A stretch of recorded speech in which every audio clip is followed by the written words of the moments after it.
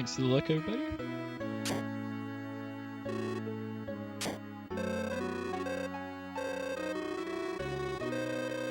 This guy bragging about killing 6 ancient cave jellies today. Hey, Merv, thank you, thank you.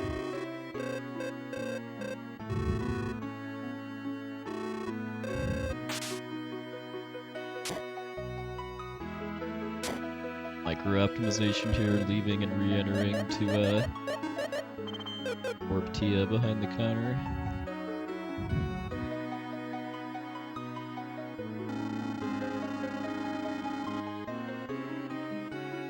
I'm gonna try to do a full run tonight, although if it falls apart, I'm not going to force myself to finish it.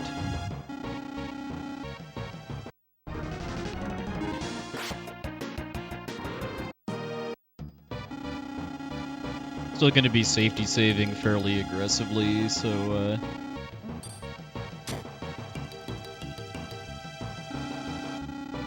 odds of it falling apart shouldn't be too high.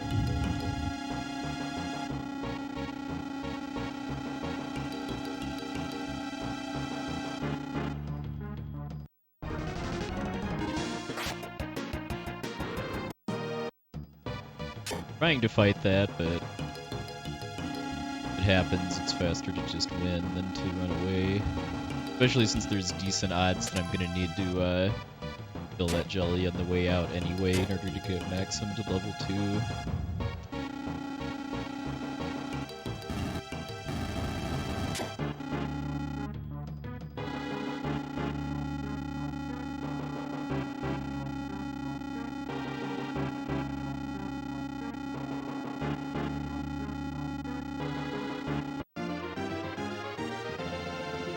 We're not going to be beating the first Gades battle.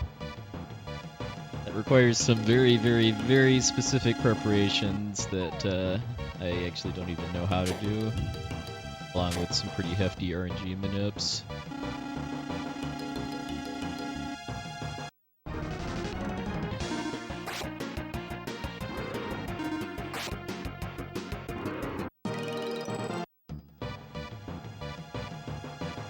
I didn't need to kill the second jelly because of getting 2 lizards there. I feel like that's the main linchpin on whether I need the extra jelly or not, is if I get 1 or 2 lizards in the first fight there.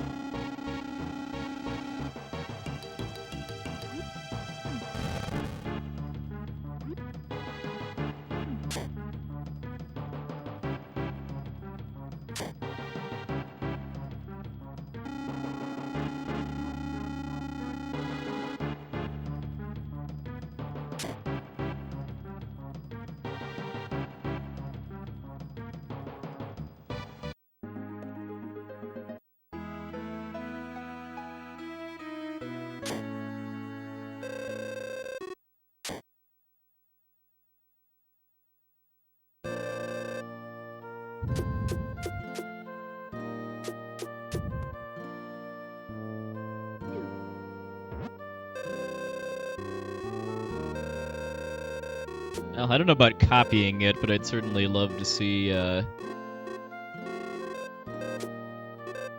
of a new style successor to this game. It combines really solid turn-based RPG stuff with puzzle solving and stuff like that.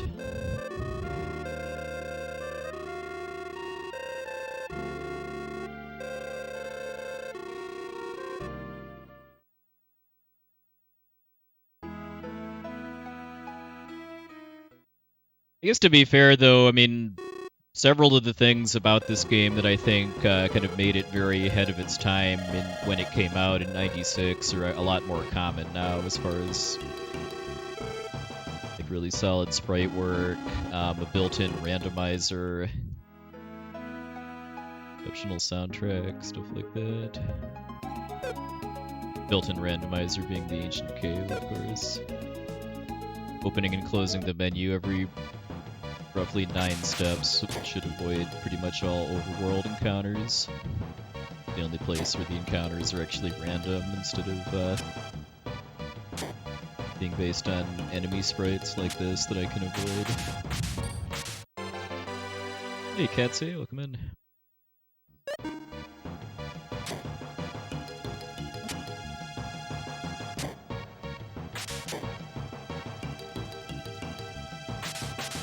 Still a long ways away from actually being anything resembling good at avoiding the dungeon encounters, but we'll get there.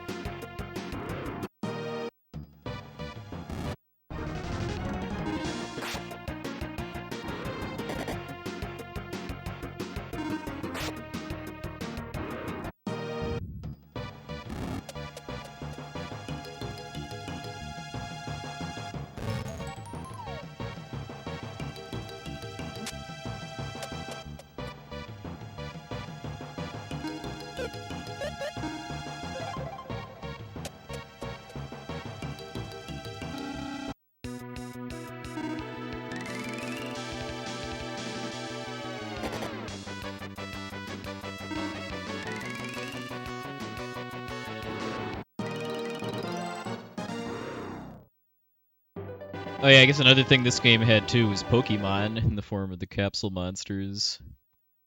Not a whole lot of other RPGs in the 90s had monster raising evolution stuff that was where it wasn't the whole focus of the game like in actual Pokemon games.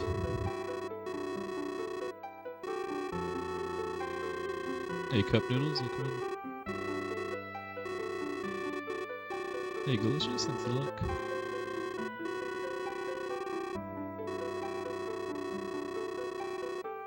Yeah, I do agree though that as far as just the actual battle system, there isn't really a lot that I think there wasn't too much like super groundbreaking that this game did with its turn-based battle system, but it just kind of did that formula very, very well.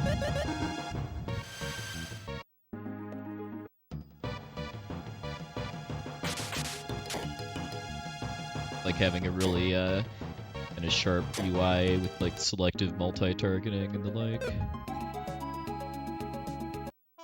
Oh wow, I'm flattered actually. Time somebody says that I helped get them into speedrunning.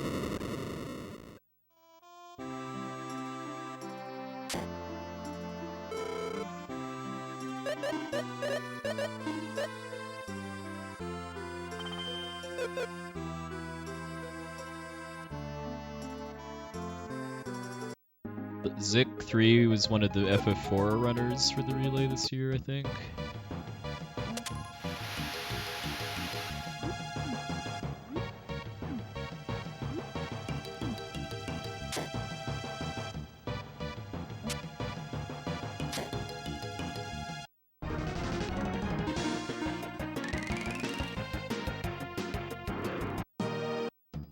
Yeah, I was introduced to this series by a high school friend who loaned me his copies of both games.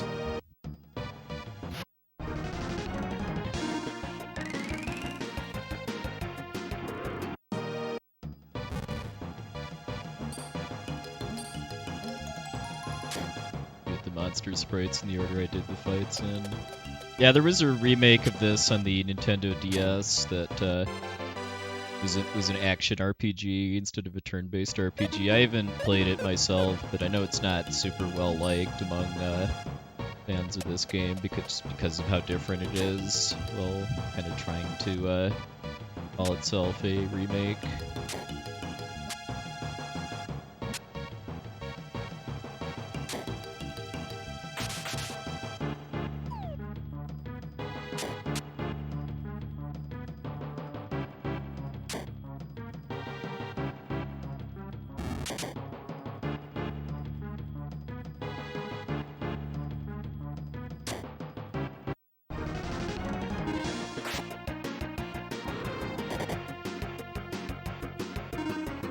Series of fights here to get a nice ring called the Speedy Ring, along with just some extra experience and money that I'll need.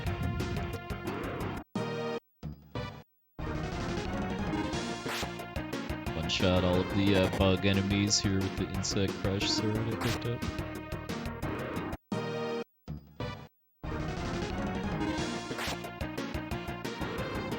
The ones I really need to watch out for are the eagles.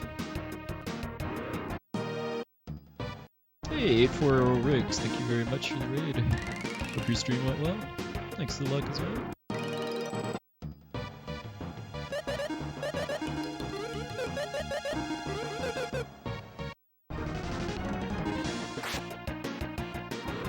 Maxim to be level 6 before the next boss, and the fact that he already is, it tells me I've been getting a lot of fights.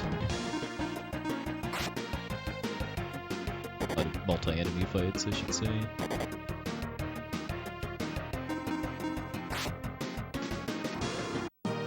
Oh wow, nice. I hope you were saying good things about this game. I do put this game up there with like Chrono Trigger and FF6 as far as being kind of the pinnacle of the 16-bit JRPG.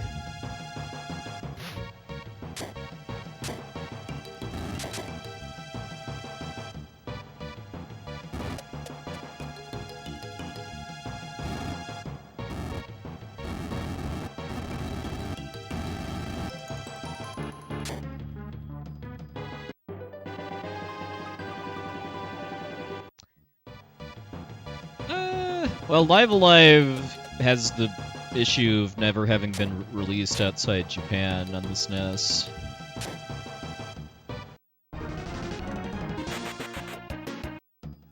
It's a great game, but I don't honestly think I'd call it like one of the best of the SNES.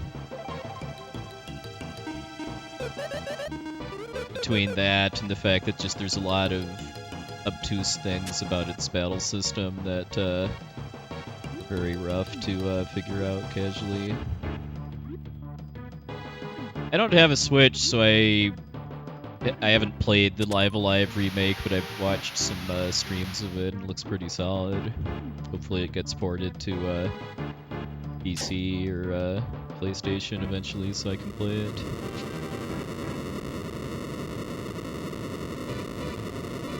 But if it doesn't, then oh well. I played the original Live Alive and enjoyed it.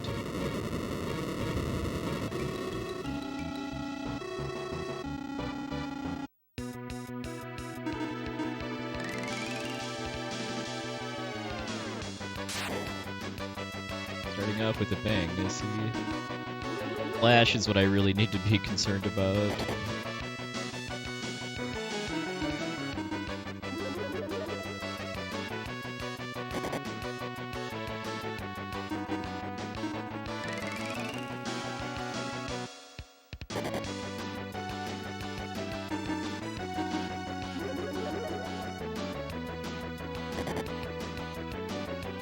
Actually equip the ring.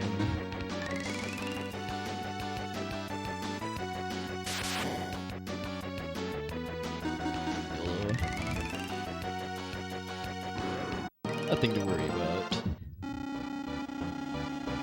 AT Murdoch?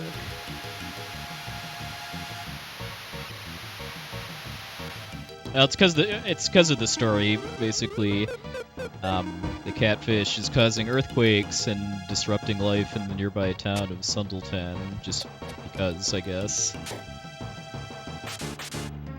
They integrate that into the actual boss fight.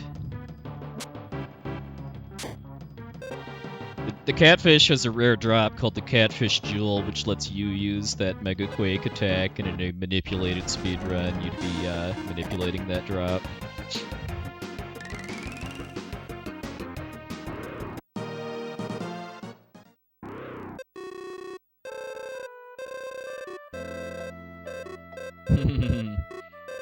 Or Crush Crawfish, better known as Scissor Shrimper. It's probably my favorite old school Maverick name, at least for X3.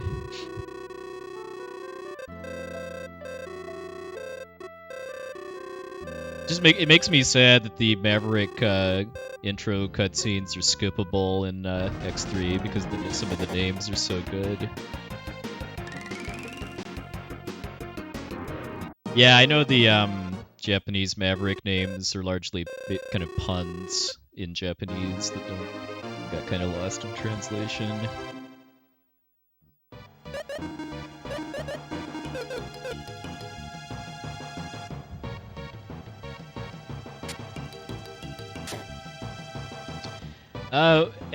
When this game came out, the Lufia franchise was owned by Taito. Nowadays, it's owned by Square Enix. Although the only Lufia game that Square Enix actually published was the Nintendo DS remake of this game. Oh yeah, Duff McWhalen. Yeah, the good old X5 names that were based on members of Guns N' Roses.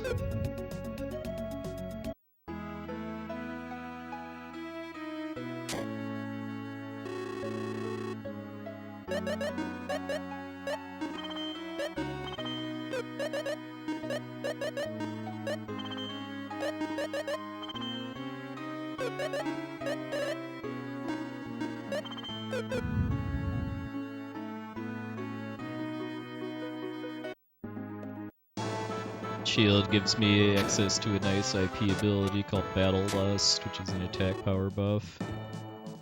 If anyone's not familiar with this game, IP abilities are kind of like limit breaks in like Final Fantasy VII, where when you take damage, you accumulate IP or Ikari points. Ikari meaning anger in Japanese, and then you can use those points to do special attacks or abilities tied to equipment that you have on.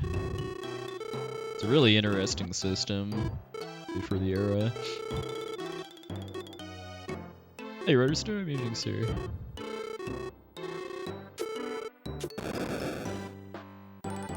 Yep, this is the Ikari Warriors sequel that nobody asked for.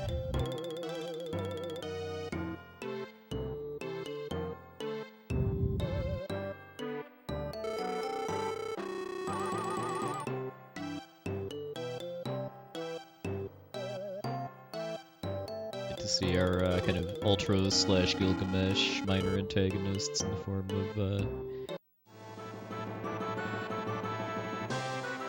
Bart and Birdie.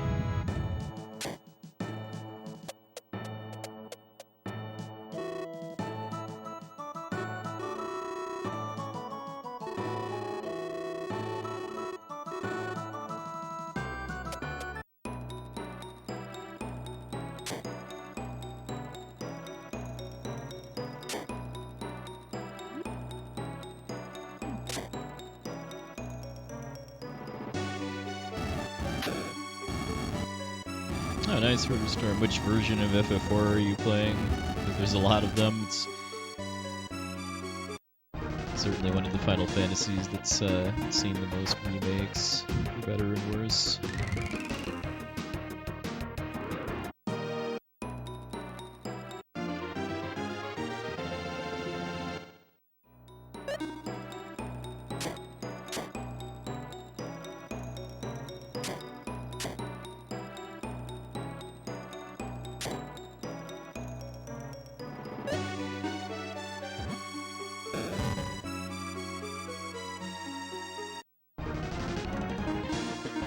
Okay, cool.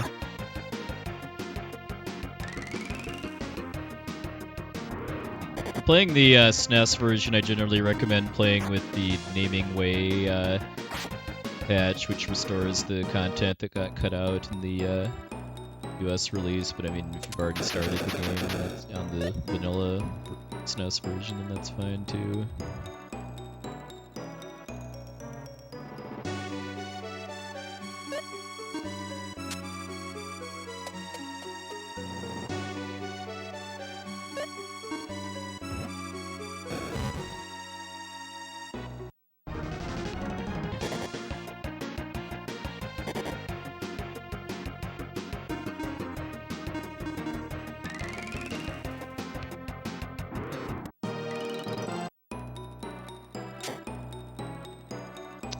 Unfortunately, I don't think PJ ever actually got the pink tail. I know he said he was going to do some pink tail farming sessions, but I don't remember him ever actually starting those. I know we got all of the rare summons, though, which I was convinced were a myth as a kid, because I never ever got a single one.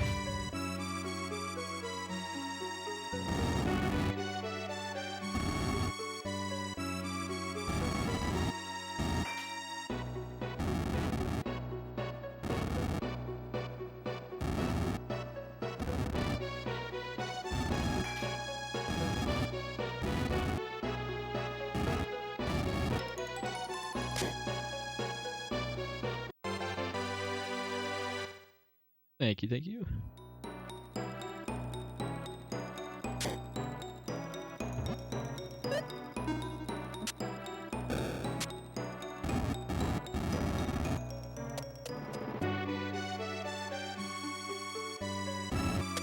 Yes, there's I mean, I don't think any of the puzzles in this game I would say are like brutally unfair, but oops. But there's a couple that can take a while to figure out. I guess when I say brutally unfair, I more meant to say brutally confusing as far as like the rules for the puzzle not being explained very well in the game.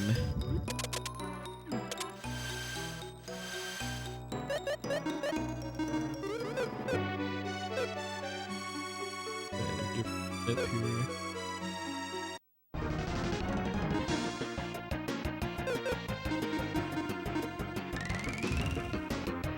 The world's most difficult trick is very difficult, but the rules for it make sense at least. So.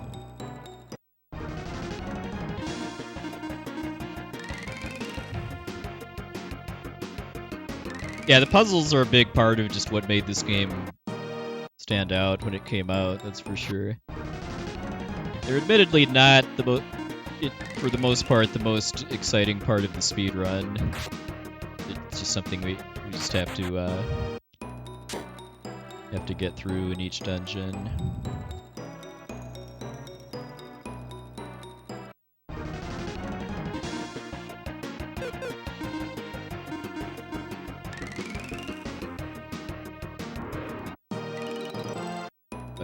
Some extra horses in this dungeon to try to guarantee hitting Tia getting level 8 for Regal Goblin this time. See how that works out. Hey Anna, thank you. Hope you're having yourself a nice Labor Day weekend.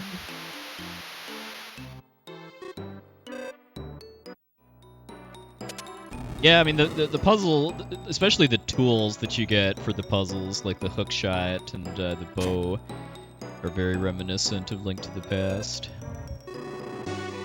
I'm losing a little time because of doing those extra horses, but that's how it goes in the next split.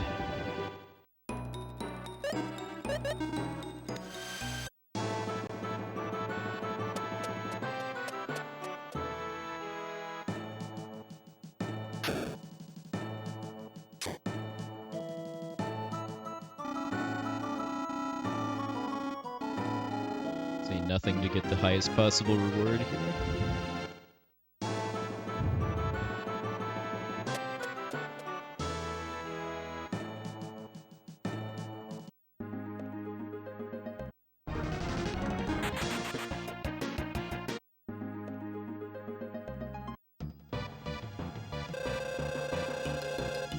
Haven't really had a chance to do a ton of practice since last stream, but I have done some watching of other runs, both on the English and Japanese versions. And the Japanese run I watched, I noticed was doing its overworld movement a lot more YOLO as far as doing a lot less menu cancels.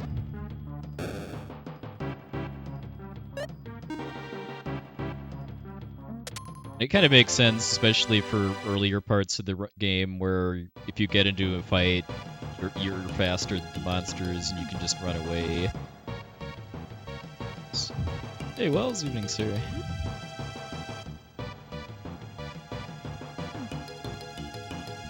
Welcome to my speedrun of the Ancient Cave DLC. Ancient Caves DLC, I should say.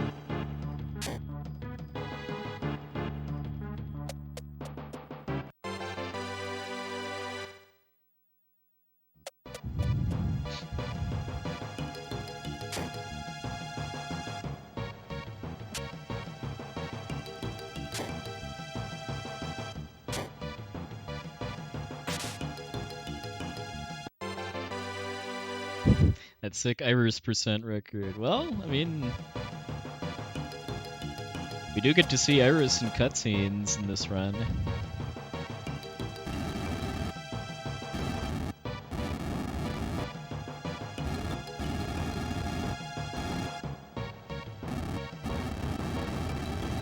Maybe someday I'll actually get all the Iris items in my casual file.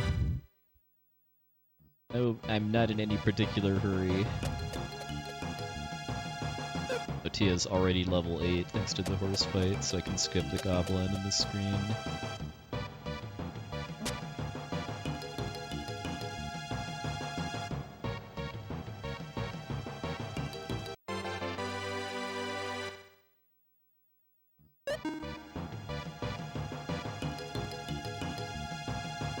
Kobold, I should say, is what the...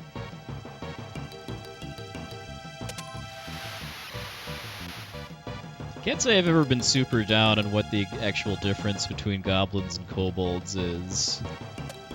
No, I mean, I'm mostly familiar with kobolds from Dungeons and Dragons, which I played as a kid, but been long enough I don't actually remember what a kobold even is. Oh, they're like dog demi-humans. Part dragon. Oh, interesting. The dragon genes must be very, very recessive, because I remember kobolds are. I don't remember being particularly high tier monsters in D&D.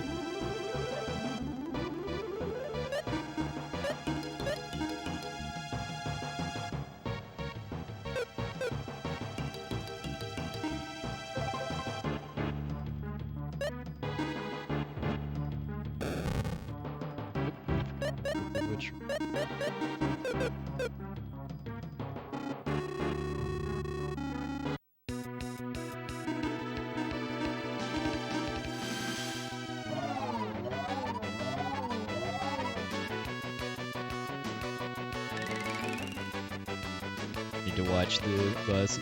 No, I don't need to. I do not need to watch the bus's movement. But if I didn't get the message that it woke up, I'd need to check if it's wiggling left and right, or up and down, as far as my cue, and whether it's awake or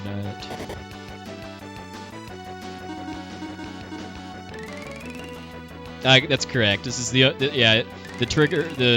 trigger in the game to advance the story is just to beat this boss. You don't actually have to get the key out of the chest afterwards.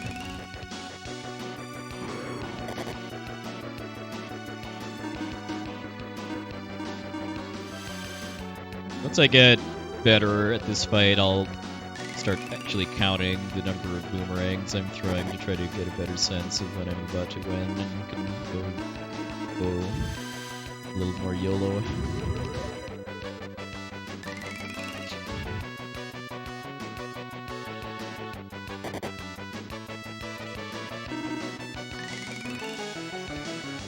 Yep, the start of this run is very similar to Final Fantasy VII in that it works out to be a lot more efficient to use consumable combat items instead of actually leveling up your equipment and stuff.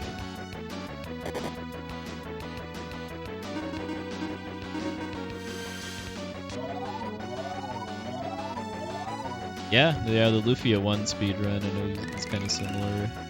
You use arrows instead of boomerangs near the start.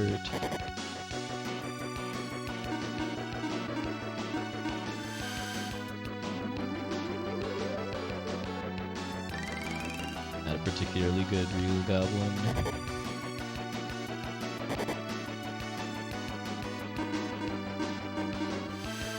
I only got one turn of it being asleep.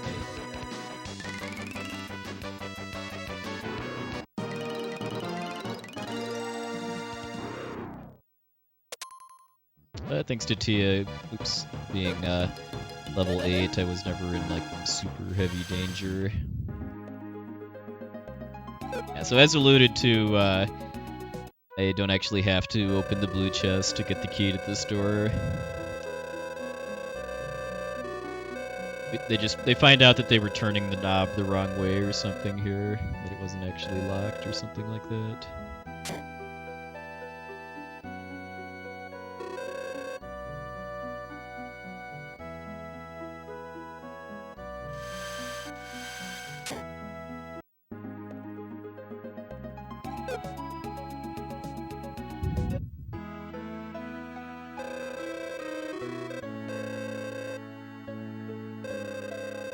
I also grabbed the coat from Lund's castle basement for Tia to give her a little extra defense to help with that fight in the next boss too. Yeah, I just can't get over how this game has selective multi-targeting for magic, which is really, really nice for strategy and optimization stuff.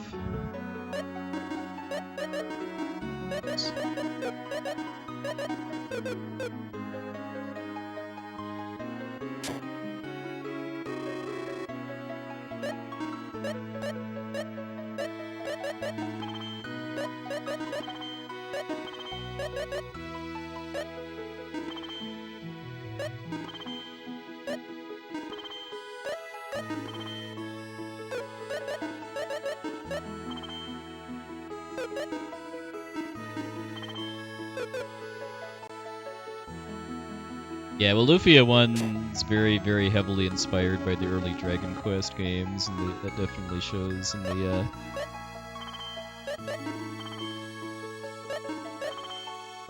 like how targeting works in battle.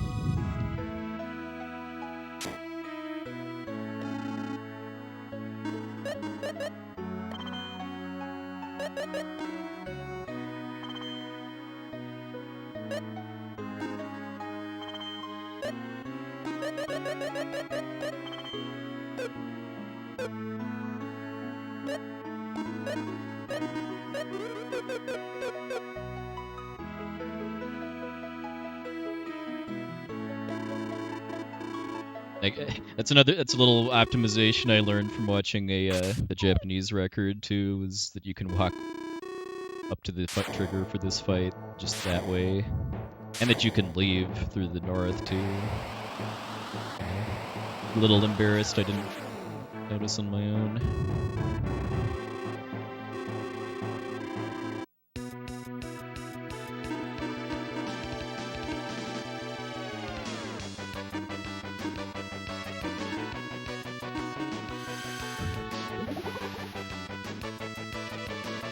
No, I mean, this game came out a year before FF7 did, so maybe.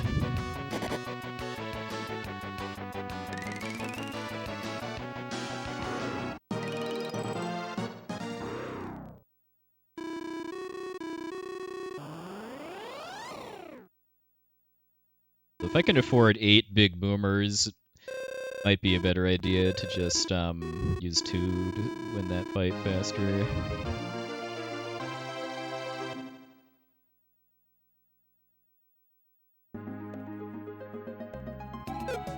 The fastest way to win that goon fight is just Tia and Maxim both use big boomers.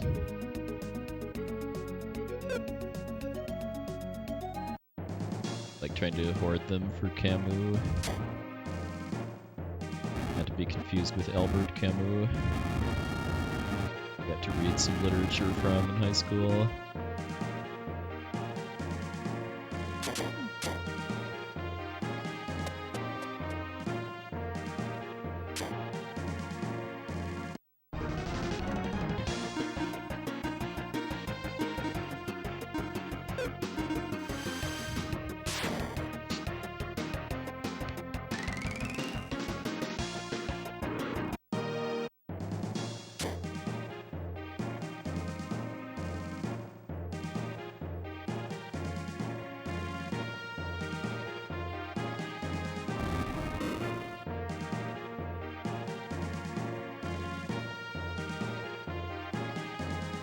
Remember what literary movement Albert Camus was part of? It wasn't absurdism, I think.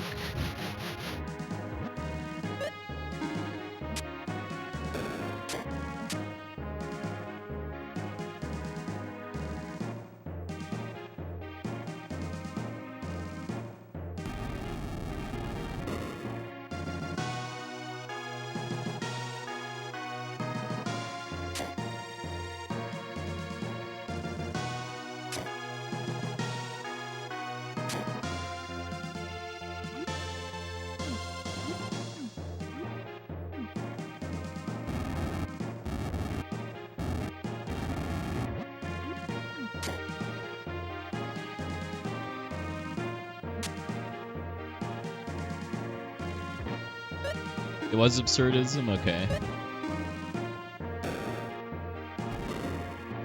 I know we did around that time in my high school English classes, we did read some like absurdist plays and stuff.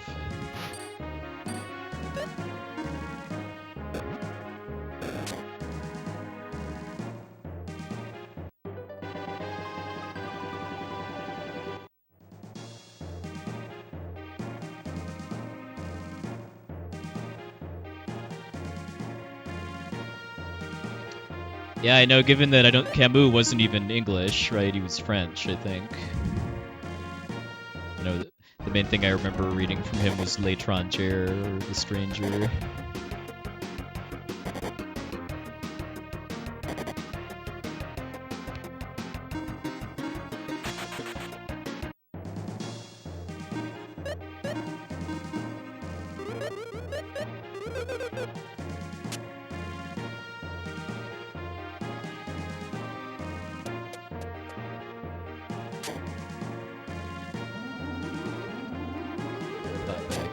Safe to save before Camus.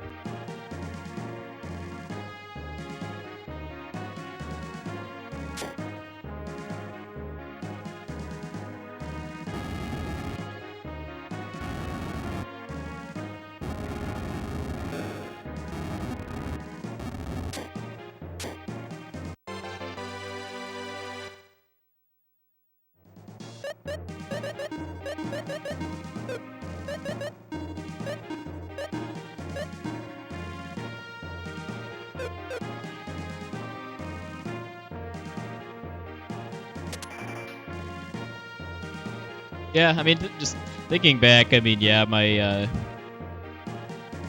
English quote-unquote classes in school were more just literature that we could read by virtue of it being in English, more than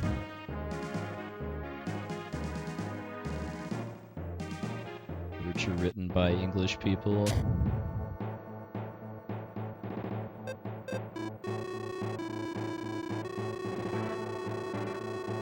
Yep, I remember reading all of those too. I don't think I actually read all of the Canterbury Tales, but enough of them.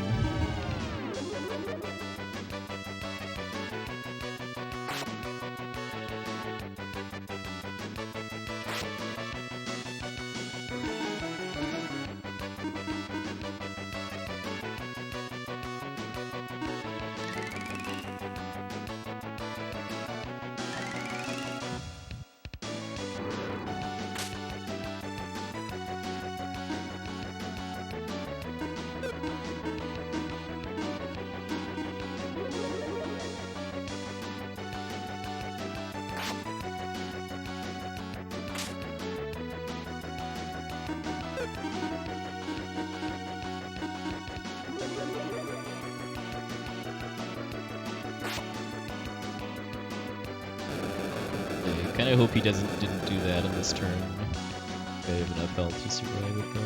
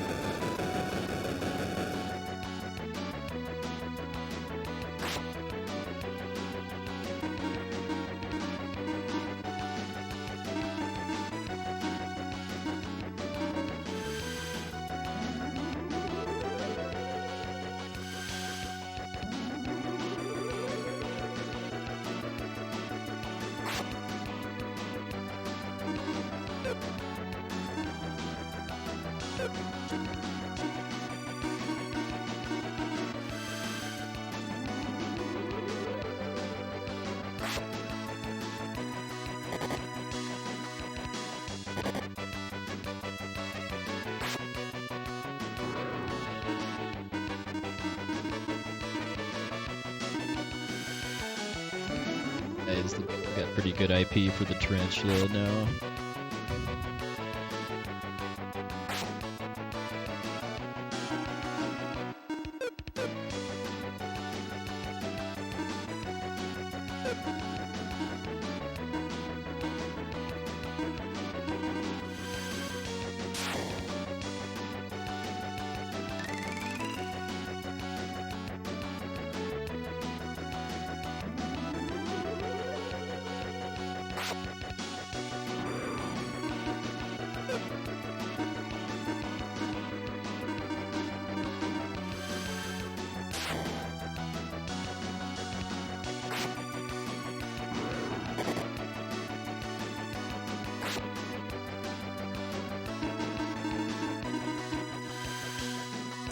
Actually.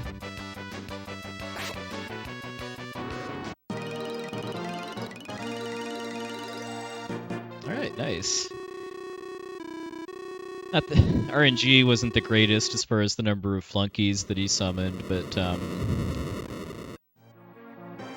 nobody died and didn't have to use all of my big boomers, so optimally I keep one for the next required fight.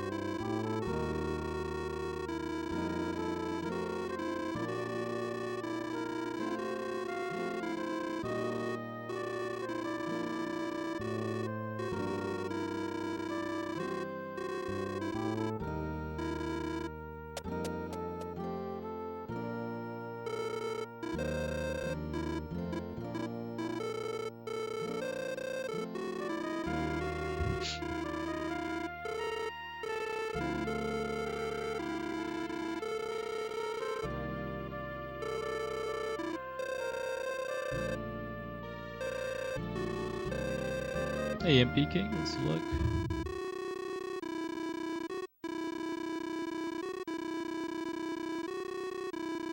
I feel like I had pretty good luck on the enemy movements in the tower, too, overall. Hey, Zephyr, let's look.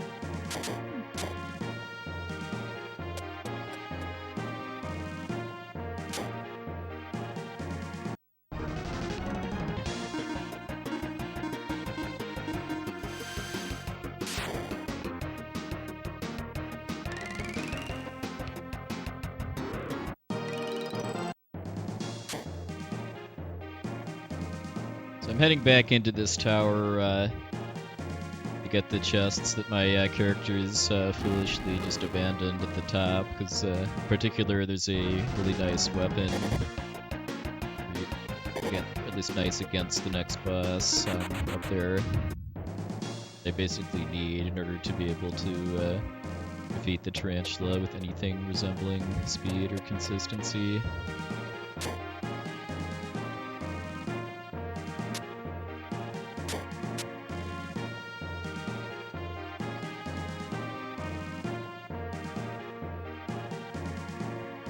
Fortunately, all of the switches reset to fight when I leave and come back, although I am able to at least skip having to go into the part of the tower where the key is.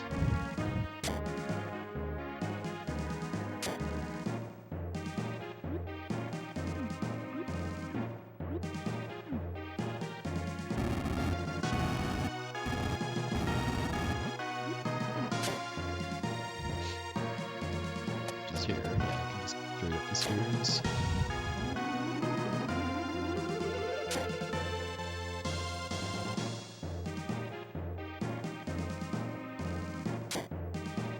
Skip the detour to get the Jude helm. It's supposed to be jet helm.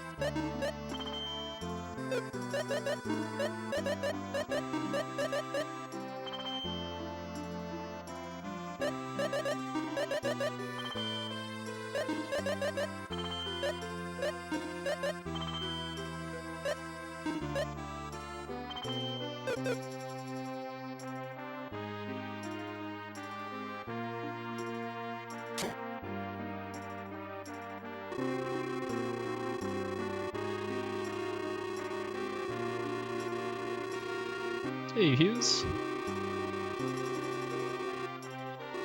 Thanks a lot, and if me streaming this game gets other people to, I missed my split there, gets other people to play it, then mission accomplished. Yeah, I was supposed to split when I teleported out of the tower with the fire dagger.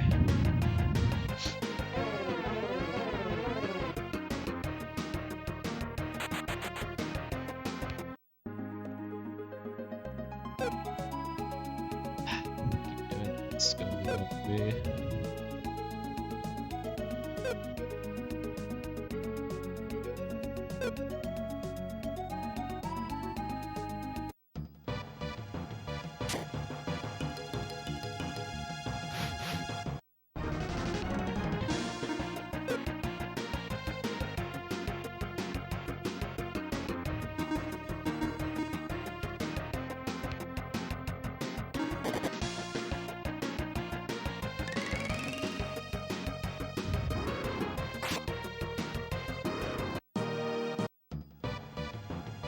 So I'm hoping to get a B rock drop from two B fights. I don't know what the actual odds are, but I know they're not.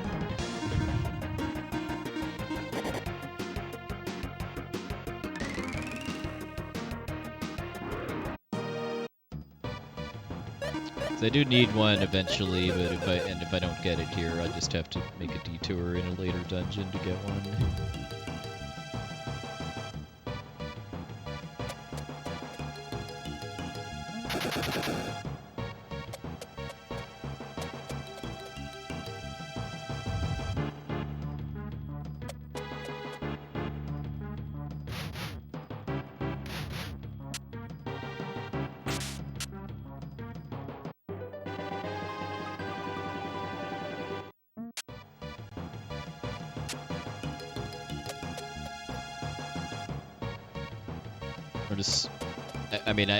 I still need to practice how to do it optimally, but learned a slightly better way to get around that skeleton. Locking the door to the key, and then shooting it through the door with an arrow. Eventually I do want to start skipping this detour here to pick up these two items, but for now, keep doing it just to make the next boss a bit safer.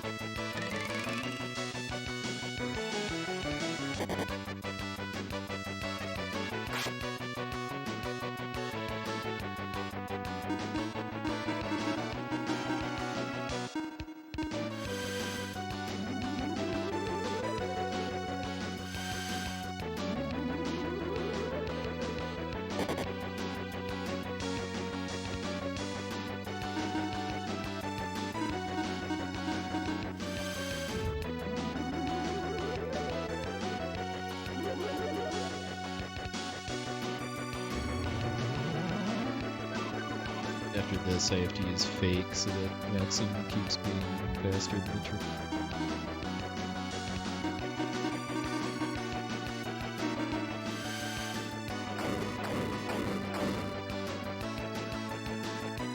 Hey, the Ellies. Welcome, welcome.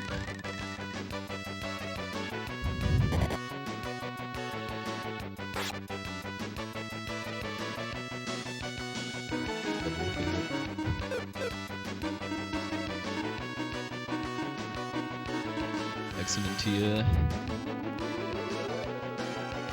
The way you gain IP, it's proportional to how much, how low your health gets brought by the attack, so popping off guy constantly makes it so he accumulates IP more slowly. Oops, to use a boomerang.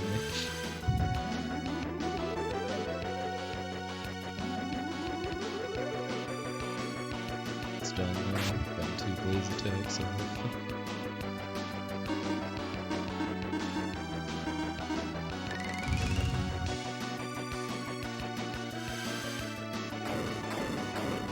Oh, you did? Nice.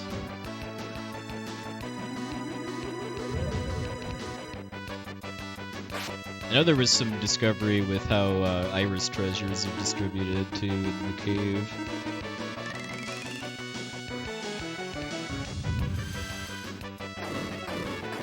It's always nice to hear about new tech being found in games as old as this.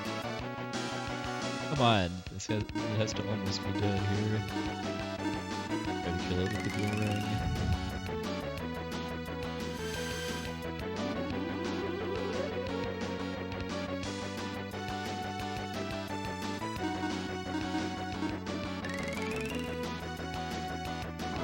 Alright. No need to unparalyze guy. Well, that was a little disappointing of a tarantula fight. I had a pretty nice start as far as being able to get 2 blaze attacks off with Guy, but then that stuff started happening.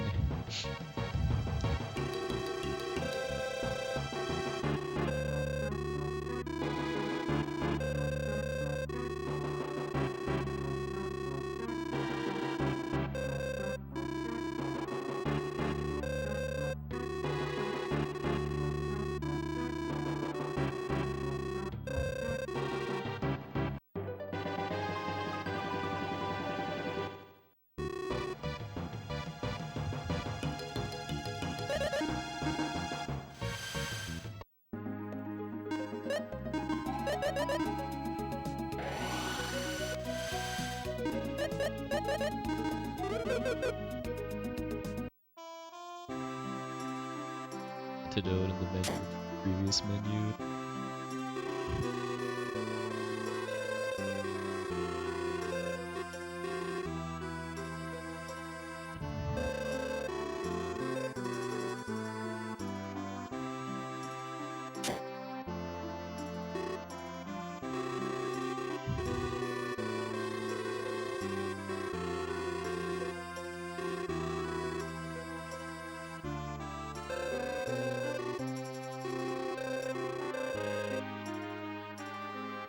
Dancing animation.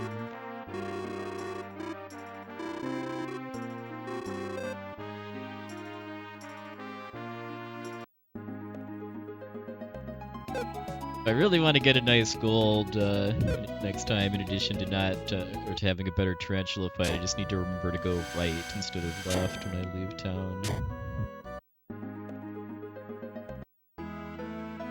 When I'm on the island where Parslite is, I'm not going to use the menu trick, just because I might get cores here, which would be nice.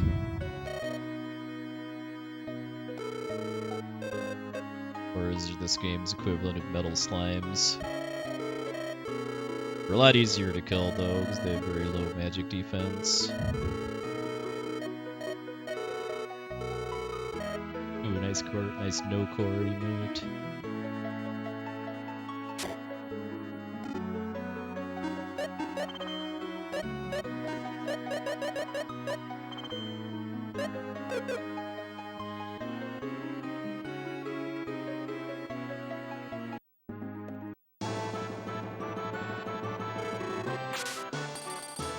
I don't remember where no cores are in the full game though.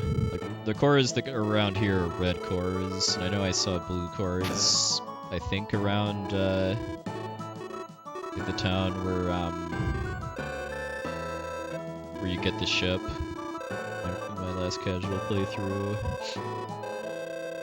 I'm pretty sure all 4 types of cores are in the actual game, in addition to the ancient cave.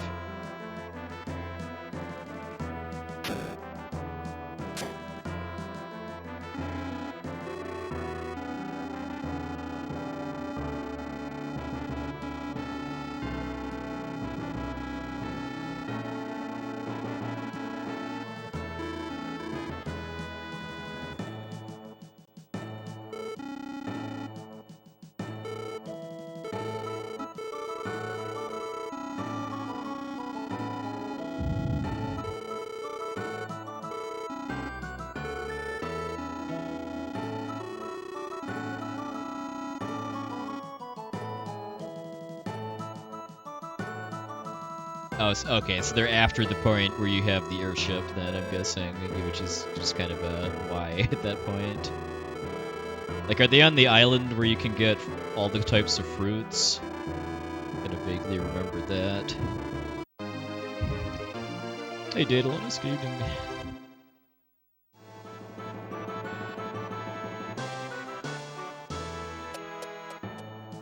I think you can only go to that island with the airship.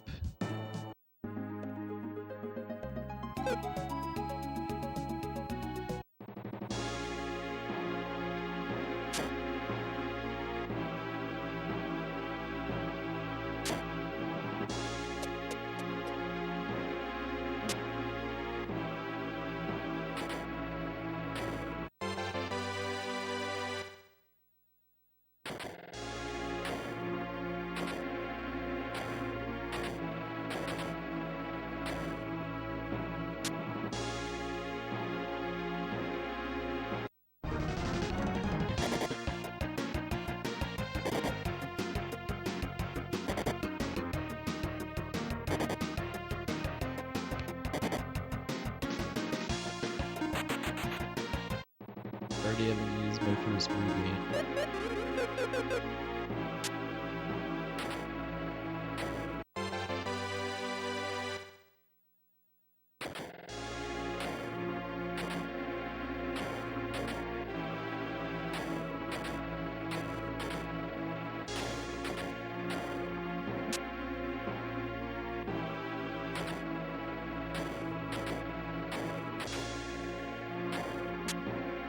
Look it up, at least I didn't mess up the puzzle this time. Hey, Shadow Killer, evening, Siri.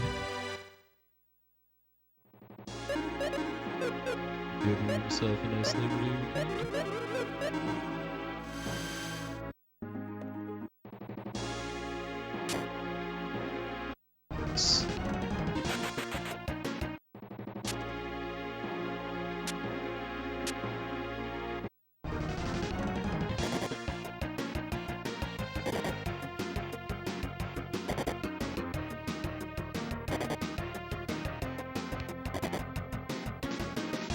Not even really sure how to handle this room if I accidentally aggro extra.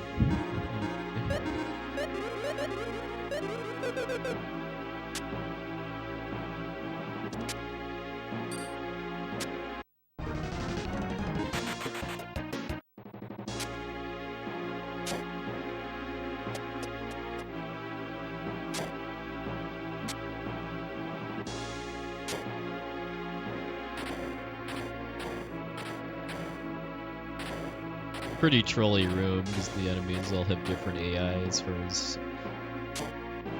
how aggressive they are and how fast they can move, and they're hiding behind pillars.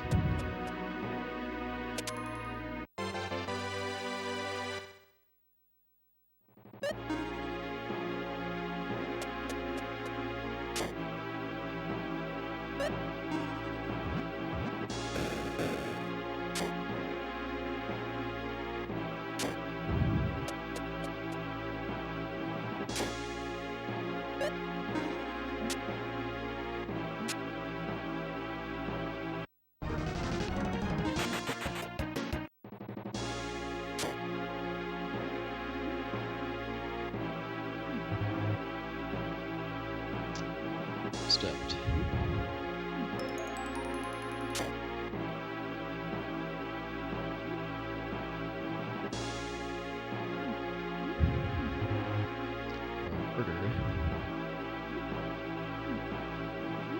I've seen this puzzle trip a number of people up as far as needing to be aware that you can that it counts to blocks diagonally. Yeah, I didn't find that mind ring chest casually. I found out about it. The speedrun guide I'm using.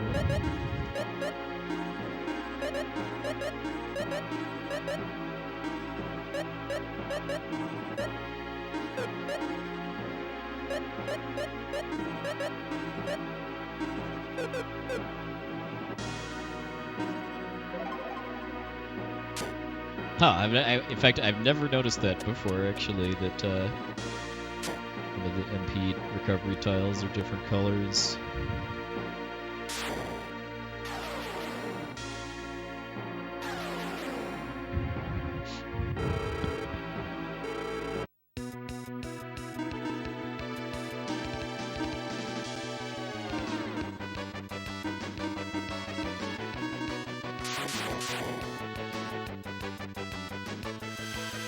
You have the clowns, who are kind of, their colors are kind of reversed as far as what their elemental weaknesses are. Oh yeah, and then the chest with the key in it is in here. I wonder if that's just some kind of oddity with the palettes they use for other stuff in the same area.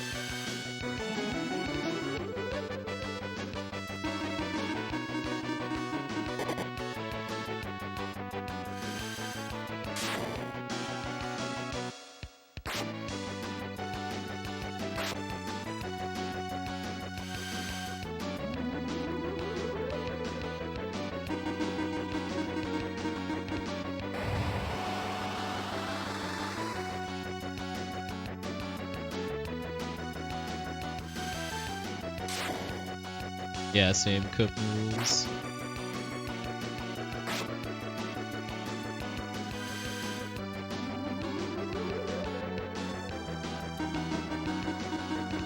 Yeah, that's to Yasunori Shiono, the guy that did the soundtrack to both Lufia games. Both Super Nintendo Lufia games.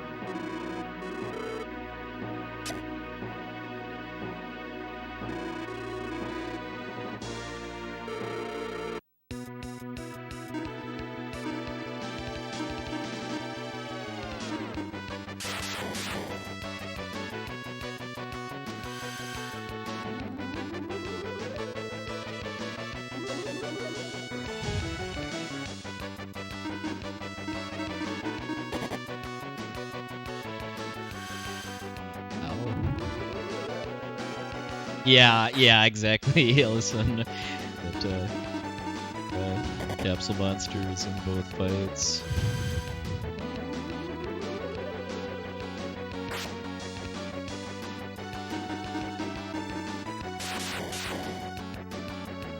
Hey, Crimson J.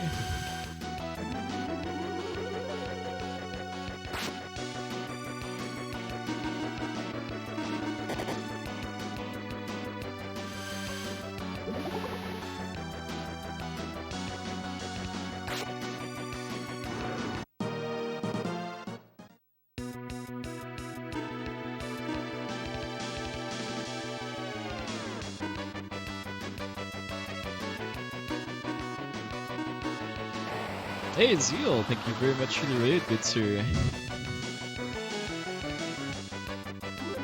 Thanks for the luck as well. What were you up to today? Were you doing more of that FF7 4-job Fiesta style challenge? Let's welcome in everybody from Zeal's stream too.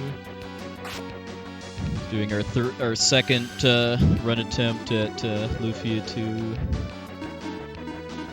No major glitches, no manipulation. Still got a long ways to go before I'm anything resembling good at this game, but having a lot of fun with it.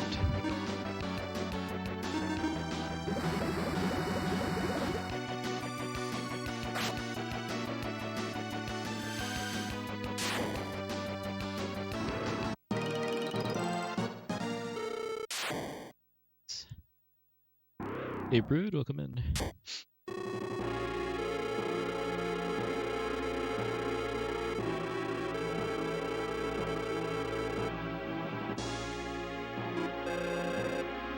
Oh, thanks, Blaze. Oh, we got another green chest here. Yeah, the green chests are just exclusive to Treasure Shrine, I guess.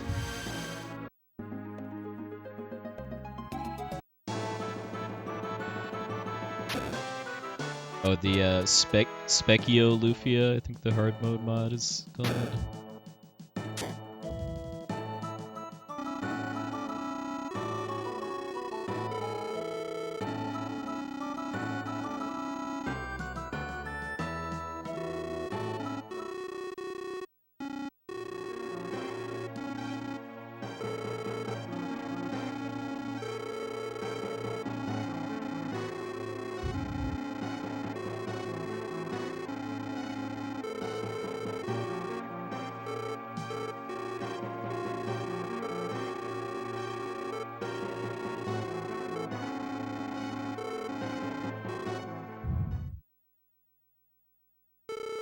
Okay, yeah, because I know that the person that made that mod made like 3 of them.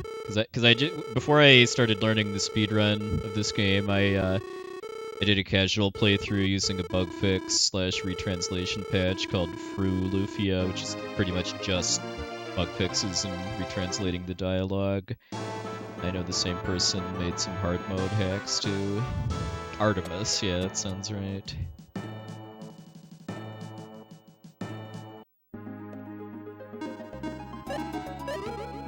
So I know optimally I shouldn't need to bother healing, because I'm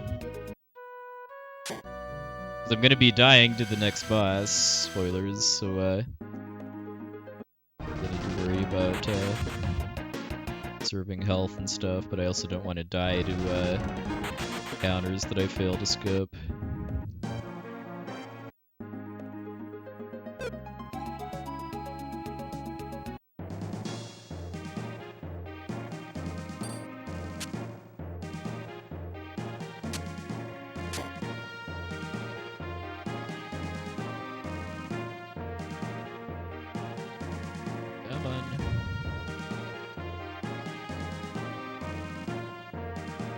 Come on, you can do it. There we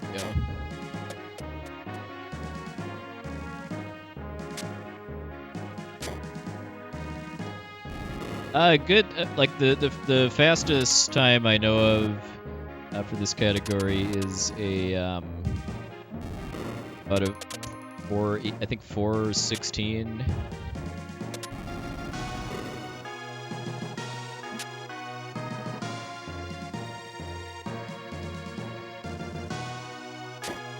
I mean, that's with no manipulations. A fully manipulated run is more like 3.5 hours. Yeah, Zeal, I know, has the record for just straight any percent NMG.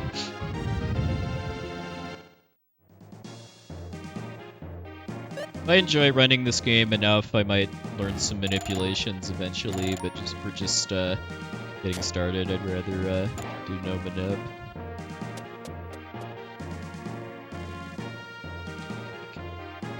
Can't remember what direction to go.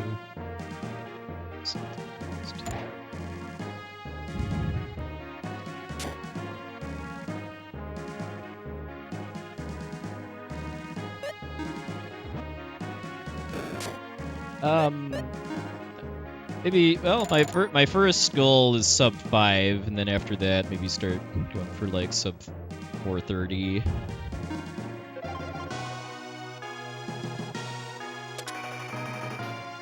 Well, I mean, the manipulations in this game are like in Chrono Trigger, where if you manipulate the game, then you're manipulating everything.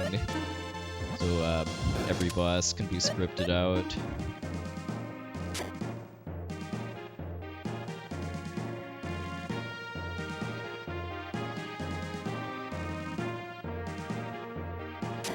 And in addition to manipulating like what bosses do, you can also manipulate drops too, because like there's a few bosses that have rare drops that are very that can have big impacts on the route.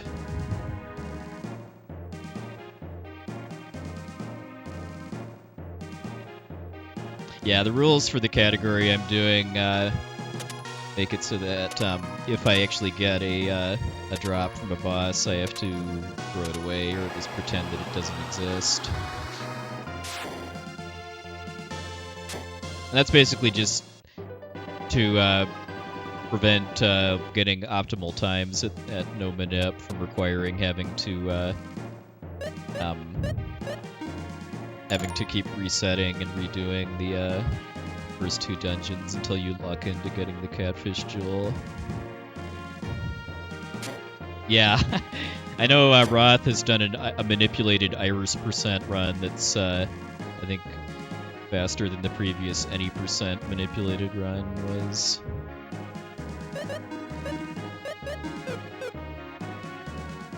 Like, it's like 8 minutes or so for any percent and like 10.5 for Iris percent manipulated.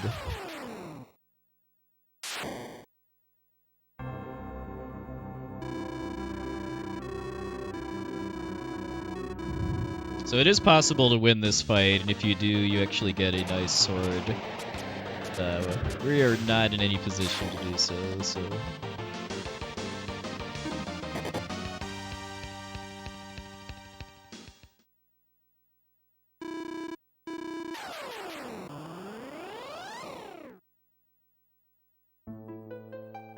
I wouldn't really say it's boring. I mean, for starters, it's extremely short.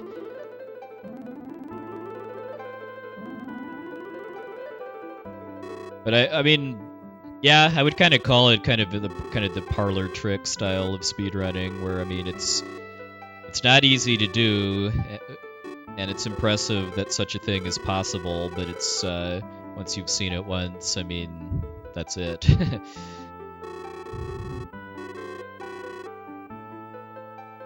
That's why I mean, fully manipulated runs of RPGs tend to burn out pretty fast, from my experience too. Because I mean, once the game's fully manipulated and someone gets a run that executes all the manipulation correctly, then there isn't really much else to do with the game other than try to find better manipulation.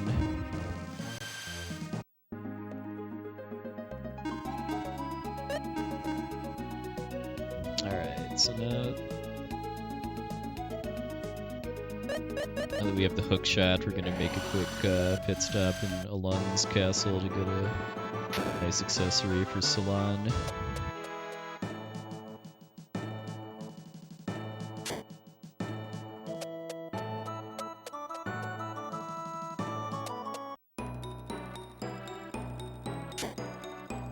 Hey, welcome back, Roadstar.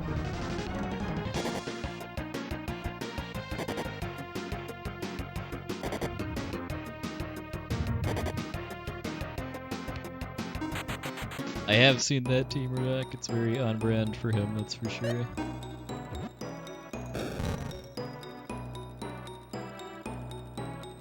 No, there's no grinding in this run. We get all the levels that we need off of bosses. Even in no Benep, you still don't have to grind. At least grind specifically for levels. There's some fights I take that you wouldn't in a manipulated run, but those generally have other reasons than just trying to level up. Alright, so...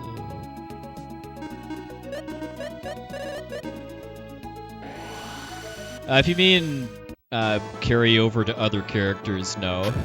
When other characters join up, they're at a fixed level.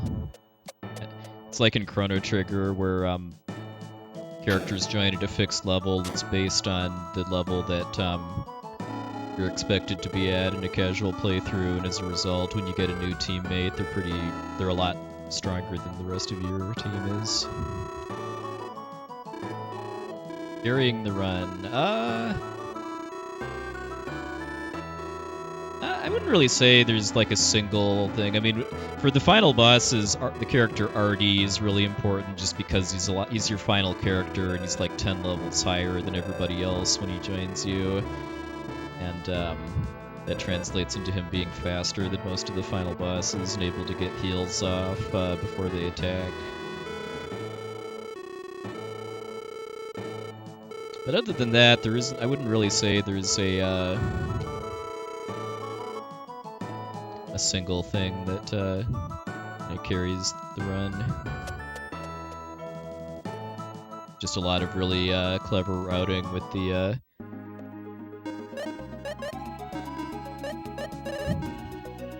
with equipment, IP abilities, enemy AI, stuff like that. Which is something I always like to see when you have a speed run of a game that makes use of a lot of what the game has to offer mechanically.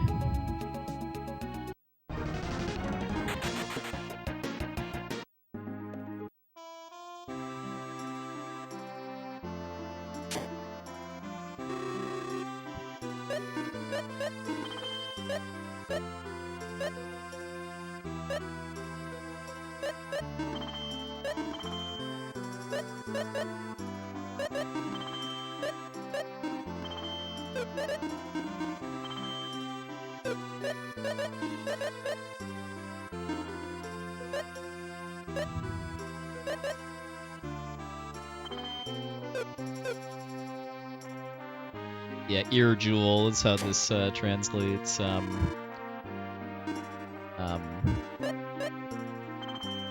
Earring. Yeah. The English translation for this game is not great, unfortunately. That's why for playing this game casually nowadays, I recommend using the Fru Lufia patch, which fixes a lot of translation issues. It's what I was it's what I was using when I was trying to beat the ancient cave for the first time last month. That's my regame.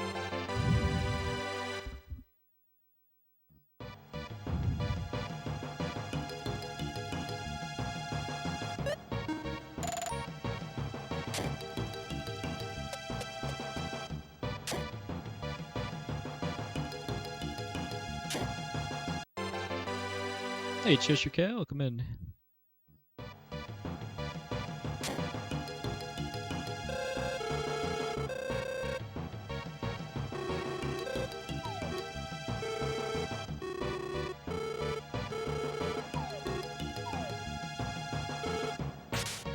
Yeah, it's why I wish they'd have done a little bit more in the end game to differentiate it from Lufia 1. I mean, the Mystic Stones thing with I think is really nice, but I do still wish they'd have had like a kind of a true final boss after Deus 2 that was a surprise, even if you'd played Lufia 1.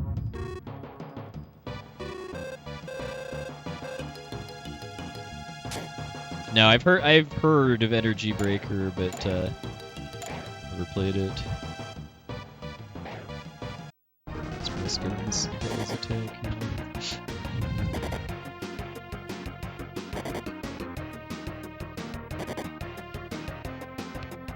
Just this room more to try to avoid this surprise attack. Oops.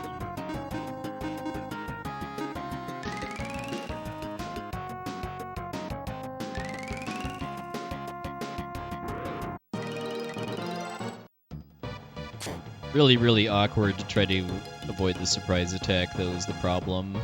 That means you have to approach the goblin from head-on instead of from the side, which is a lot more convenient for movement and for avoiding the other enemies.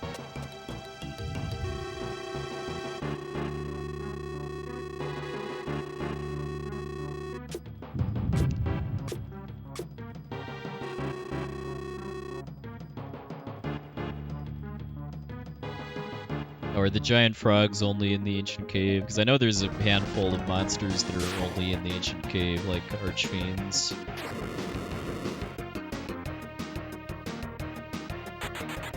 Yeah, isn't Dragon Warrior 7 the longest any percent run in the series? By a fair bit, too.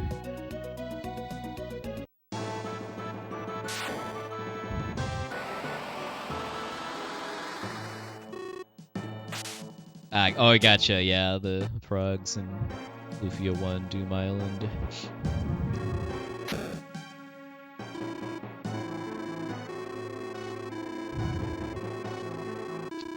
Aram turning good? Well, she kind of turns good at the end of this game because of having kind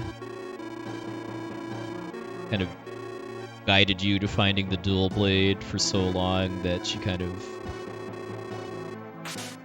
betrays her nature of being the Sinistral of Death. That's kind of how I understand it. And then for Lufia 1, it's because of her being reborn as a human, living with other humans, like the character in Lufia 1. Yeah, Dakar is probably the most memorable character in the game story, I would say.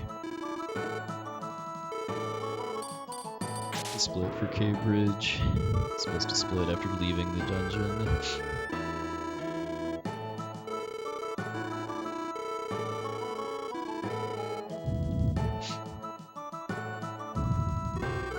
Yeah, best dialogue and just kind of best cutscenes in general, too. Like, interrupting Idura running away with, questioning his,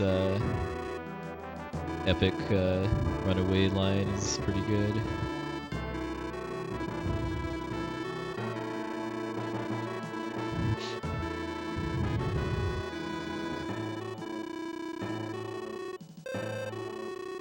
Yeah, Dragon Warrior 7 is one of the few Dragon Warrior / quest games I've never finished. In large part just because I know it's just it's a really, really, really long game that's kind of scared me away.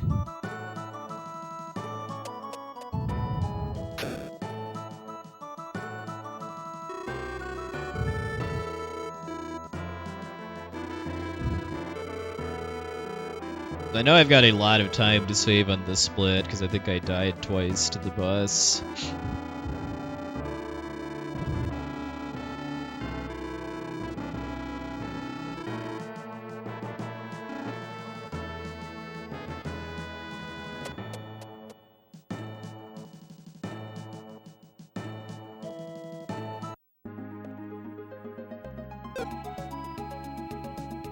Pausing, or I should say menuing, periodically on the overworld in order to avoid random encounters.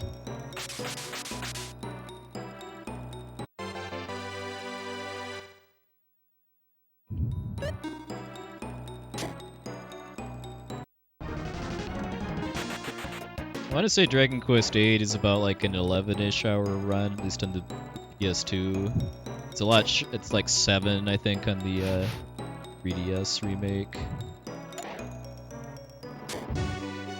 'Cause you can grind a lot faster on the 3DS version and also avoid encounters.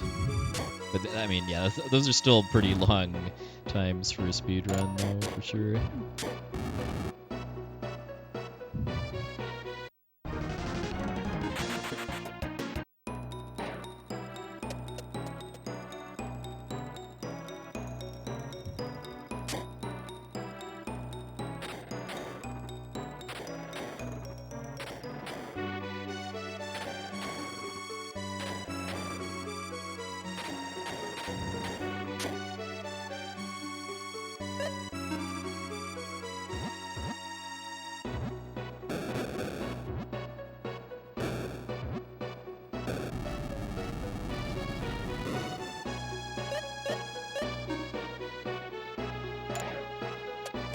Japanese record I watched was somehow able to walk across that bridge while it was still lifting up. Something I'm probably going to have to do a bit of emulator practice to figure out how to exactly do it, or if it's even possible to do on the US version at all.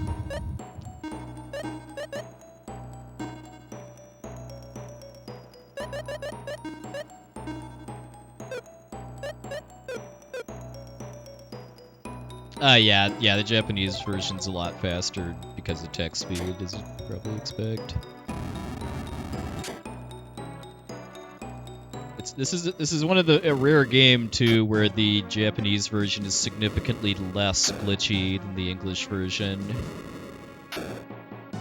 It's like the true any % run of the US version is like 50 seconds because of a credits warp glitch, and then the any % of the Japanese version is like around 3 hours.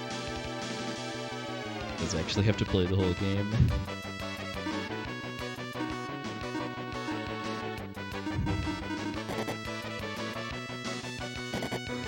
Oh, nice food.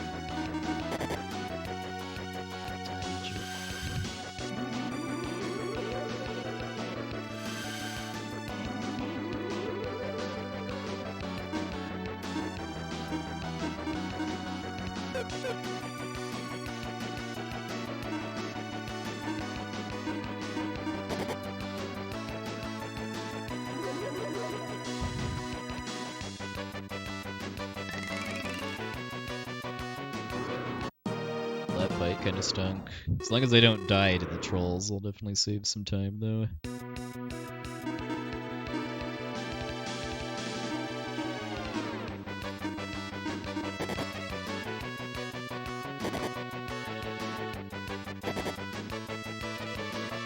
Had a good start.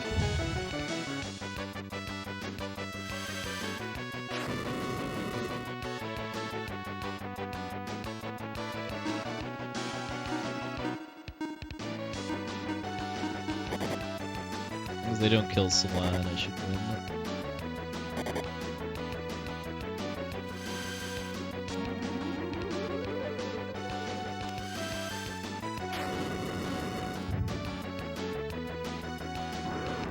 Alright. Dang. Still not the cleanest of fights, but the fact that I didn't die twice meant a nice gold.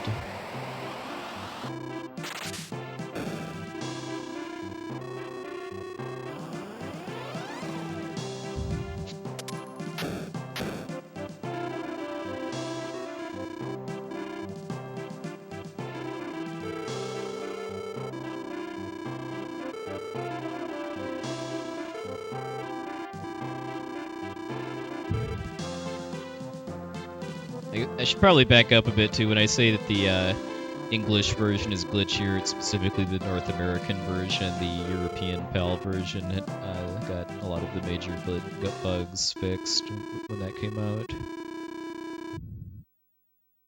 Hey, Brazilian guy, welcome in.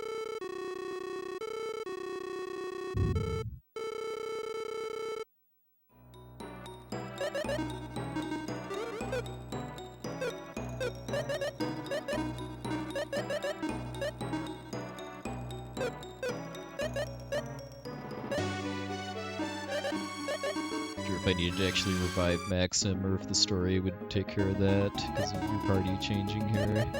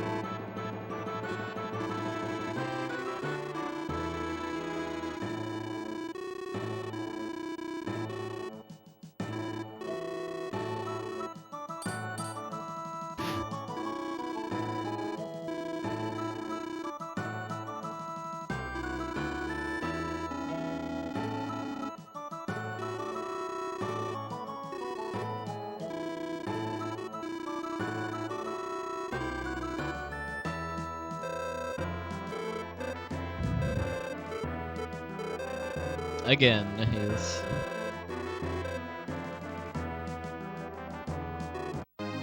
The final time, though. Still yet to come.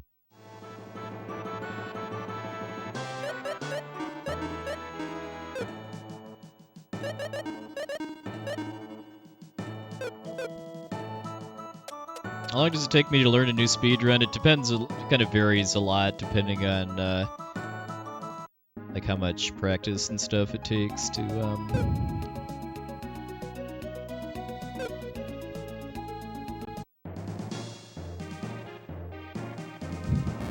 get it down. And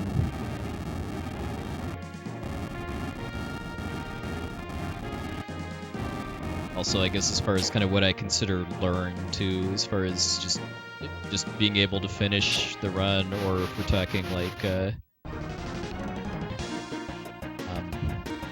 actually like getting a decent time.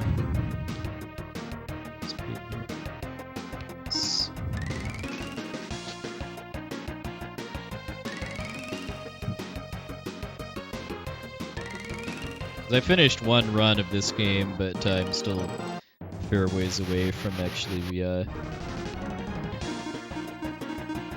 feeling like I'm good at it, if that makes sense.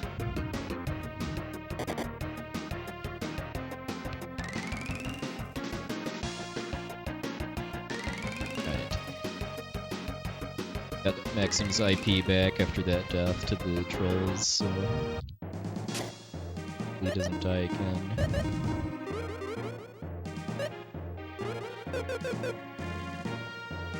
Yeah, Triptych, I like that too. It's just kind of a nice little bit of flavor.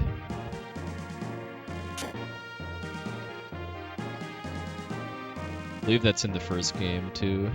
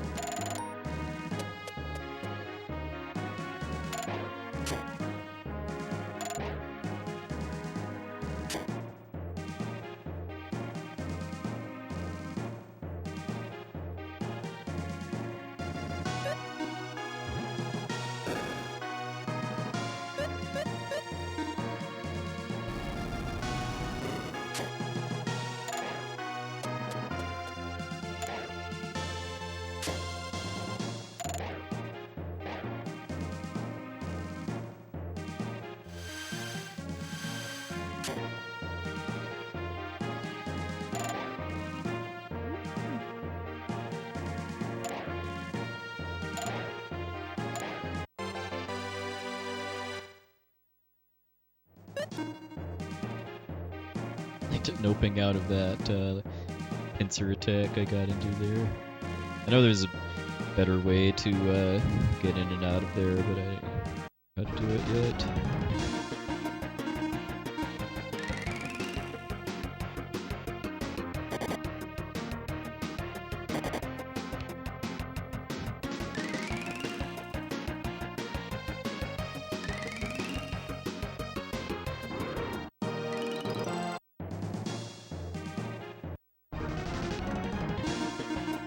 Ooh, get some nice pipe smoking frogs here.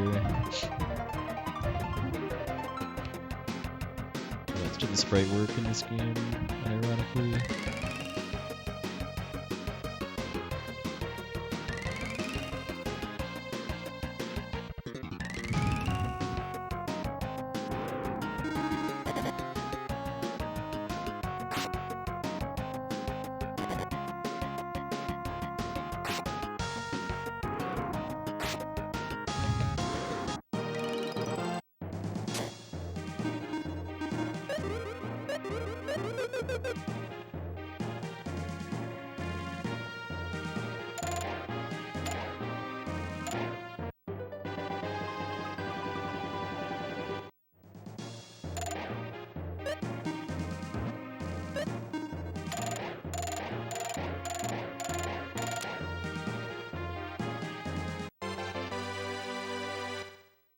Yeah. Along with selective multi-targeting is another thing that I really love that this game has. Especially when the formulas do proportional distribution of like damage and healing based on the number of targets.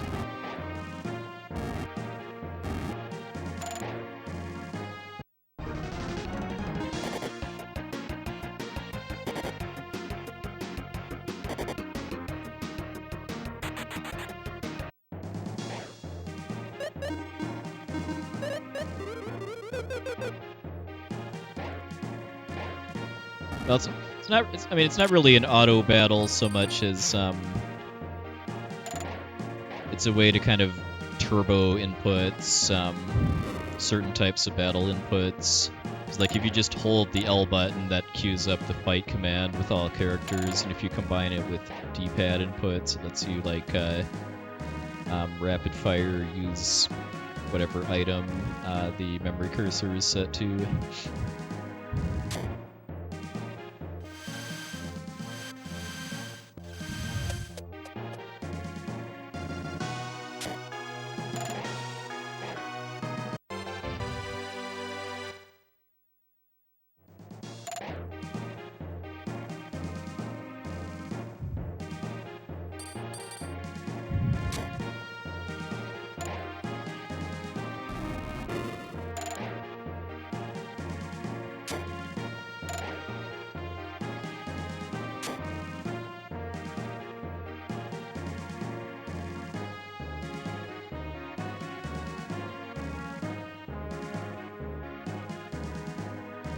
But actually press the button.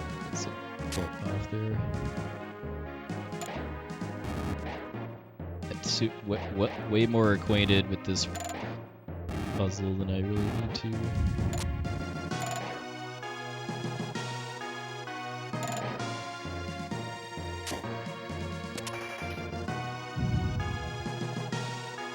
Oops.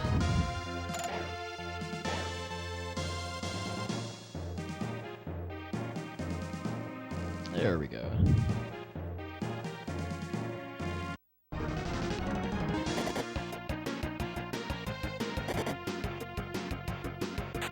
Screen you do not want to mess around in because those bull enemies are deadly.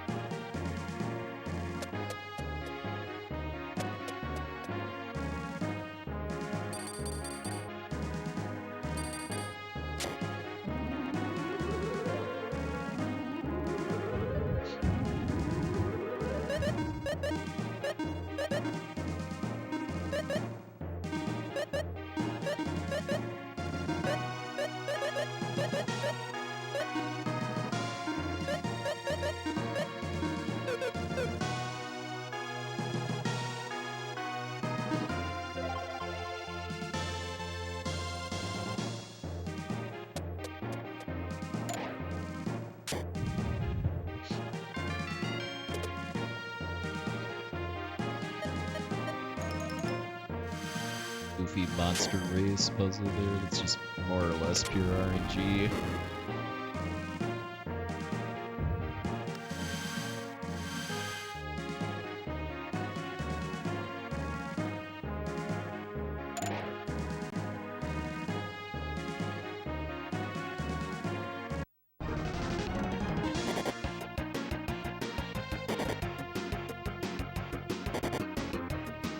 Oh, someone actually got the 3-person kill. Nice.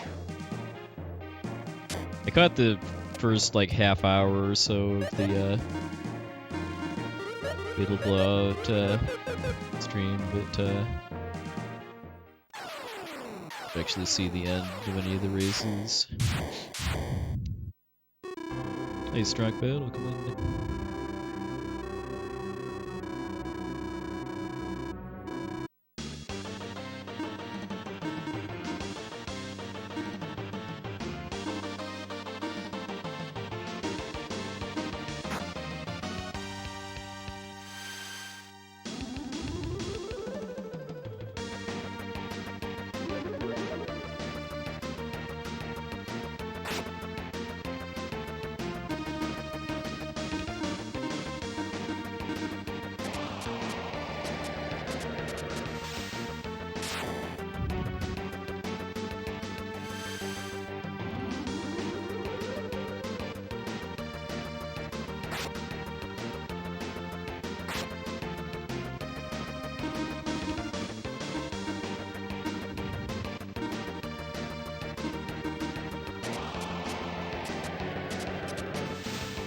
Yeah, for sure, Black Tiger.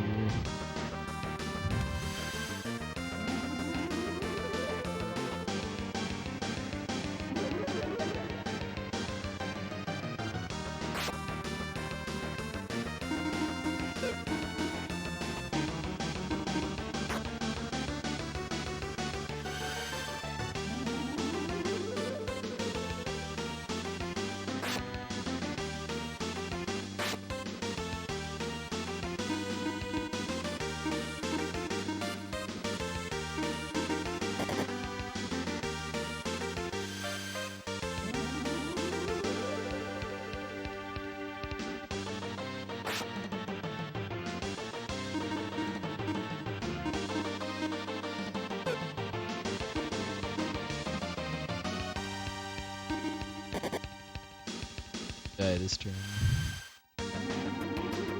Better with the heal. Yep. Alright, excellent. I feel like I should have done a little more healing of Guy to keep him from getting so low that I did. About him actually staying alive.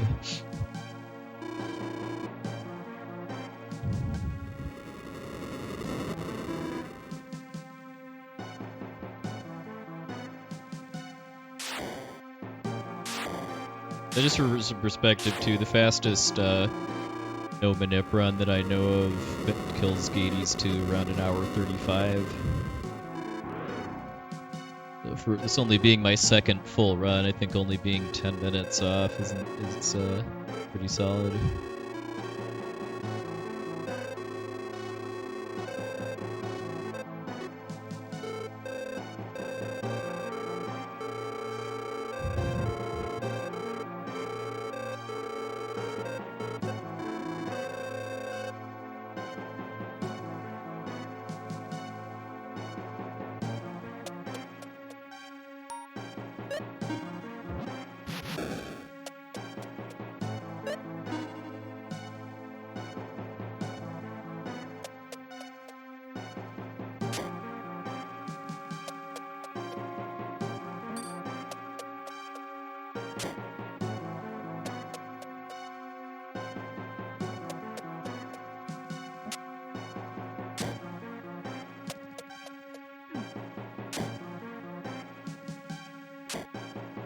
Faster to go right instead of down there, but I keep forgetting that that screen is coming.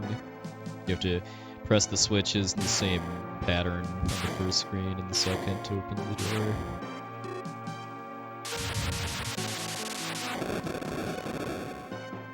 Yeah, sadly we missed the one of the few permanently missable chests in the game, so rip getting 100% in game.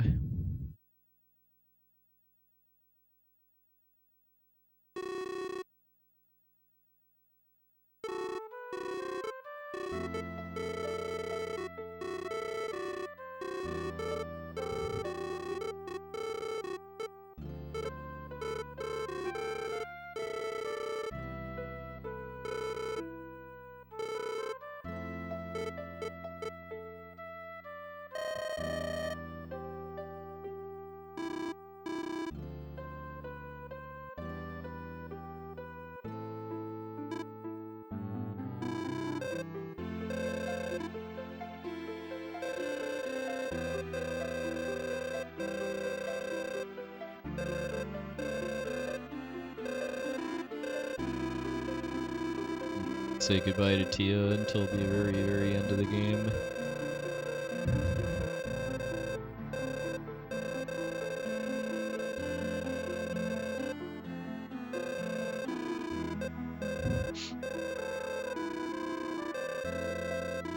Yep. Or until we go into the Ancient Cave in gift mode, or more specifically in reject percent. Or Iris percent. I know I've seen El Magus use Tia and Iris percent just once, just based on what kinds of blue chest items he has.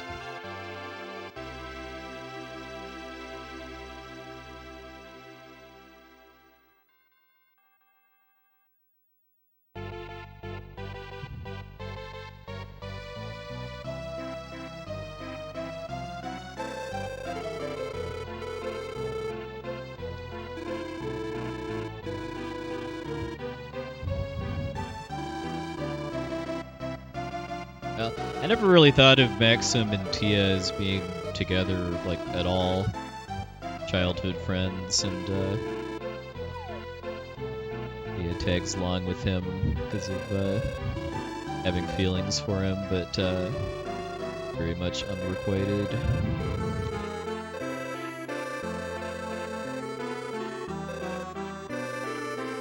I know the Nintendo DS remake changes it up a little bit, and Tia and Dakar end up getting together at some point.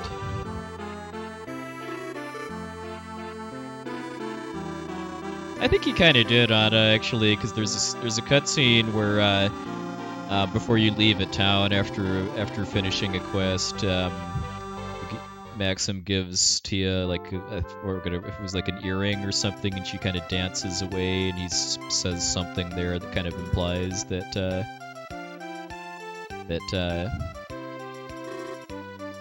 he knows that she has a crush on him.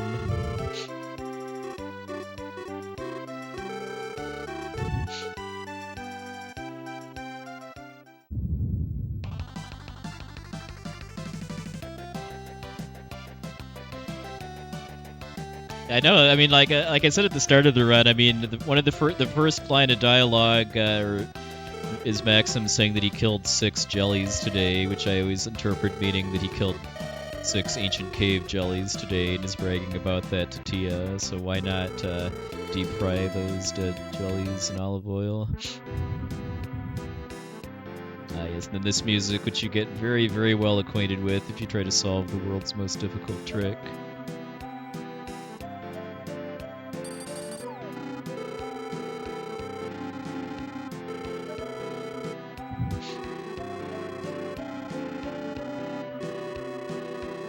I haven't played the DS remake, so I don't know if it just comes out in left field or if they actually set it up in the story.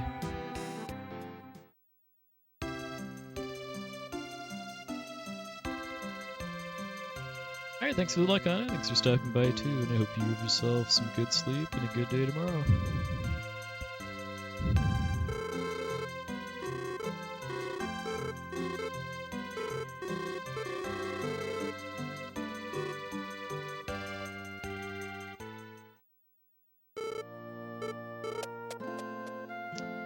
I do have it off, although I am on call, and hopefully that doesn't mean actually having to do work stuff, but if it happens, it happens.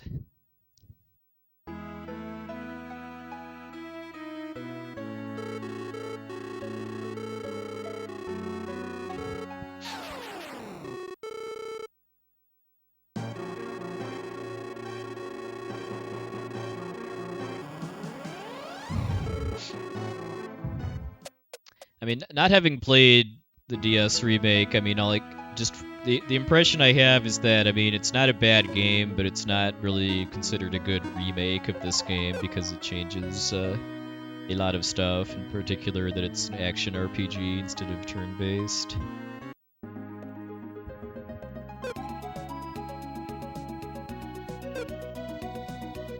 But if you just look at it, but if you're just treating it kind of as its own thing instead of actually as a remake of this game, then it's alright as an action RPG.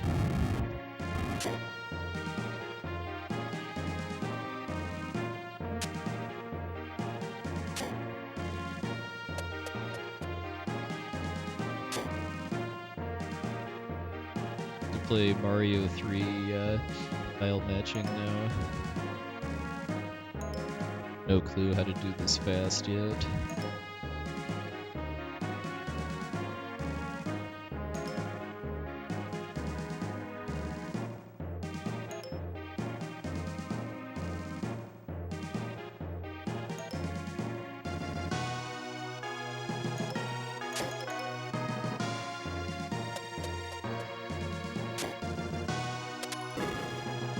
Oh, it has Doc Brown references? Nice. Approve that.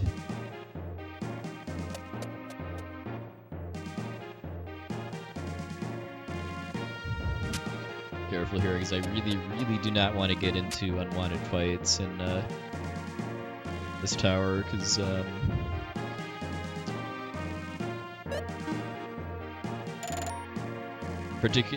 particular if Salon dies and loses IP, then that's a big problem for the boss.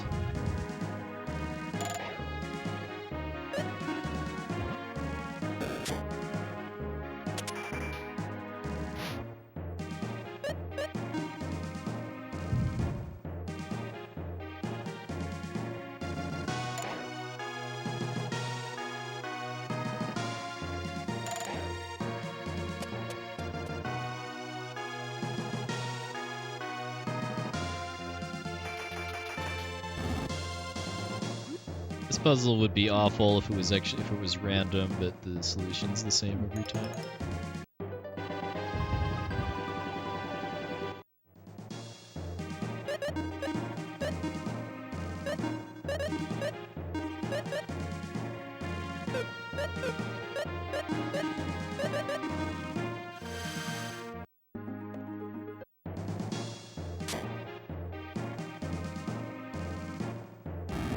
Maybe the door is the heavy thing. The light key is what unlocks it.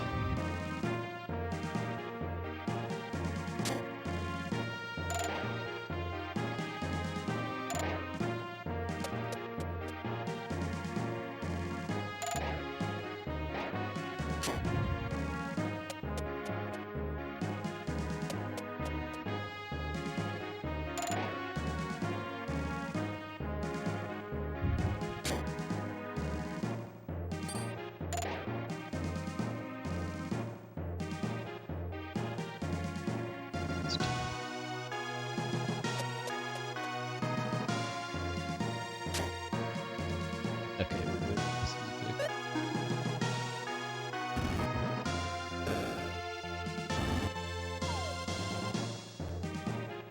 Hey, Arjun, welcome in.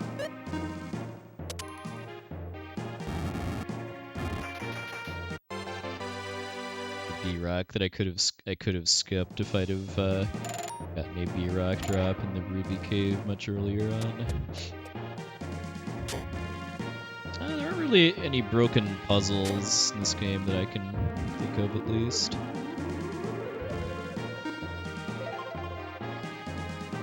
There's some pretty major graphical glitches and a couple of tile sets in there.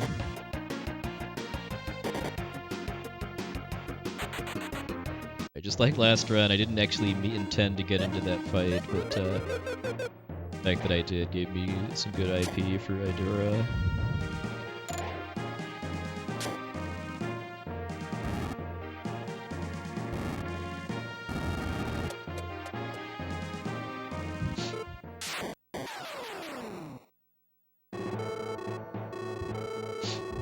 And the bottommost floor of the ancient cave is also broken graphically.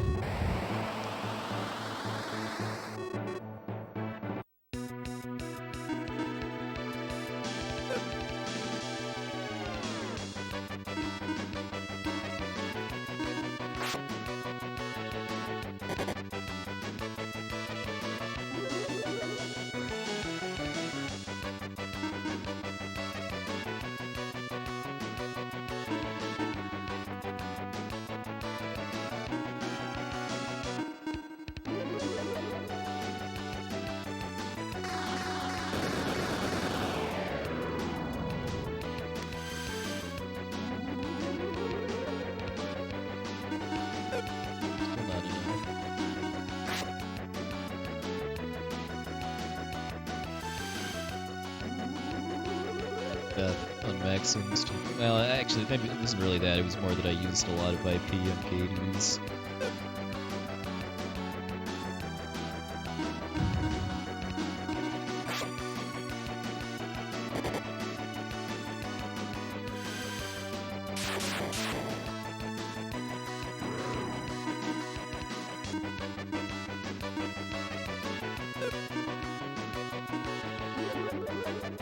It's more IP on Maxim, though.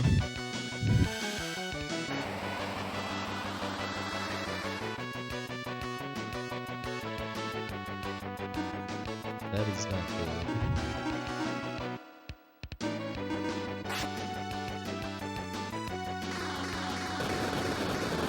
Good wipe now, actually. These goons actually go attacks.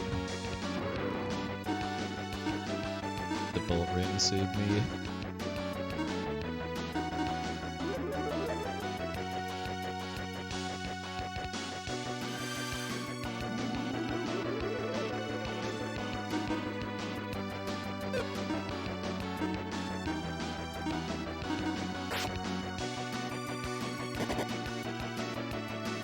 Ow.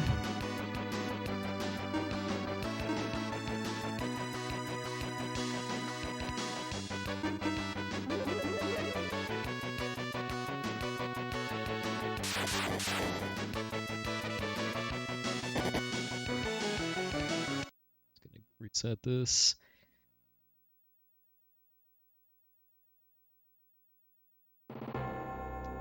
That fight can be over in like 3 turns if it goes well, but that did not go well.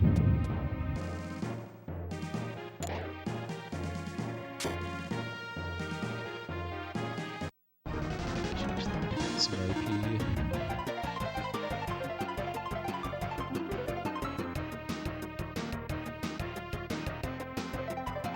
This is probably a terrible fight to do so on, though.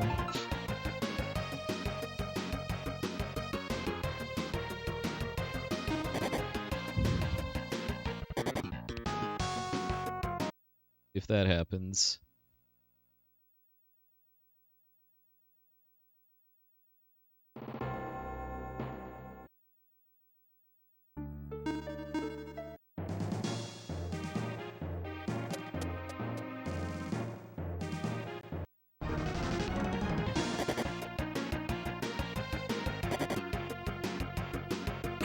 Alright, that's a lot better.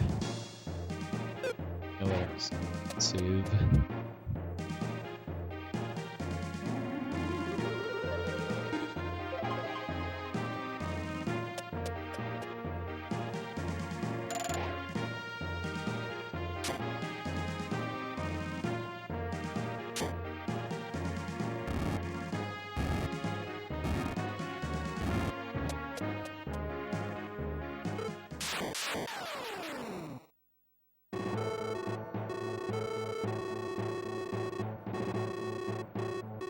Yeah, definitely Pyro Hedge.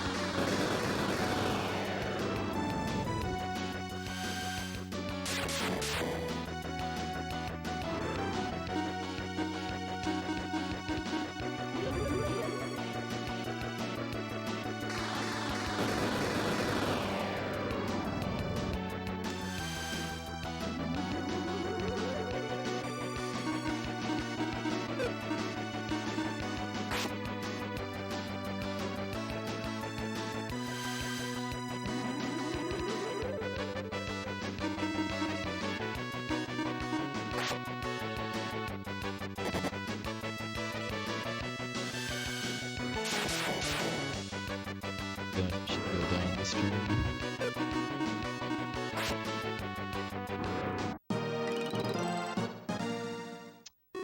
Ew. Well.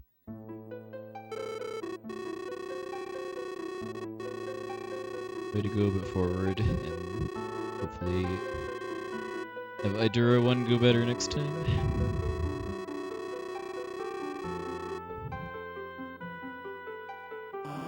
Yeah, Idura 2 does have 2500 HP, but that's Idura 1, who has 1500, and is by far the hardest Idura because you only have 2 characters going in. I mean, he dies to 2 IP attacks from Maxim and 1 from Salon, so you can kill him with these strats in like 3 turns or so if it goes very well.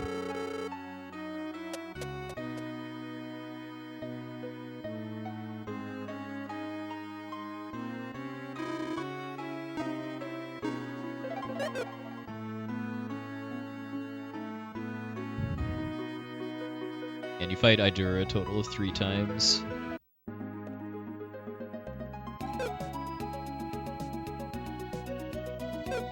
Wait, no, Kingdom.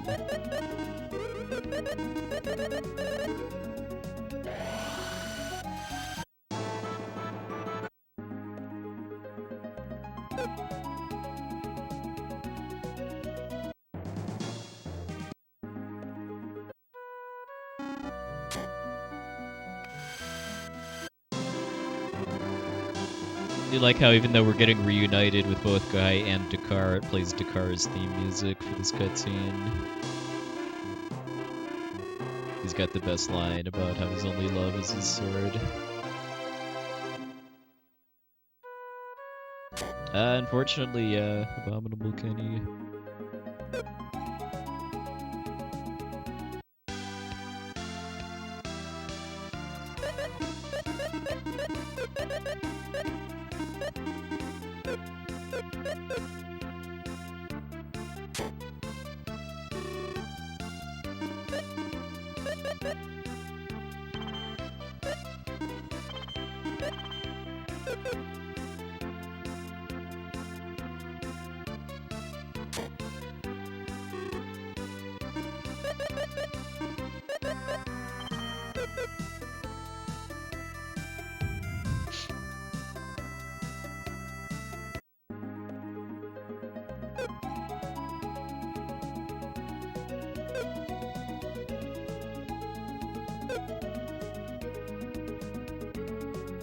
Nope, not until the ending.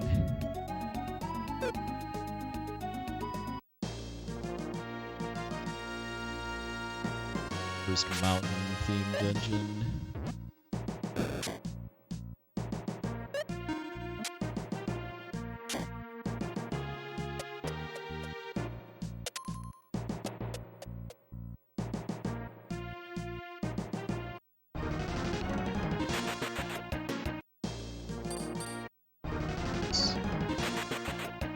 If I pressed left hard enough to actually rotate.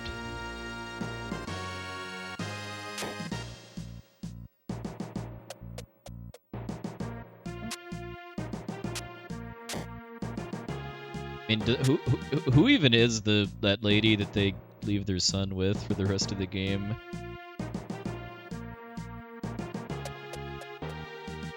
Honestly, do not remember.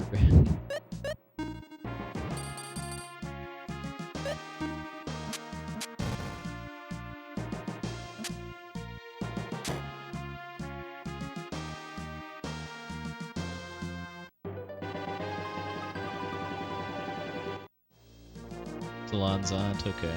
Yeah, making Tia take care of their kid would be quite the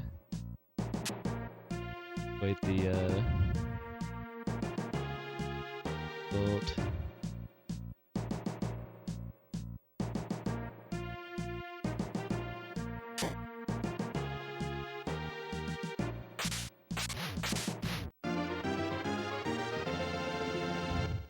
Probably the least useful tool, sadly, as much fun as shooting flaming arrows is.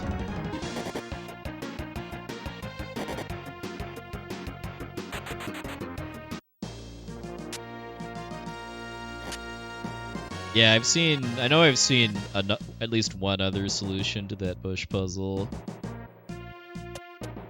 I have no clue if what I was doing is the fastest solution. A lot of these puzzles I need to study other runs. See if there's faster ways to do any of them than what I'm doing.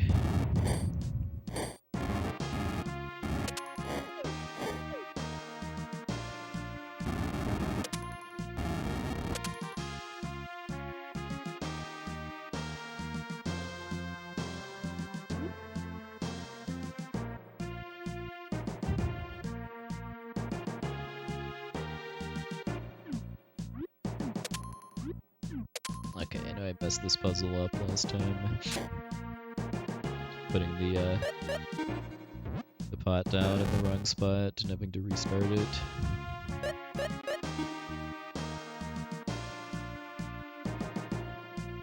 Yeah, that one, it's not, I mean, it's not, I wouldn't say it's like one of the hardest puzzles in the game, but it's not easy either.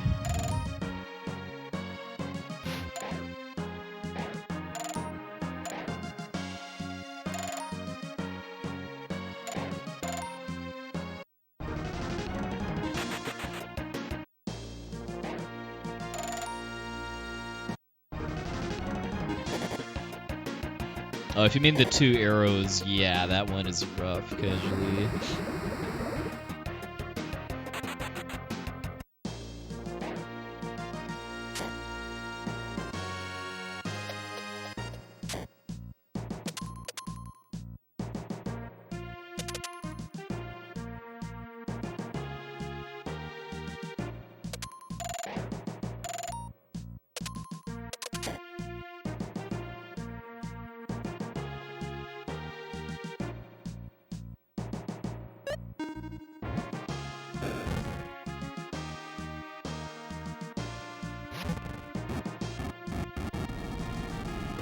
Hey, har pirate, agreed. Oh, nice, Angelo de Mama. Good choice.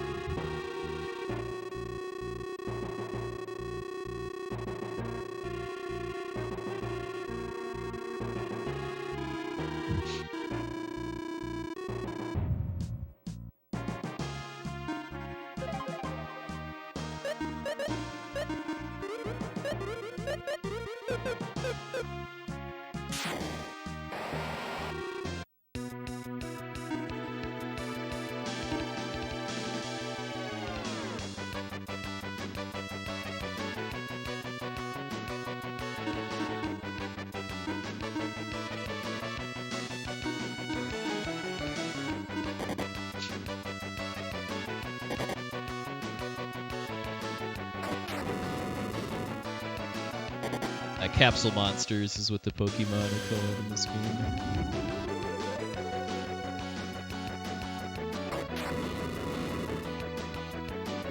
A paralyzed Pokemon.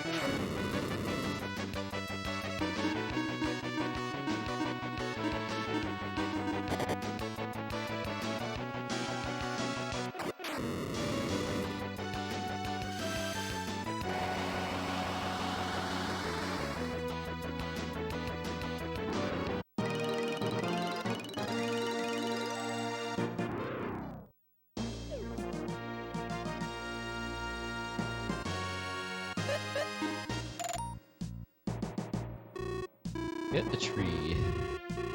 Now in the retranslation, this is called the Fabled Tree instead of the Phantom Tree.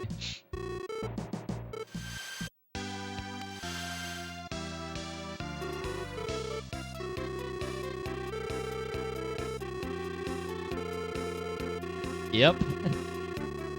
We get to drive past the island, or I should say, ride past the island where sail past the island where the ancient cave is. That's where the speedrun ends. We never come out.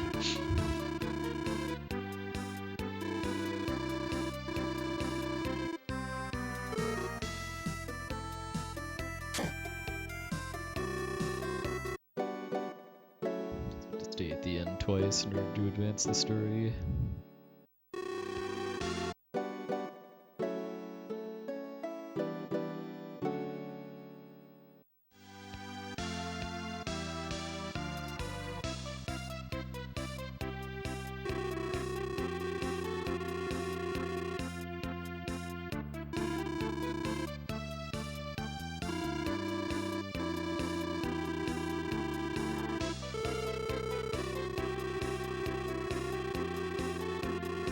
Picked Gruberic instead of Narcissus, who'd be going to the ancient cave.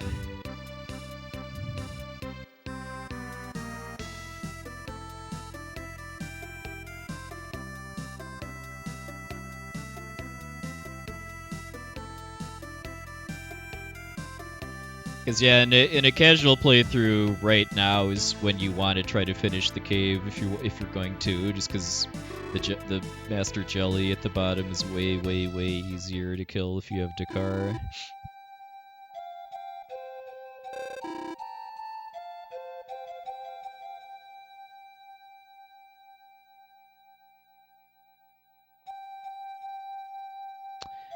I don't know about like on the leaderboard or community, but I know I've seen Cruel trying to do true what he calls true 100%, because there's a community 100% category that involves getting all treasures in the game, and I think also maxing out capsule monsters and maybe all dragon eggs too, but it doesn't require iris treasures.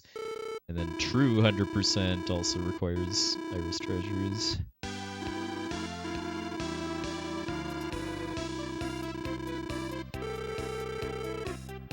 That is not something I will ever be doing, just to set expectations.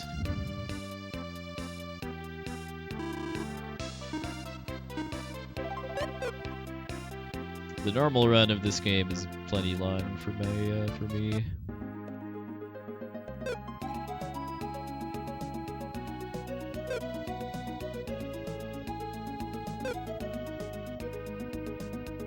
I didn't say I'm not planning to ever do it like in any context. I'm just not going to do it in one sitting.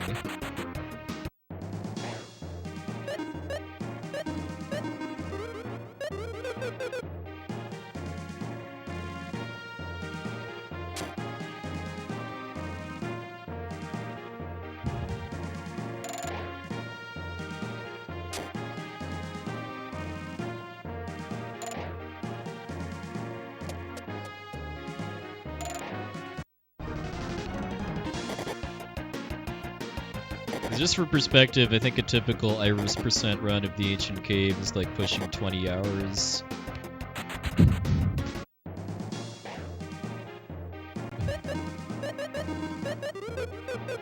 Salons and AP is too important at this point, though.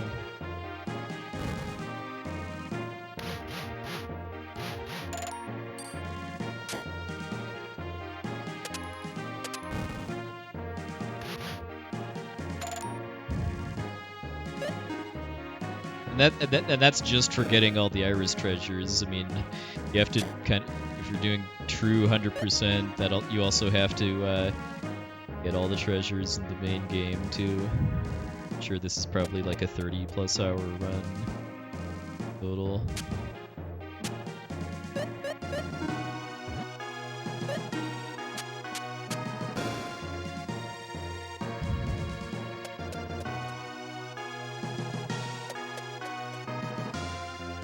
In-game time isn't used for timing speedruns of Lufia II because it pauses during menus. Not accurate.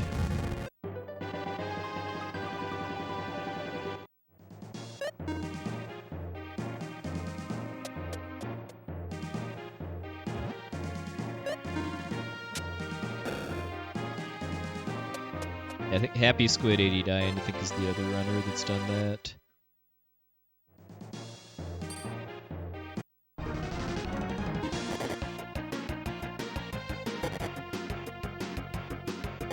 Oh, come on. It's one little fight and then this happens.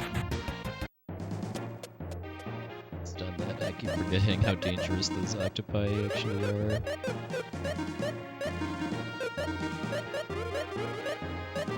They have to restock on regains at some point.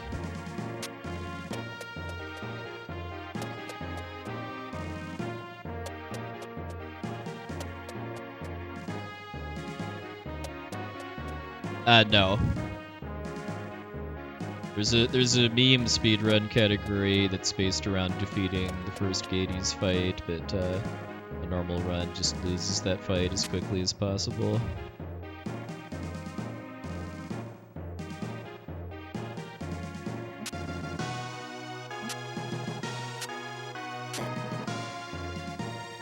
Oh, well, I'm assuming that's Gades 2 is the partial game speedrun category. Well, I know there's a faster way to do this room, but I don't know how to do it yet.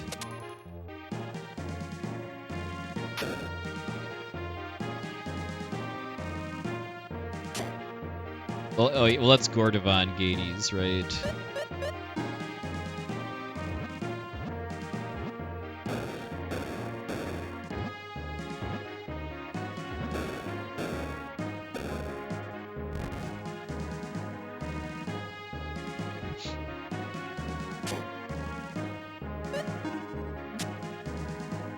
Yeah, that's the run I was talking about, where the goal is to beat the first Gades fight that you're intended to lose, but it is winnable. Yeah, this is where the wind capsule monster is.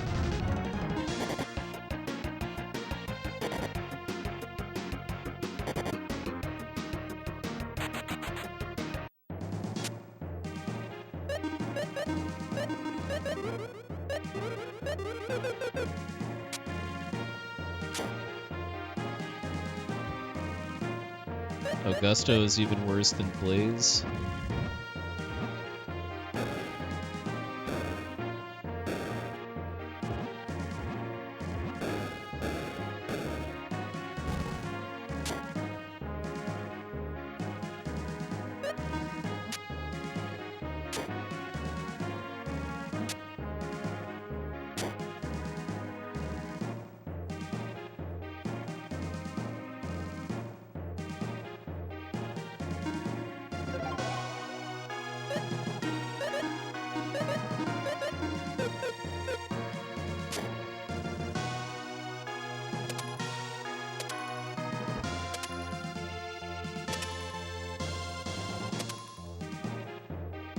Gotcha.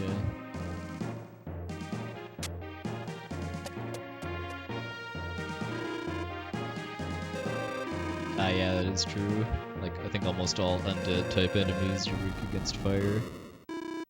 Yeah, the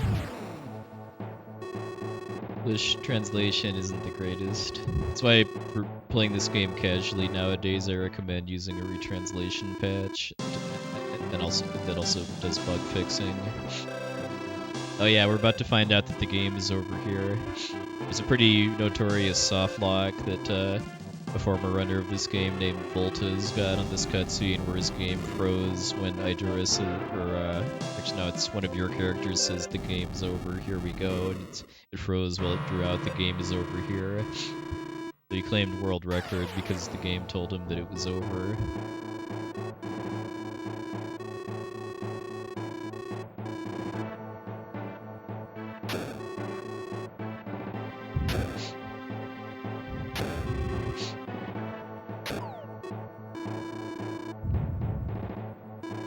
Game's over here.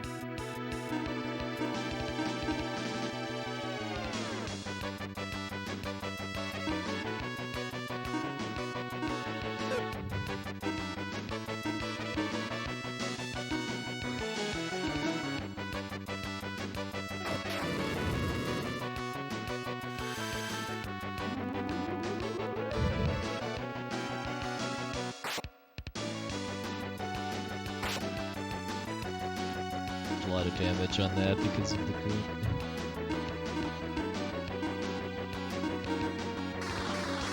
Because when you have bosses that summon goons, that puts them into the back row quietly, so then there's physical damage.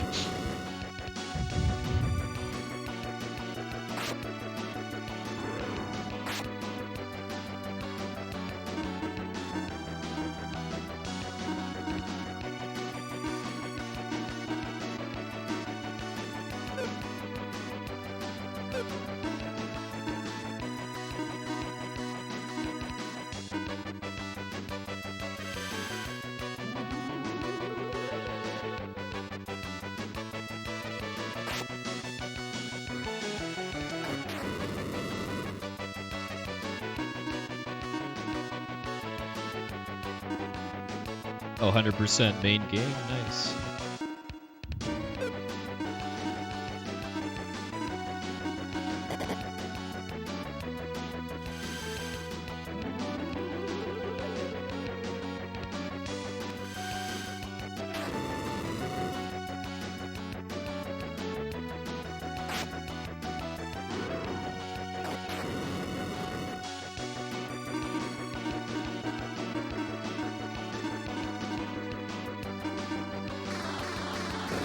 Finally, no summons. Ideally, Maxim does this twice, then he beats faster than Idura, but if I just don't get opportunities to do this fleet, then it will pay off that much.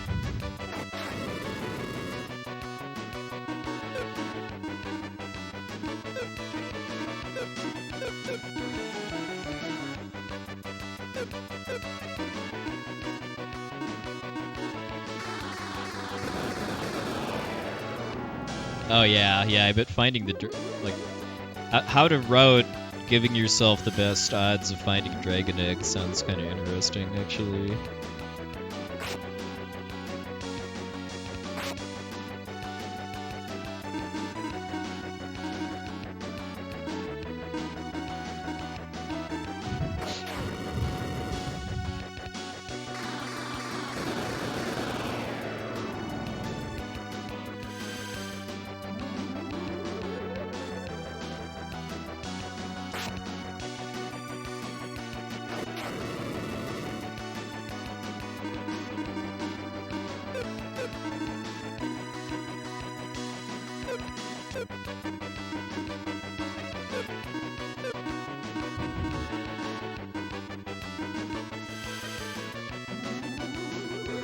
Yeah, Tipo, it's so good.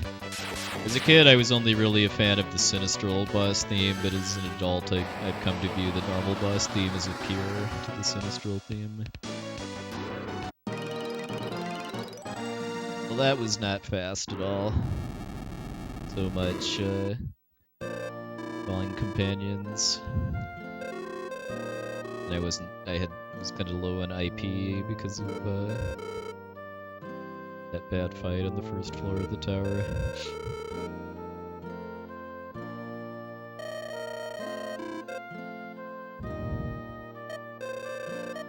One of many fights that I just need more practice on to know how to best handle the different situations that can come up. Oh, is that what the Manip run does? Is just put him to sleep?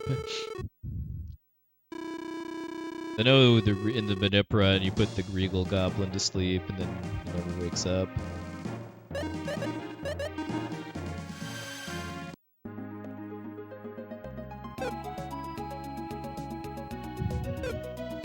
Yeah, that's exactly how I unlock the Egg Dragon in casual play, at least, is I'm just gonna stay at the end here because I'm pretty low on magic. Using this is the chest sonar. But yeah, if you're trying to optimally do it, then I mean you're gonna try to open as few chests as possible so that you have the best odds of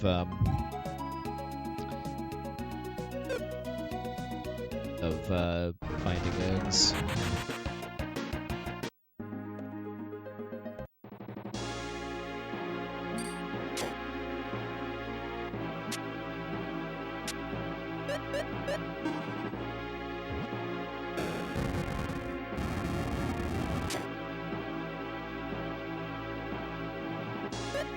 Yeah, I mean, not every track in the soundtrack is a banger, but it's all. I mean, there's not. I mean, it's all at the worst inoffensive, I would say.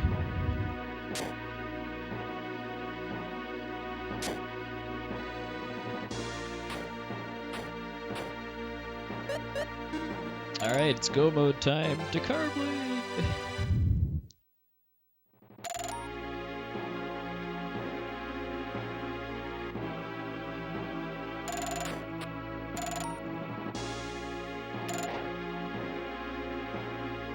Yeah, I mean, I use a timer program called LiveSplit, which is probably the most popular timer program for speedrunning these days. And yeah, it's pretty easy to actually set up icons for your segments.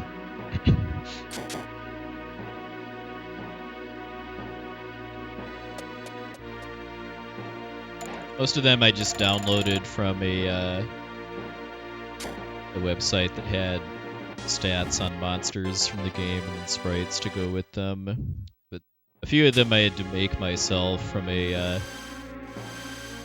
full sheet of sprites from the game that I kind of carved out what I wanted and then put them into transparent GIFs.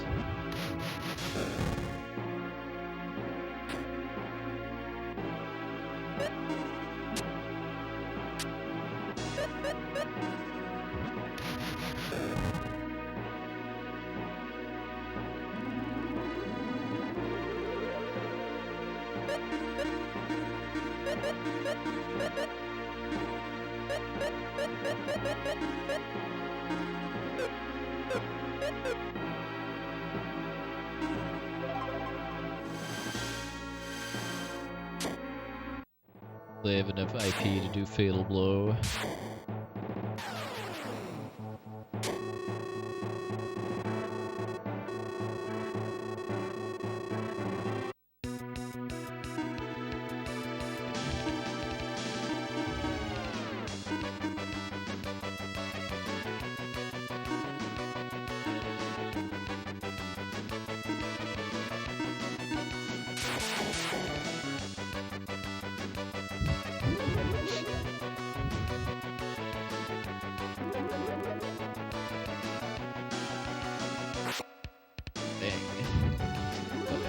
Health right there.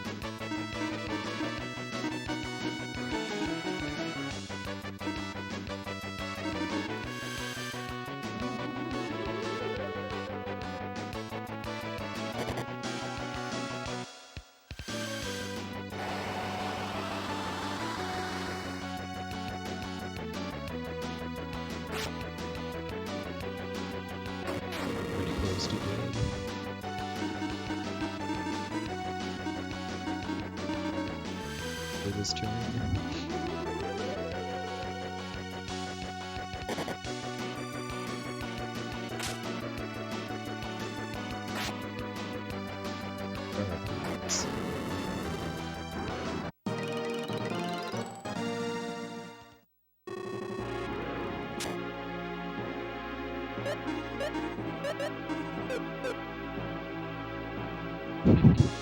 Yeah, a magic fruit that I can't use under the rules for the no manipulation category, but given that I'm not getting any capsule monsters, it's not like I could do anything with it anyway. 4% drop, nice. Was that actually from Idura, or was that from the flunky that dropped it?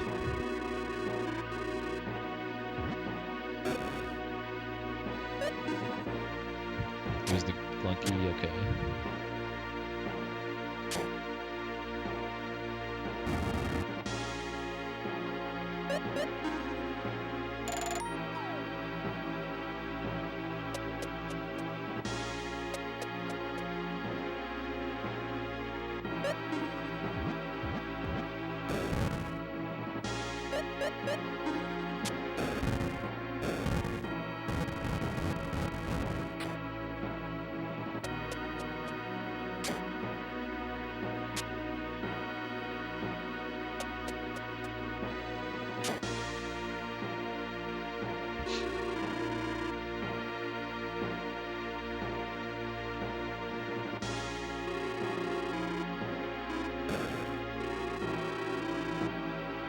Yeah, the catfish jewel's really significant if you get it, both for in a speed run, both for being able to use its IP ability on at least real goblin, maybe another boss too, but you can also sell it for a lot of cash.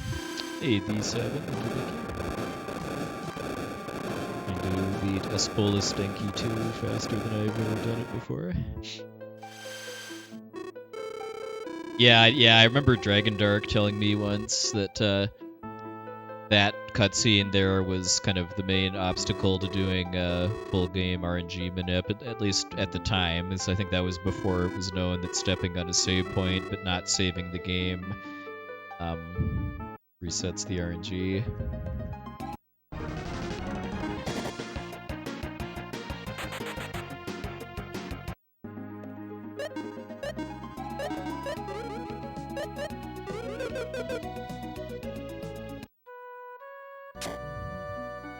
Kind of reminds me of when I was looking into trying to do pro bass fishing manipulation in FF6, starting like with the reset on the floating continent.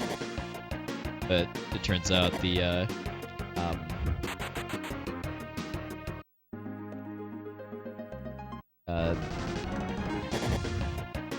the scrolling background on the floating continent is constantly changing RNG. With that.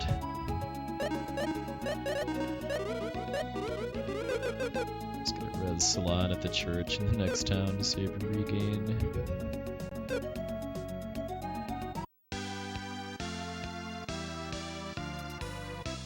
Oh, when we say pro bass fishing, we're talking about Final Fantasy VI, the fishing minigame.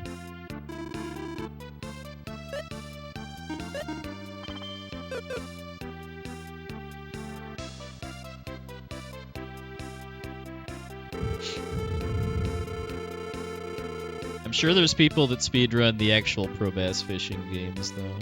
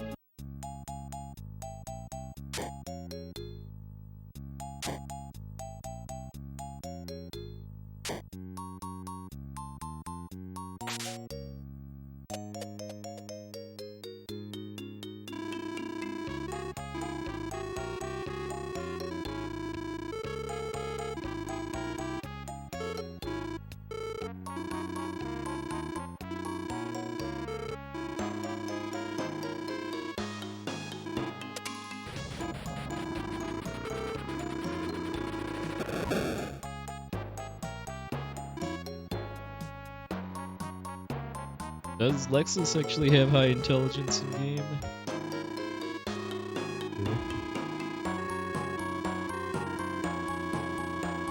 Oh yeah, I guess another thing, I could have just waited until here, because Lexus is the rally spell, and I could have just used that to revive Salon.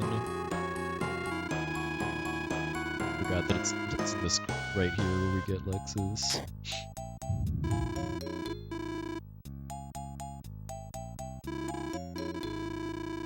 He does have the highest intelligence in the game, okay.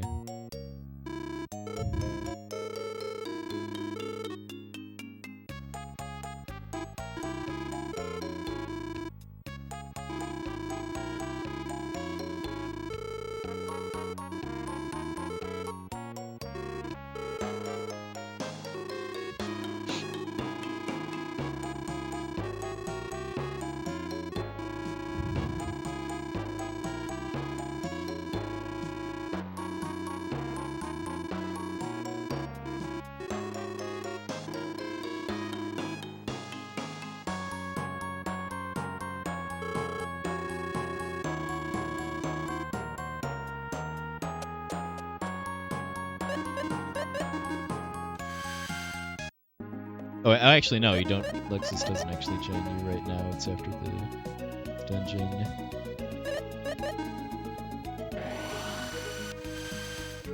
Yeah, they do with the whole, like,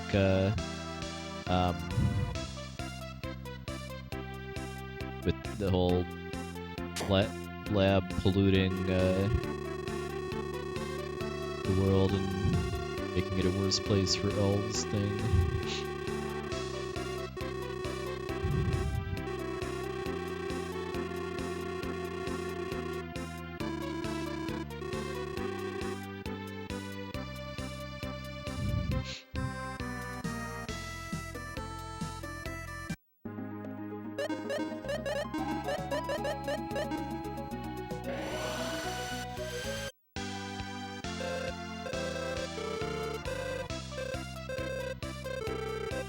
Yep, exactly. It's especially relevant when Art/Artea joins up because he's like 12 levels higher than Maxim, I think.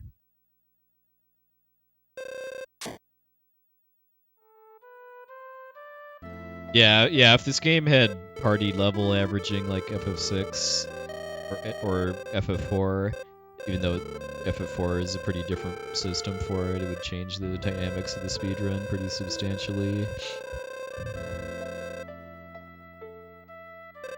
I'm sure, because if that were a thing, he would probably want to try to keep characters that are leaving from absorbing experience. Although actually, I don't remember if this game does experience distribution, or if it's just if a character is dead, they don't get experience, and the number doesn't change otherwise.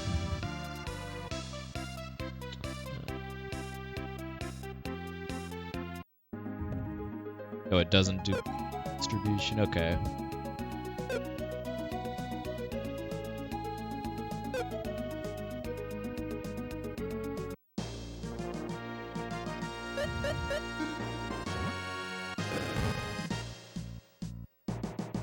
I don't really have like a strong preference between the two. Just the one thing that I do not like to see is games that do have experience funneling but do not have a means of you like knocking out your own characters or basically manipulating how the funneling works correctly.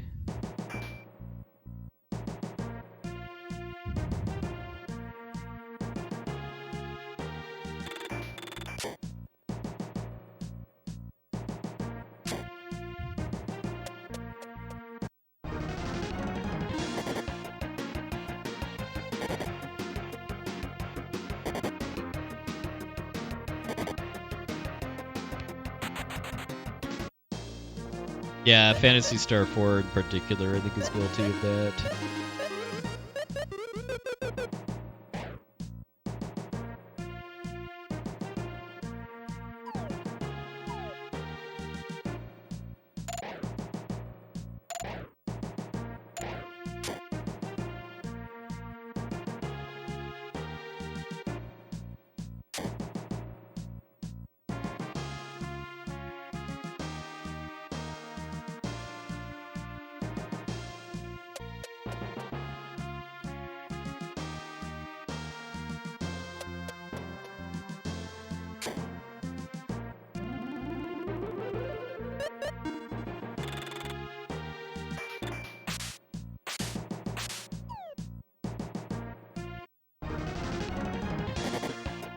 No way, that's not going to be a surprise attack.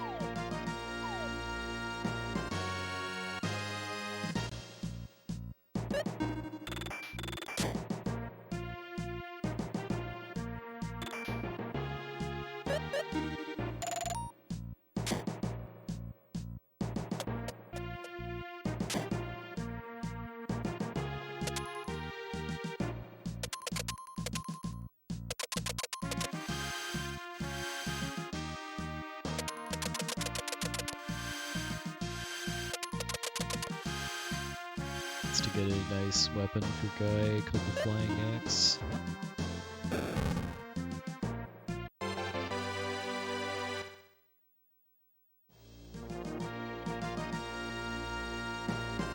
Yeah, Adnos, that's definitely the really cool and unique things about this game is it's very much a turn-based RPG, but has some kind of has these Zelda-styled puzzle rooms too.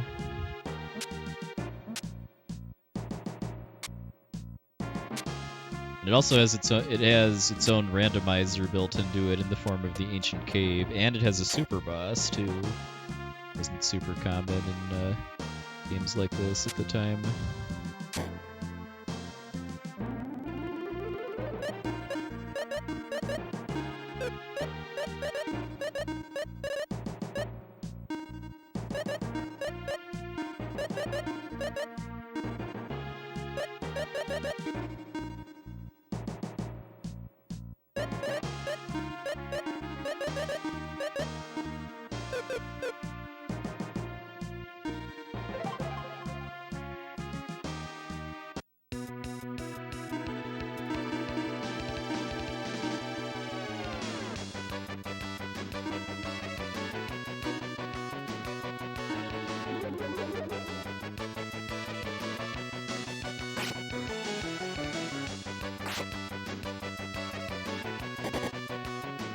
SNES spreader is such a awesome name for an attack.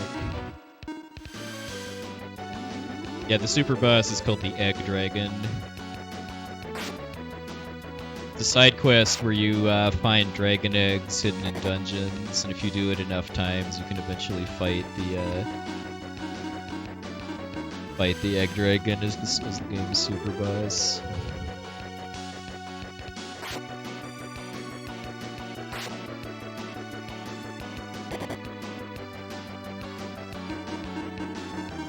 Dead this turn.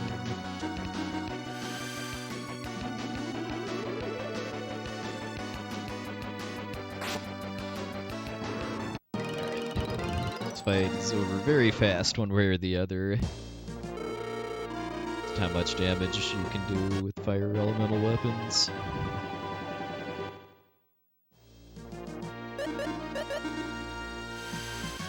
I think I got lost kind of badly in the dungeon in my PB. There's still more time to save because I missed up a few times in the overworld in this run.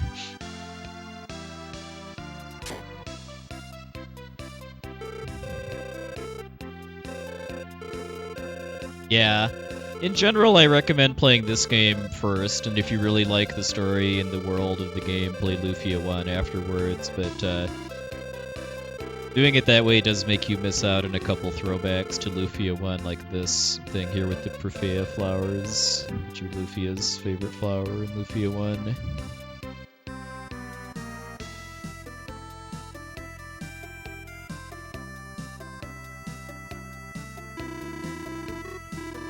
And personally, I actually, even though Lufia 1 has way fewer cutscenes than this game, I like the story better as far as the relationships between the main characters and the major plot twists near the end.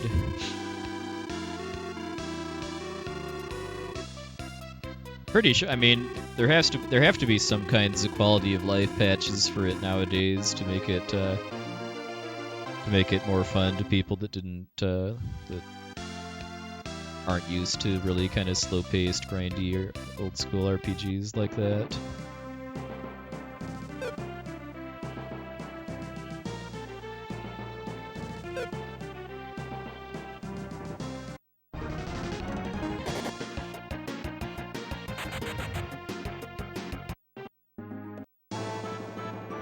Yeah. Yeah, the OG Final Fantasy / Dragon Quest. Yeah, the Dankirk North Dungeon is coming up next. Stay at the end here because I'm running really low on magic.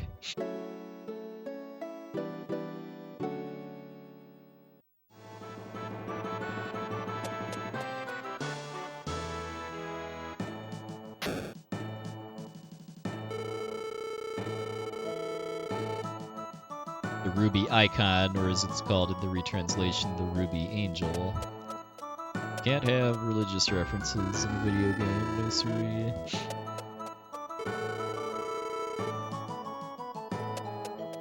Oh, I'm supposed to actually...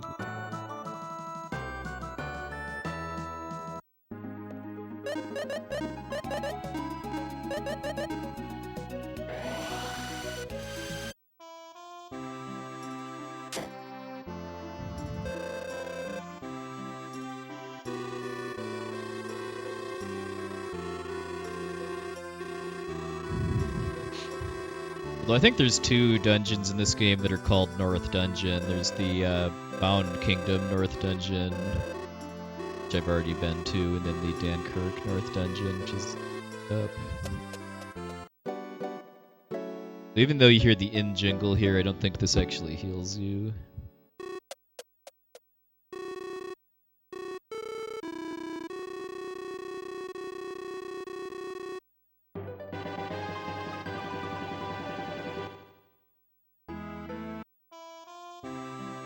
Yeah, I can definitely see that. So good.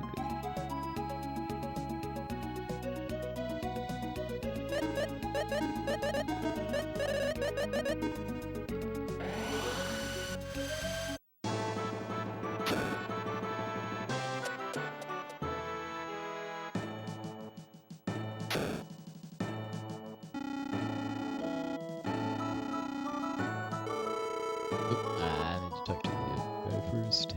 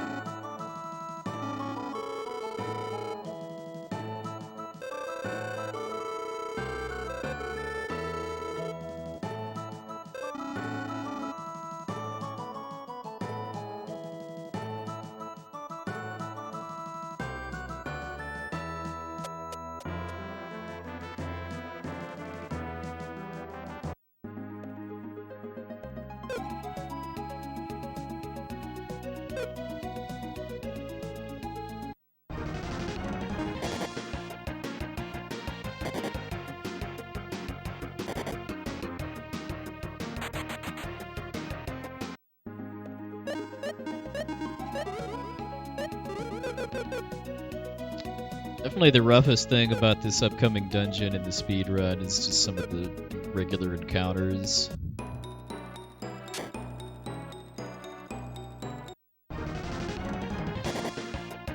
Not this one. This one I'm supposed to avoid. Hey, you have yourself a good one, Rotor Star. Thanks for stopping by.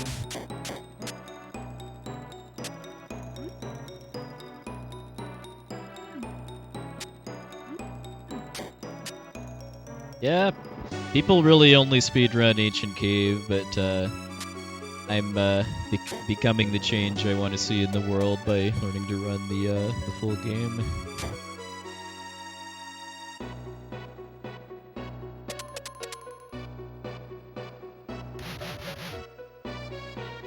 Yeah, exactly. This is the DLC campaign for the Ancient Cave.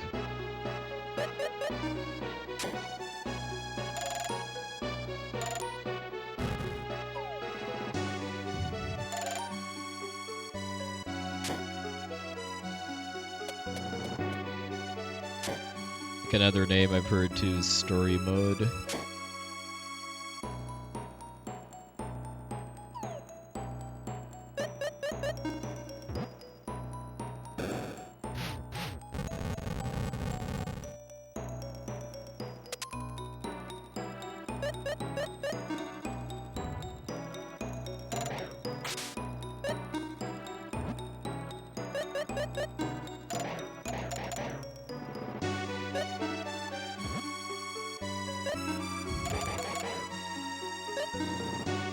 And I do get why, too. I mean, running the Ancient Cave is considerably shorter than the full game. There's no real downtime or cutscenes or anything, too. You just get started and dive into the cave. It's a much more unique kind of speedrun too, as far as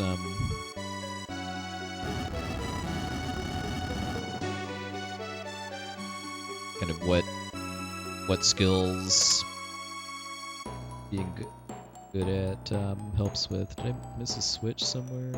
I think I did. It's supposed to be a bridge there.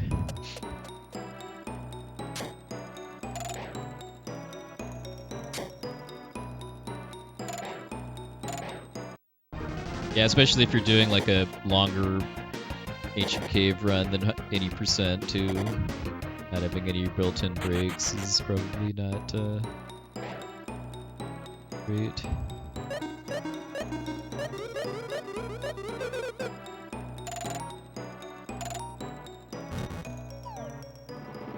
Guess we get to go down here again because I missed a switch of some sort.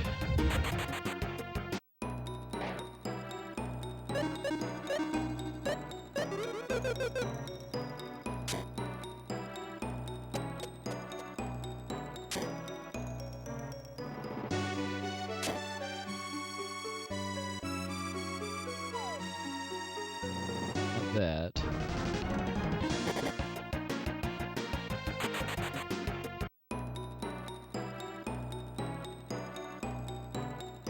Oh. Duh. Alright, well, free time save next run.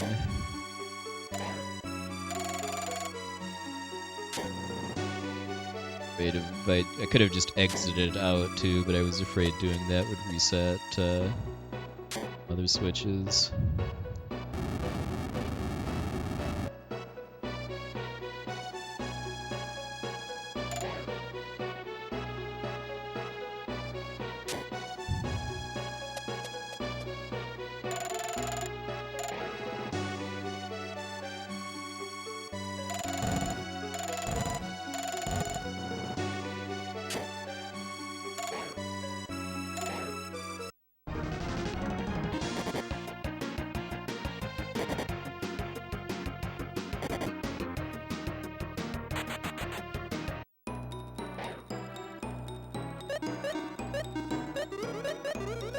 Well, I mean, you can't. There's nothing to say you can't take bathroom breaks during an RTA speedrun. You just can't stop your timer when doing so.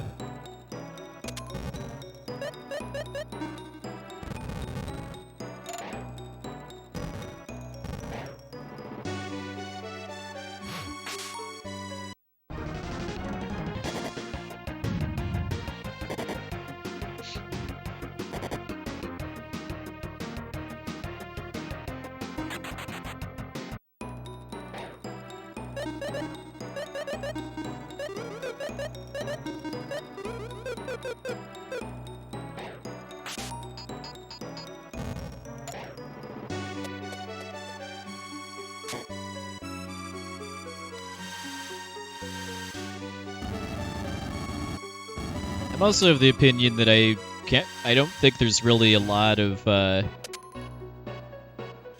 speed runs out there that are going to be kind of optimized and competitive enough, or I should say runs that are long enough that that breaks are physically required, that are ever going to kind of be competitive and optimized enough that like taking like a few minutes over the course of what, like 10 plus hours is really going to make like a huge difference.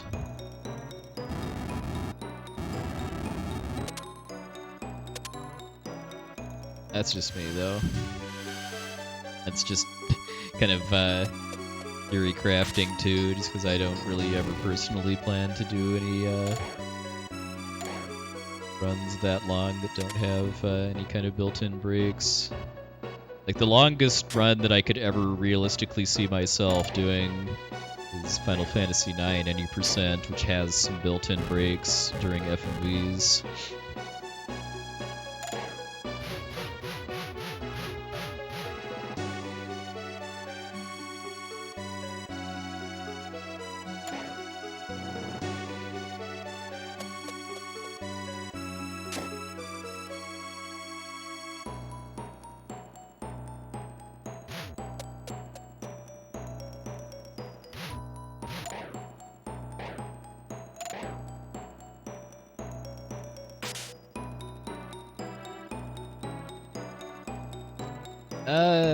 About 9 hours, not including the ending and stuff.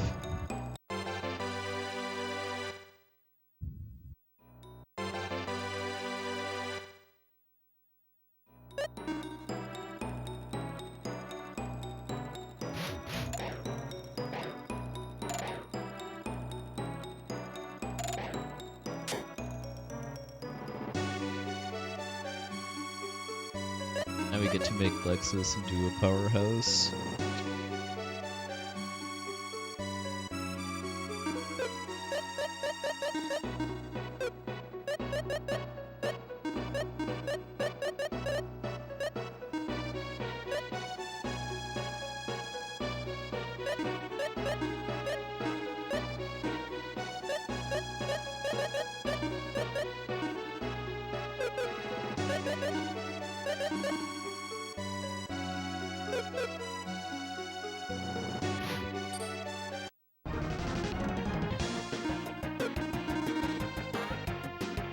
Really want to try to get first strikes on these shadows because they have an instant death spell.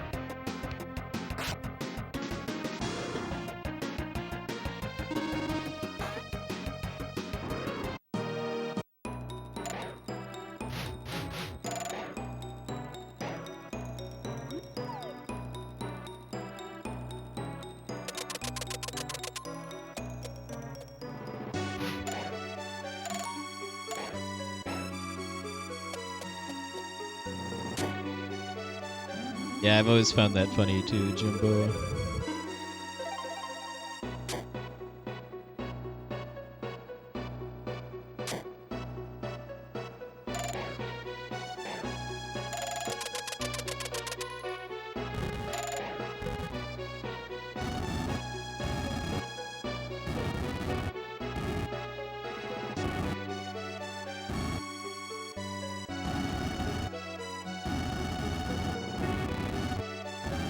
Terribly well.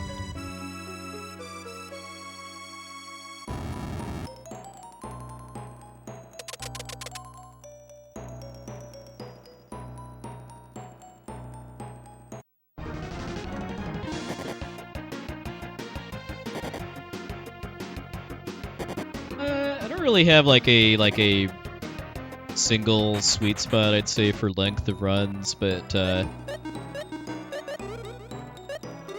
would say I generally like to be like an hour, like at least an hour, but not too much more than 4 hours.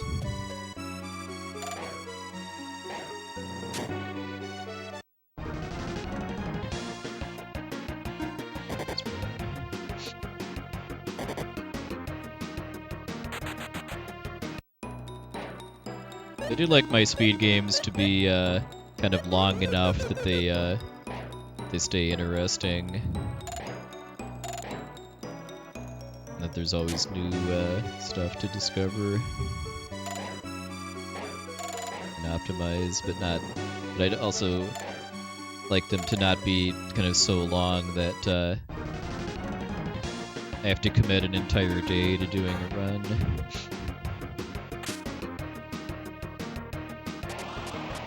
Death spell. I really, really, really don't want Guy to die here.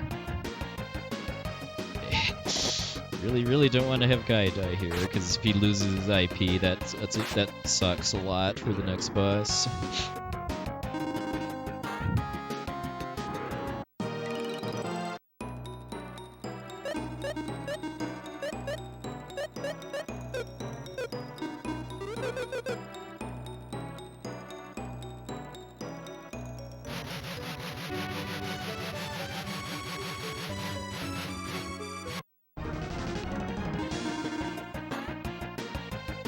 hoping that this enemy would go down and I could stun it and get by, but I guess not. No vile laughter, at least.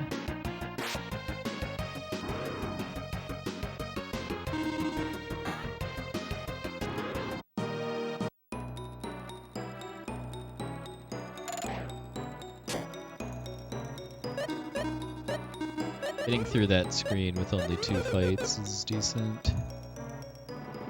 Probably possible to get 0. I don't know if that's what you necessarily want for like experience and stuff, but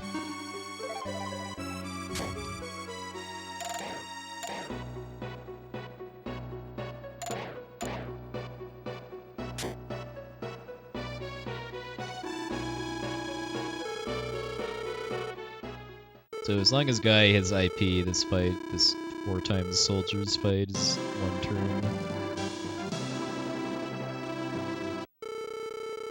Magical Wife Salon.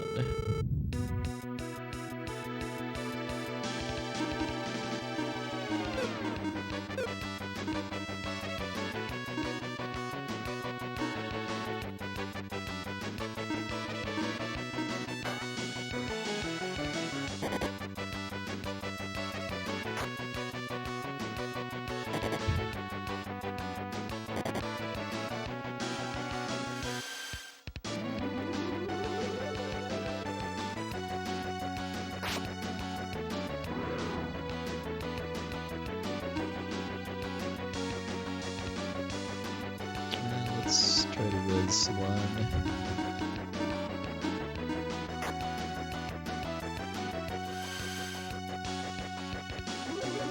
Yeah, this is a very, very, very underwhelming boss fight. I mean, the only reason I'm struggling a bit is just because I'm super underleveled. Casually, this is nothing. Like, these soldiers only have 400 hit points, which is... you could probably kill them all in 1 attack if you've got good levels and equipment.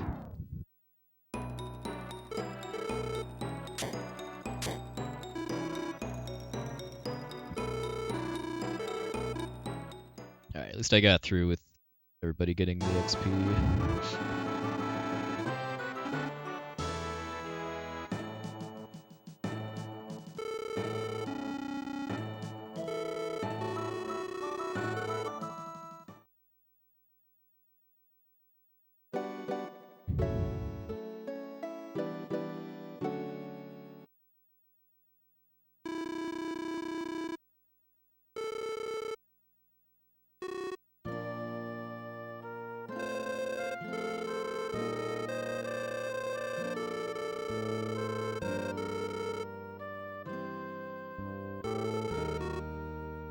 Yep, looks like we just slept outside on the roof of the castle.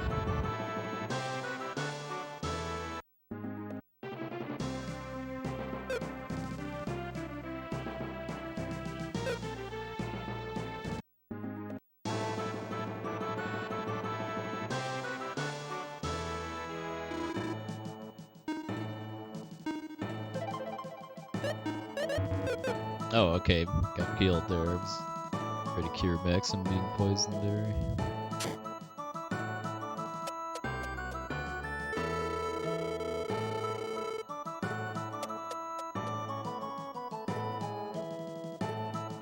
Yeah, opening the menu in the overworld reduces your threat level, which affects when you get into encounters. You get encounters more slowly when you're on the ship, so you don't need to do it quite as often.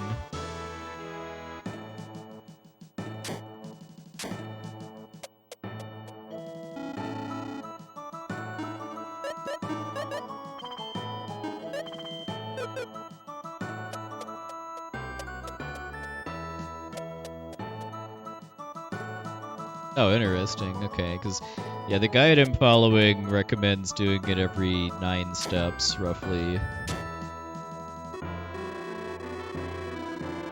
If you're trying to avoid getting any encounters, which you are at this point. In the earlier parts of the run, it's not quite as big of a deal, just because if you get a fight, you're fast enough that you can run away without taking damage.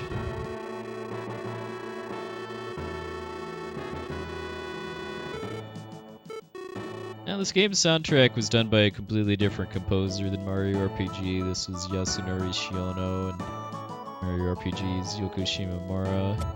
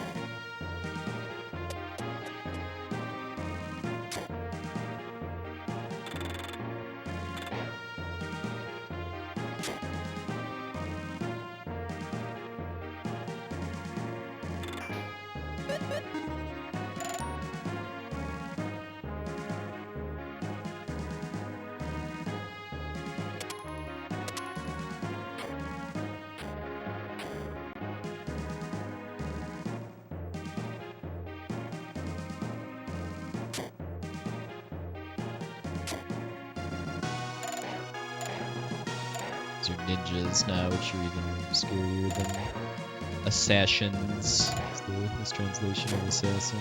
It's...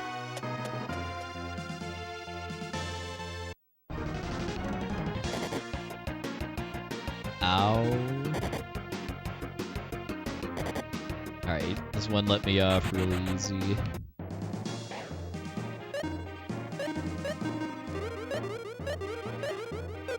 And I lucked out too that it was only one of them.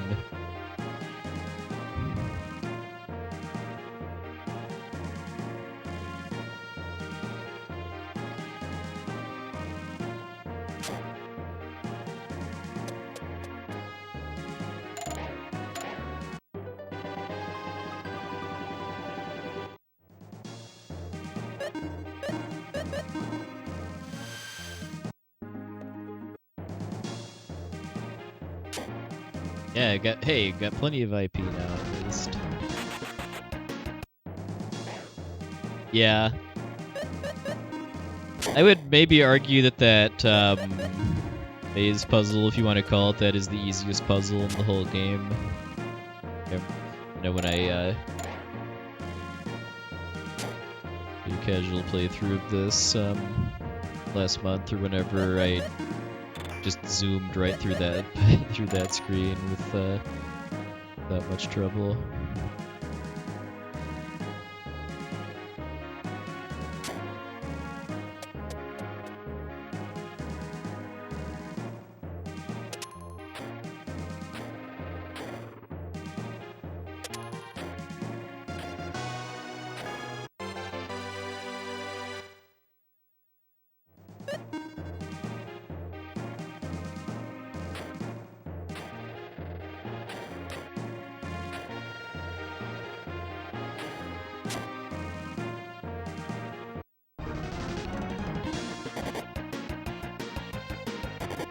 Know how to get through these screens safely yet.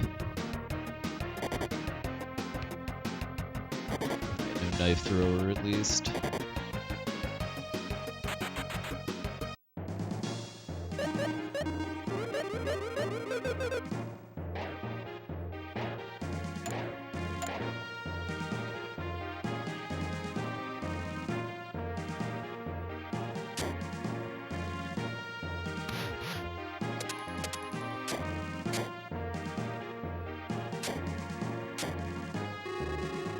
Then, for whatever reason, this dungeon doesn't have a boss. Kind of feels like you should fight Ammon at this point, like kind of similar to how you fight Gades and he destroys you.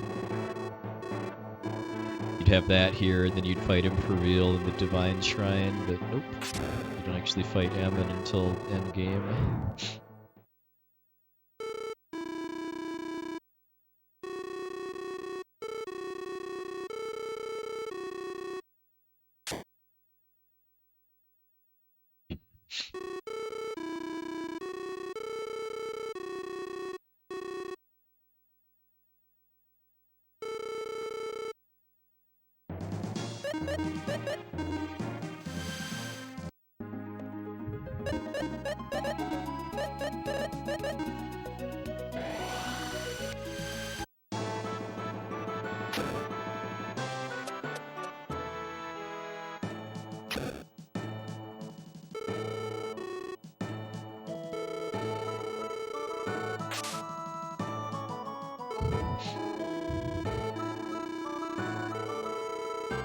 Hey, Mike.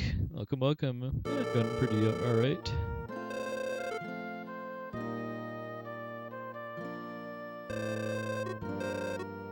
Doing a nice chill Labor Day weekend.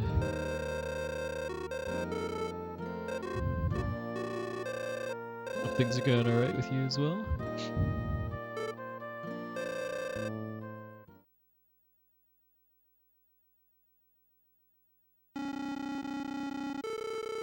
The new speed game I picked up recently. Definitely having fun with it.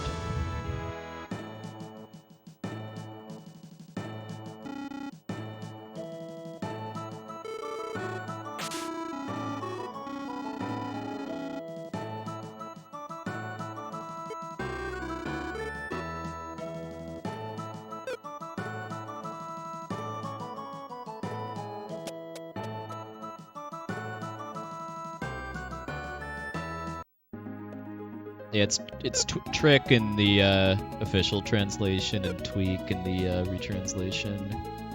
I don't know if that has any basis in anything, because I believe the spell names in the Japanese version are all just nonsense words that don't really mean anything directly.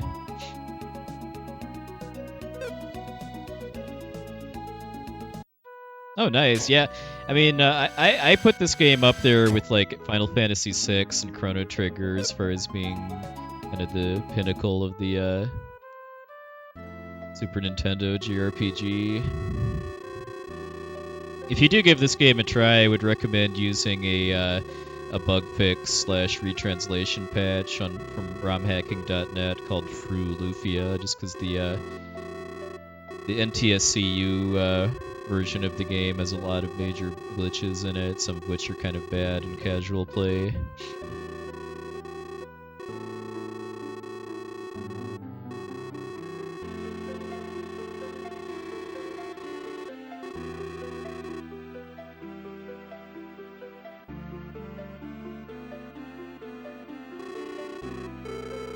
I wouldn't really say like there's any kind of single thing about this game that's like super amazing and groundbreaking, but there's just lots of things that add up to a really polished final package, I'd say.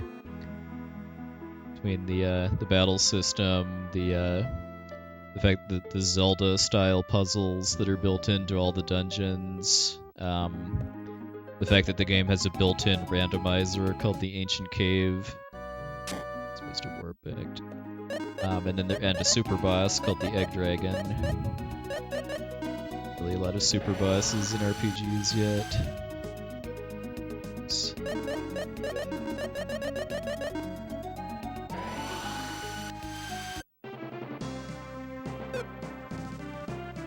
Yeah, the fact that there's just some really kind of snappy things about the battle UI. That you can do selective multi-targeting of magic.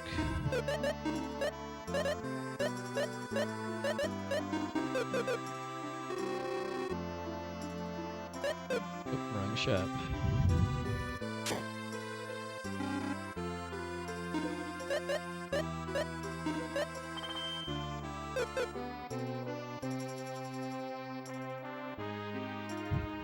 This is a very important safety save here, just because the next boss can just decide to kill me if the game feels like it did save, right? And there isn't an actual save point in the dungeon because it's a short one.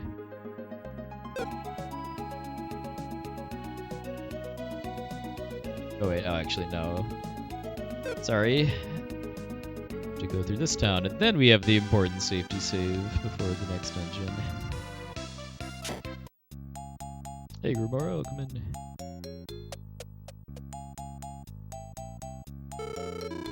AFDER. Oh, thank you, appreciate it. Welcome aboard.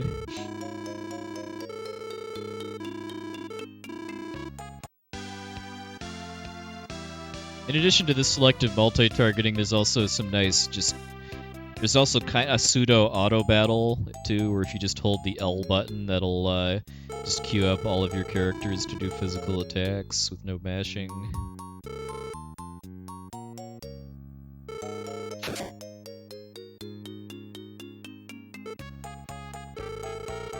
So I first tried the Gargoyles in my PB, so yeah.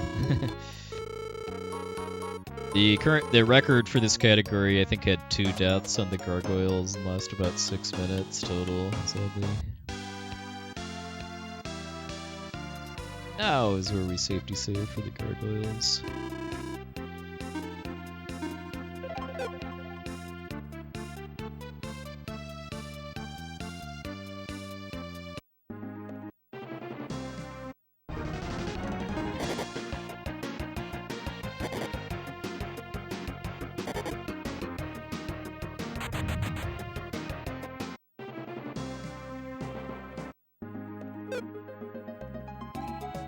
Hey, Gank Mobile, welcome in.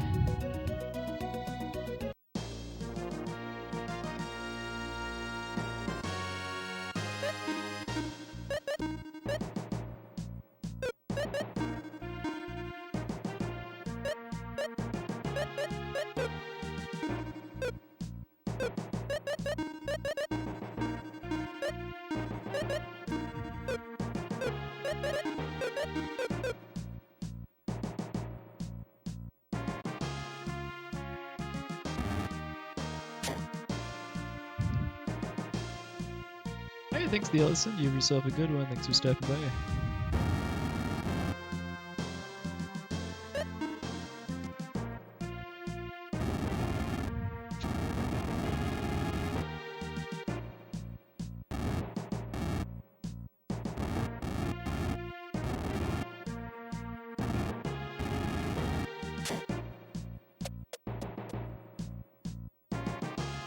Yep, I'll definitely be watching.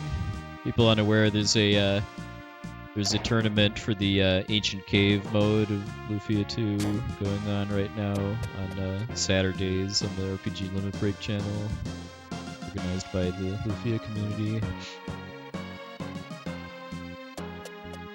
They've got like 3 more matches in the coming weeks.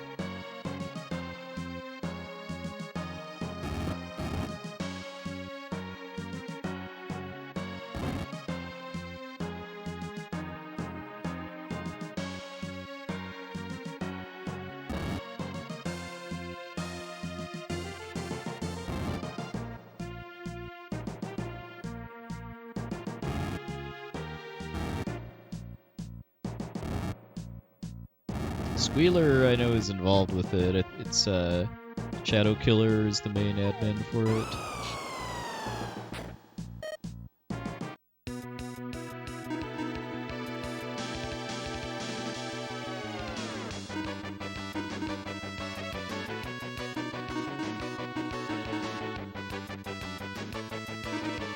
Alright, we hope to get lucky here and kill these gargoyles. Okay, Lex is killing one before it attacks. It's very lucky. Salon getting killed is not lucky.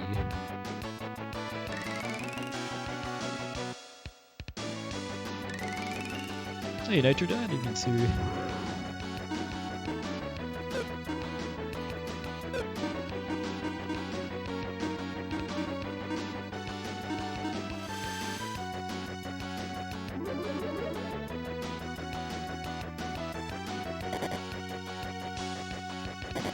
Alright, perfect. They've got 1,000 HP each, so it's way, way more efficient to try to insta-kill them with terror balls than to actually run down their health.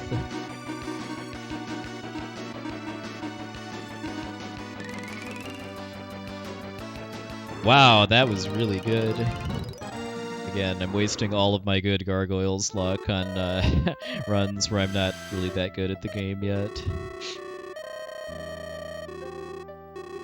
Because yeah, I mean, it's hard to understate just how lucky Lexus killing one on the before it attacks is, as far as my odds of survival.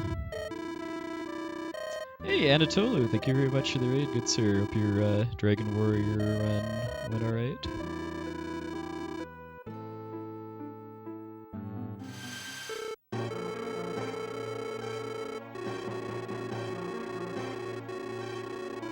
Yeah, I mean, I could see a world maybe where you could try using multi-attack. Well, a problem with trying to have Lexus do multi-target stuff would be that he leaves after that fight, so any good gear he has on him goes away, which is a bit of a problem. Hey, Dylan, welcome in. Yeah, it's called becoming the change I want to see in the world as far as learning to run the normal game. So now we have Artie, who's 13 levels higher than everybody else, because that's just the level you're expected to be at this point in a normal playthrough.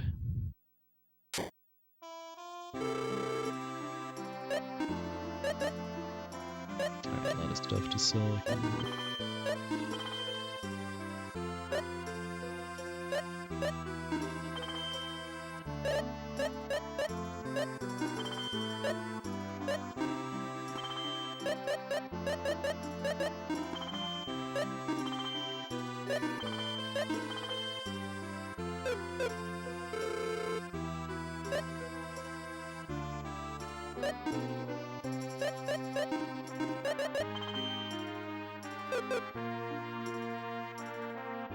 Yeah, there's a glitch just with the menu system that you can use to beat the game in under 1 minute. And I know and even if you don't do that, I think that same glitch can be used to like glitch out your stats and inventory and stuff, kind of like classic memory corruption type stuff.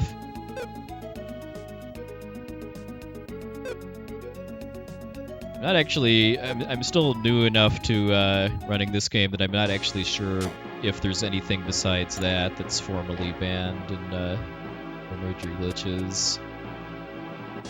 There are a few minor glitches that are used to like speed up a couple of puzzles in particular.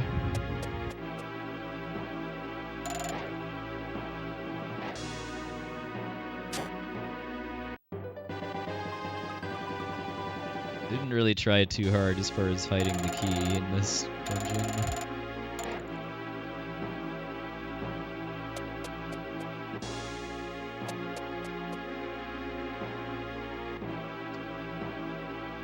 So we're supposed to exit after getting that? Okay.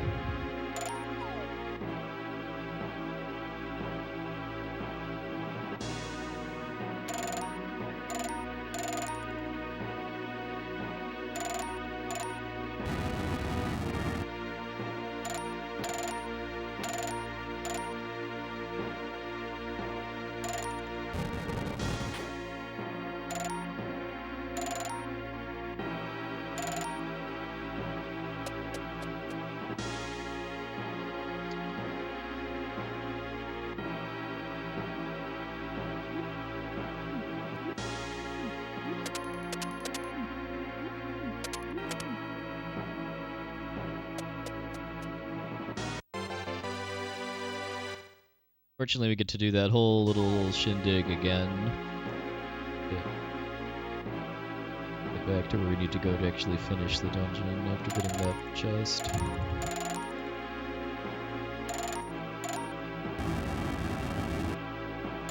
It gives me good practice on actually getting through this screen.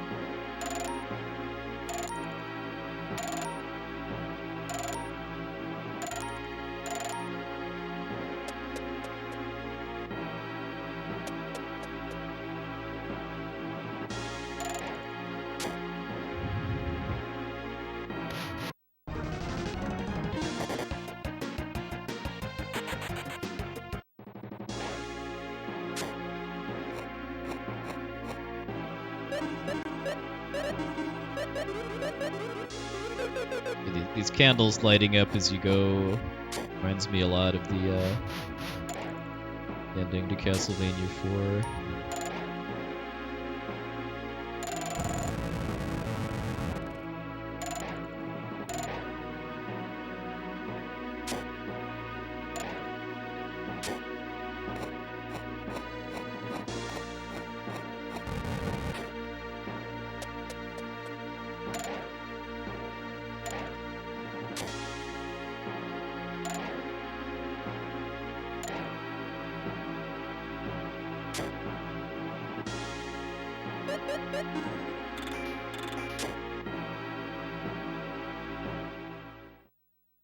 And we get another encounter with Ammon where there's no boss fight.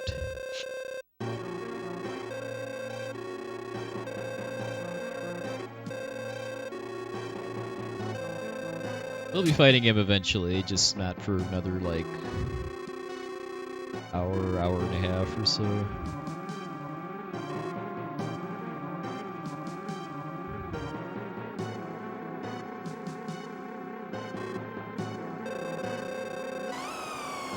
Hey, Binskits, yeah. And I'm still very new to running this game, so there's just a lot of time to save from just knowing where to go in the dungeons and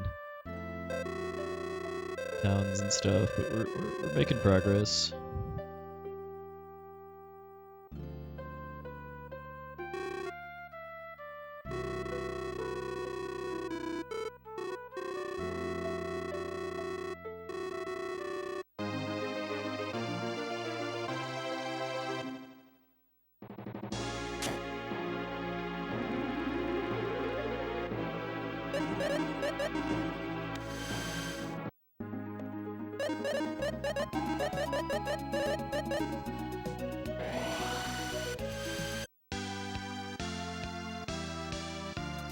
I can't believe the Gargoyles let me past again.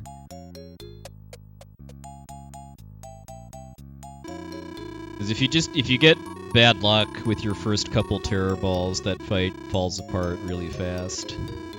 All 4 Gargoyles get attacks off.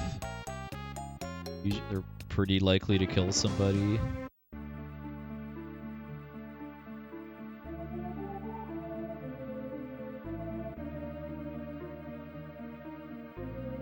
And it just kind of falls apart from there.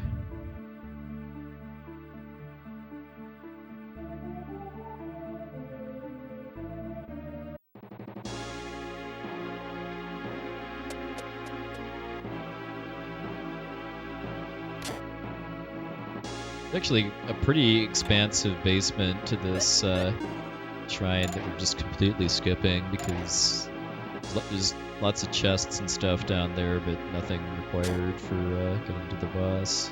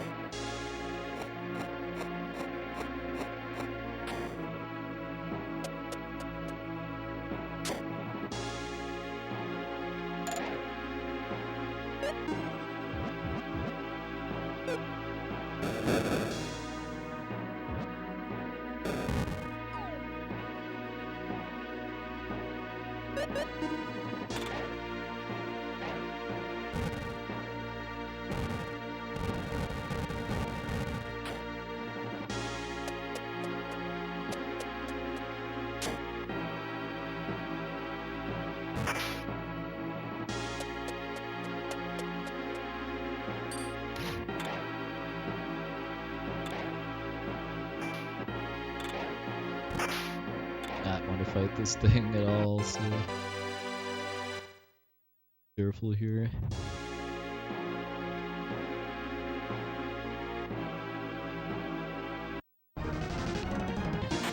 Hoping to get preemptive there. That works too.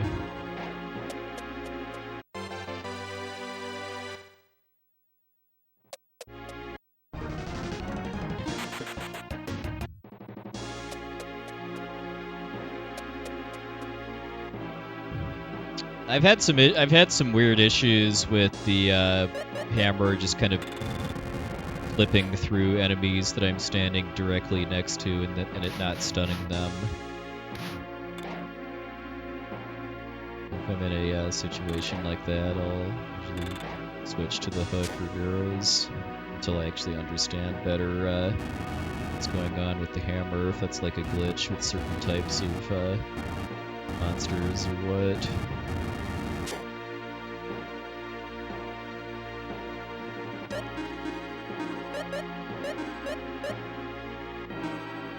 Swapping back to some armor from much earlier in the game because of the IP ability.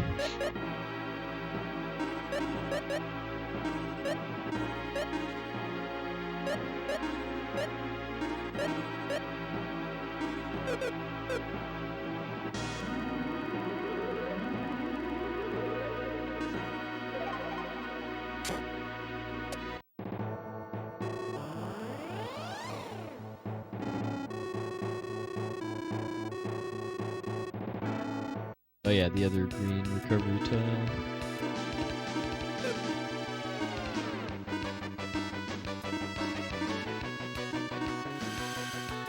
This boss has a lot of health, 7,500, but it's undead, and we know what that means in a lot of RPGs. No. I could have made it. I could make a detour earlier in the run to get the fire capsule monster just for safety purposes, but I don't think it's worth it.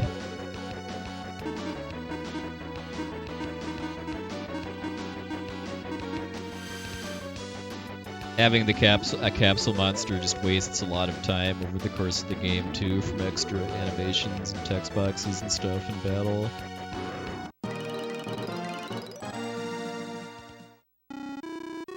Yeah, sadly, Sully doesn't get to defend America this run, at least.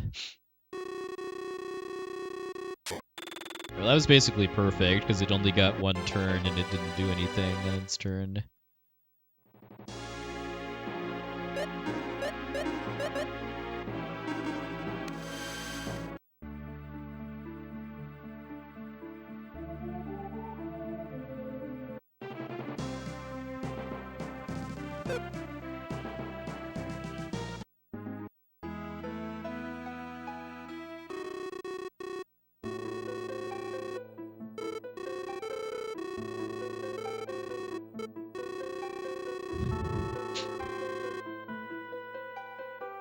Yeah, I know the capsule monsters all have different AI that governs when they run away, and the fire one I know is a lot more cowardly than the others.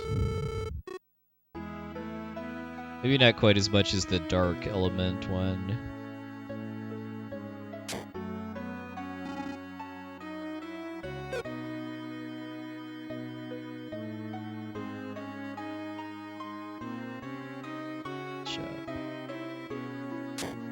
There's the ship.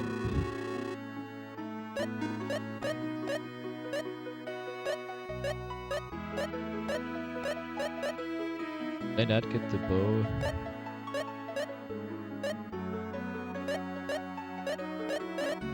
Ah, alright. Well, hopefully I can live without that cache.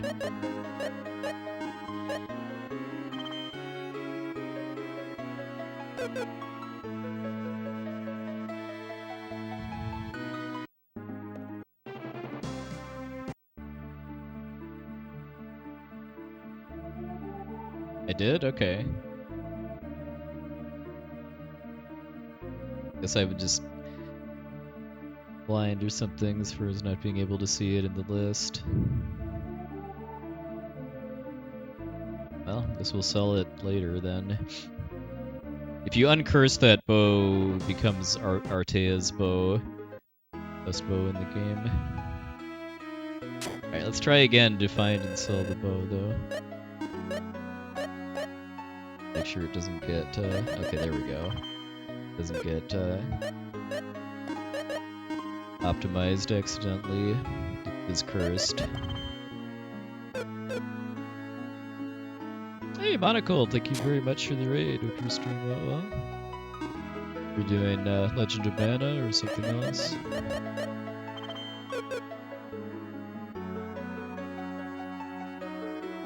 We just want to in the speedrun. We just want to sell it for cash. In a normal playthrough, you want to uncurse that because then it becomes the best bow in the game for RD.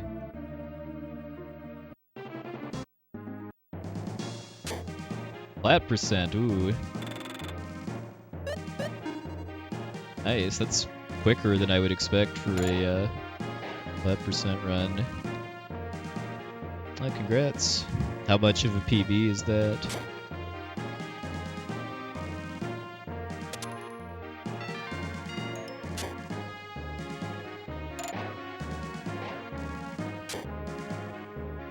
Hey, Phonus, welcome in.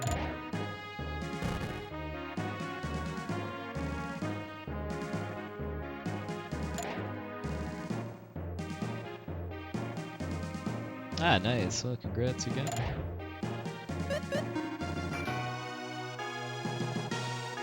I have Platinum in Legend of Mana HD, but I can't imagine doing it in one sitting.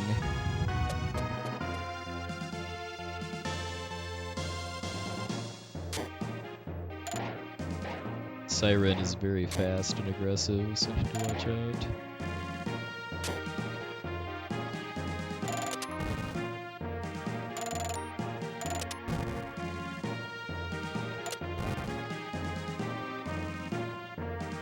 Thanks for luck.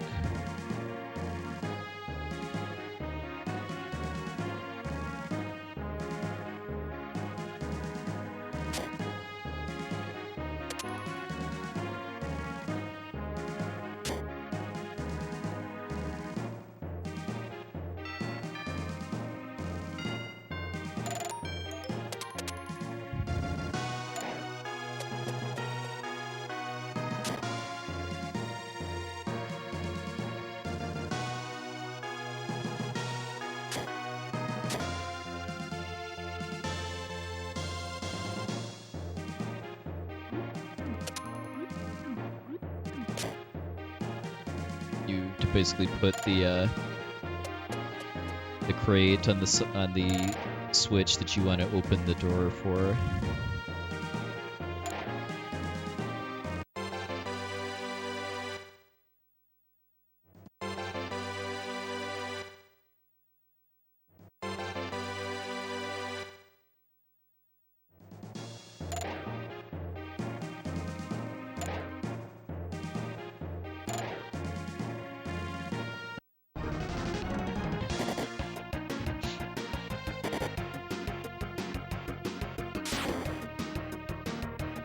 Yeah, expecting you gained a little more on the Divine Shrine because of getting lost less in the big shot puzzle room.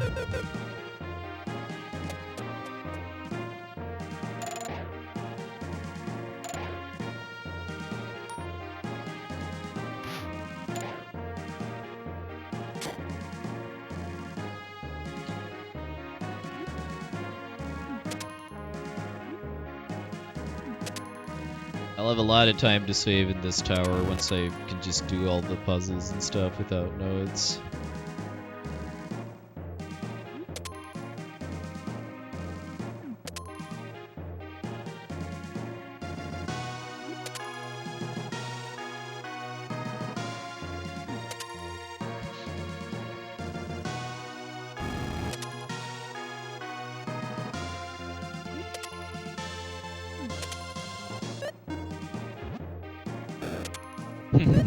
Yeah, it's probably a pretty accurate depiction of what the ghost clothes look like.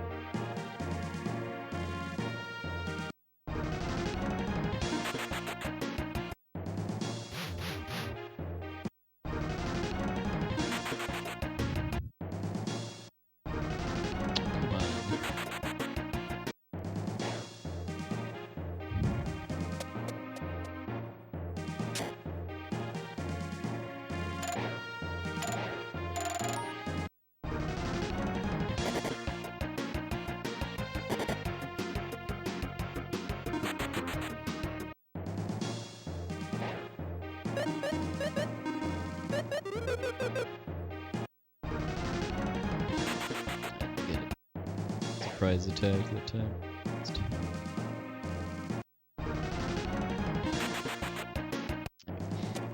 A lot of practice in that room.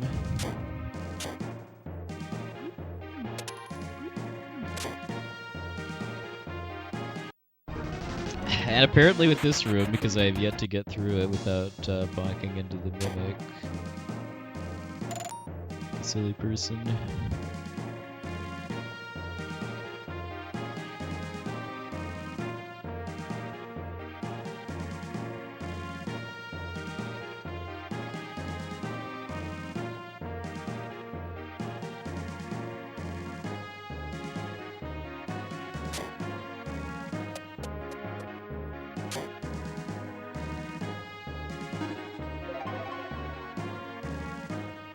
Hey, Morningcraft TV, what's it like?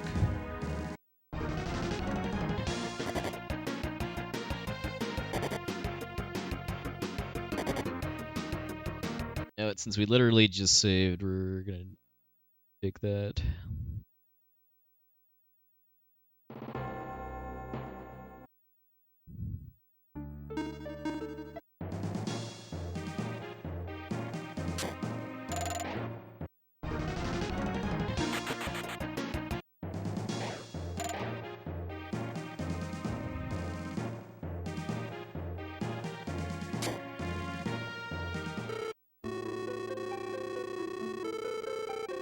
Probably gonna lose a bit of time here, actually, just because of how bad this tower was as far as the number of encounters I got.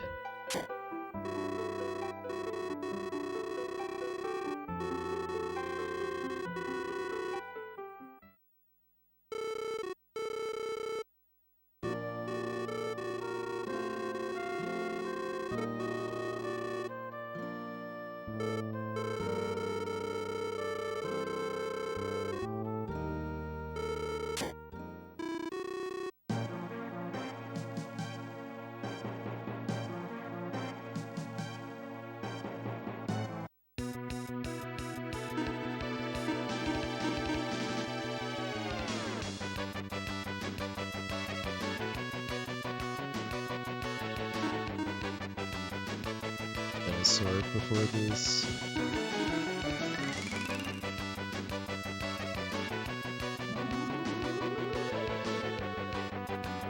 Yeah, same people.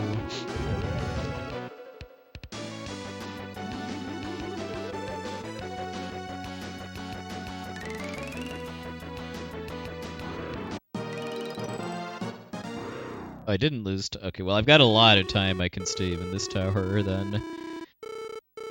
And I feel like I probably lost, like, better part of 2 minutes just from getting into so many fights.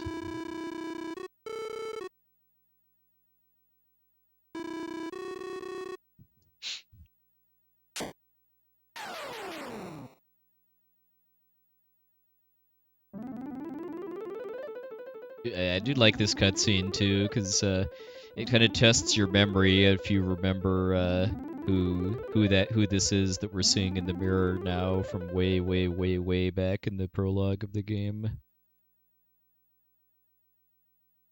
And who Sir Arak is.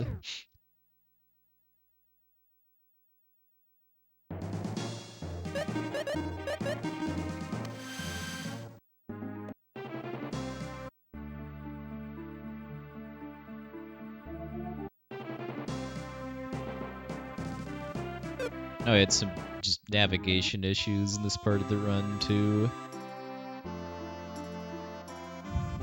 saving a bit of time off that.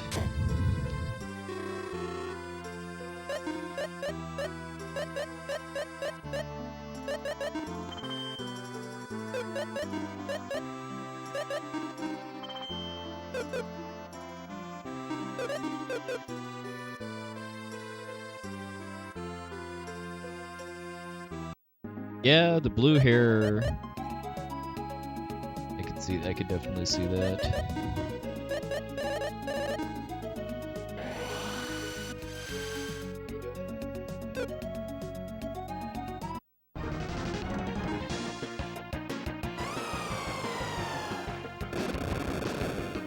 Really don't want to get into encounters in this island. Am I gonna wipe and have to fight the dragons again? Yep.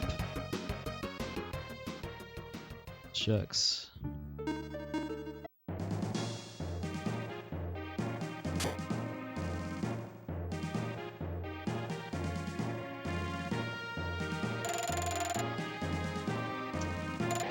Well, that stunk.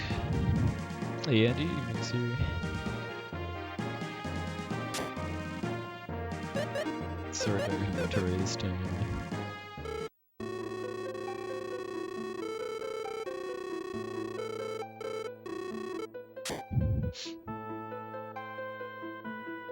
Alright, note to self, be really aggressive with the menu canceling on that island. I know I got owned pretty hard by an encounter there in my PB too, although I didn't wipe to it.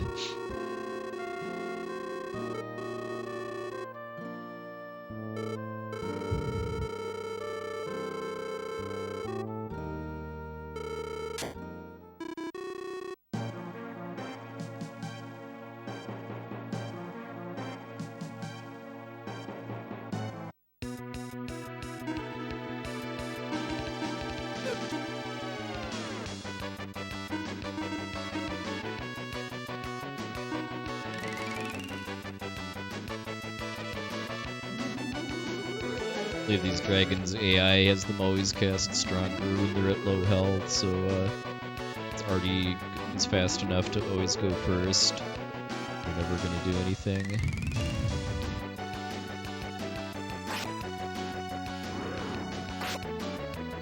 Oh, okay, I need Salon in the front row to actually get full damage.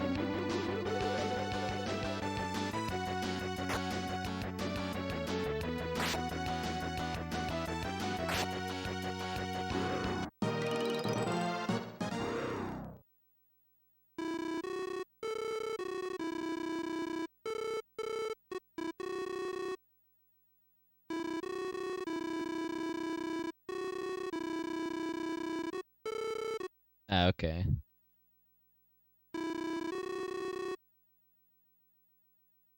Did you find a monster AI script or something, or?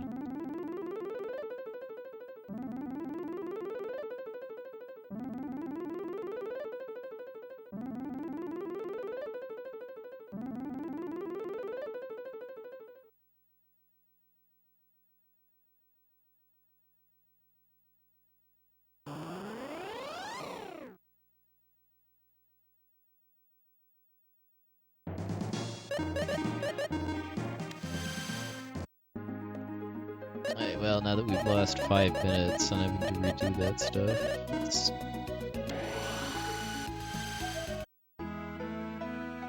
let's save here just in case.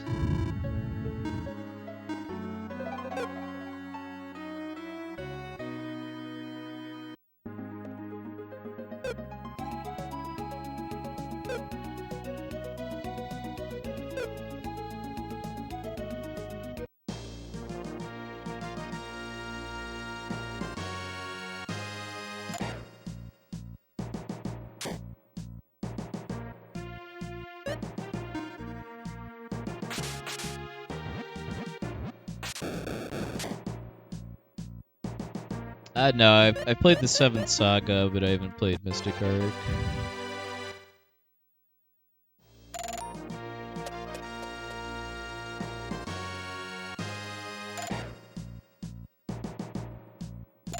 Well, the good news here is that I'm up against an extremely bad fire dragon fight.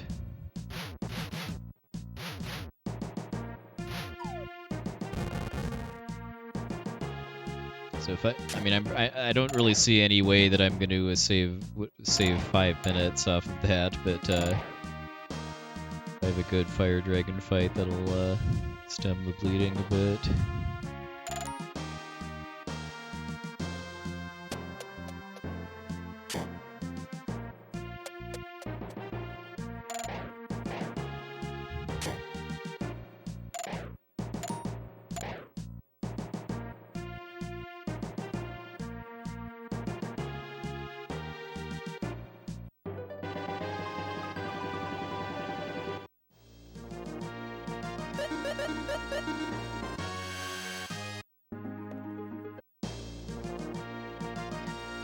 Sadly, we do not get to. We go through the room with the world's most difficult trick because it's the fastest way to get to the boss, but we do not solve the world's most difficult trick.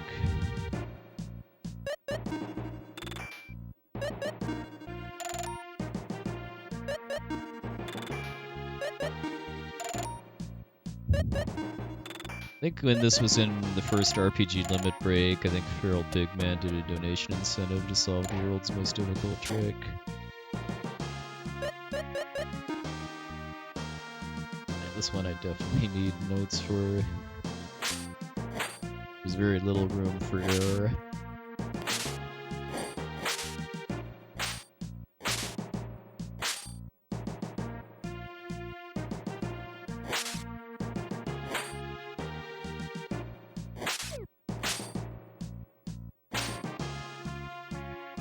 Yeah, I had a rough time with this in my last casual playthrough too, especially because the bug fix / retranslation patch I was using for some inexplicable reason changed the pattern slightly for that.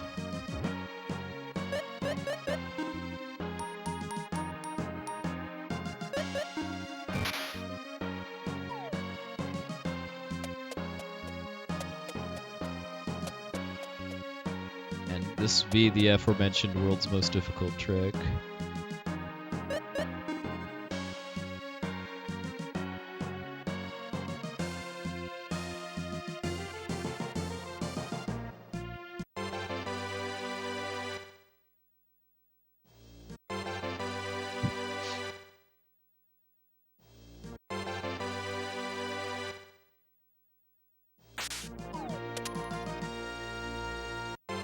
Idura Rock, which is mistranslation for Hydra.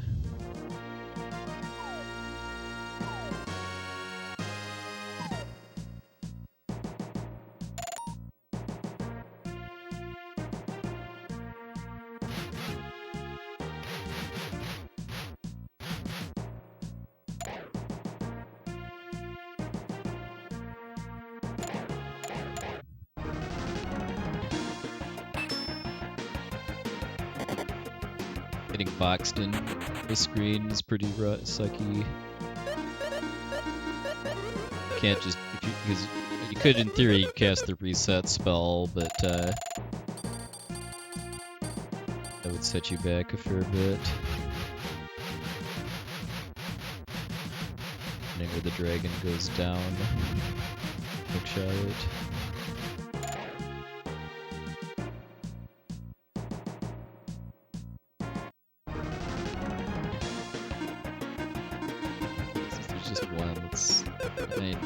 I don't know how to kill this thing. Yeah, go for it, Tipo.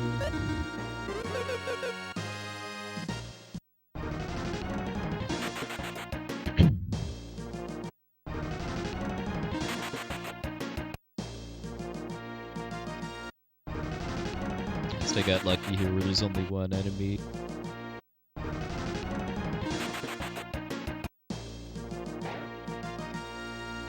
It could be up to 4, I think.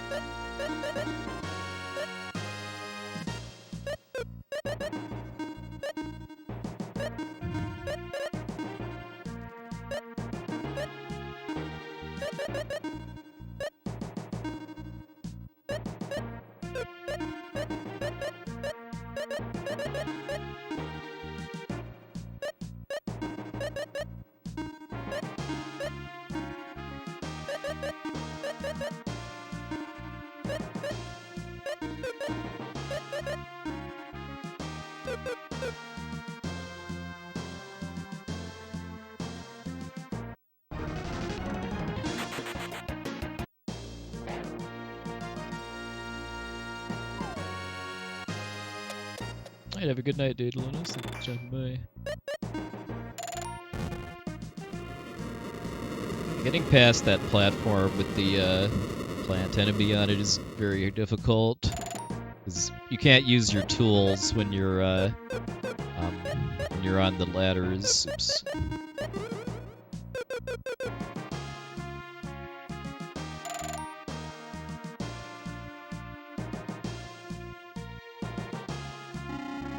You can't just get it out of the way and stun it.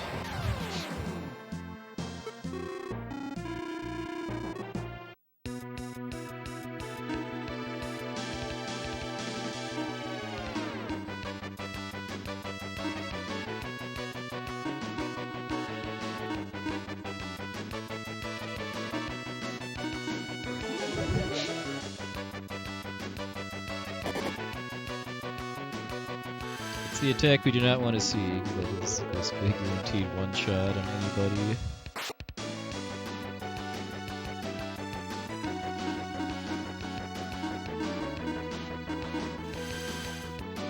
Especially don't want to see it on Artie, because he's the one with the revive spell. I do have regains to use if needed, but I prefer not to.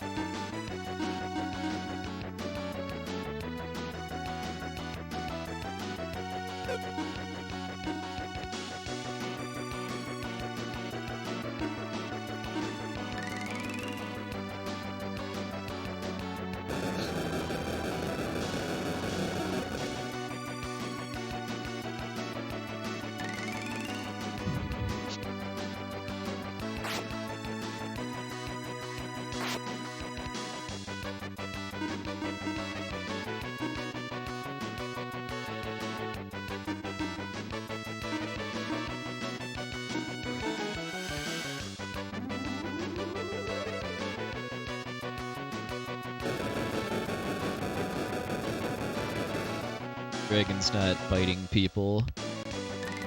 That was why this went so badly in my PB.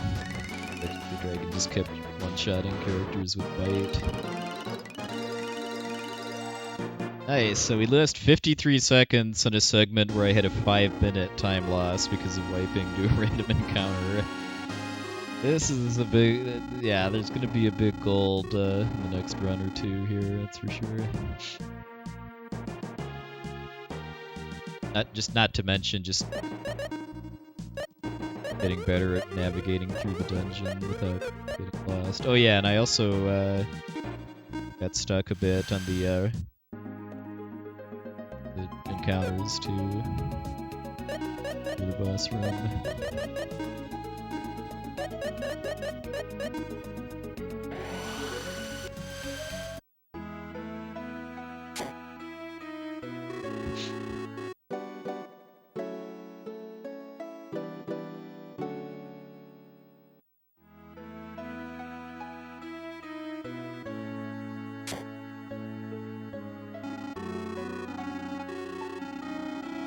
Something I don't know if I ever really picked up on as a kid is that this guy is a former merman.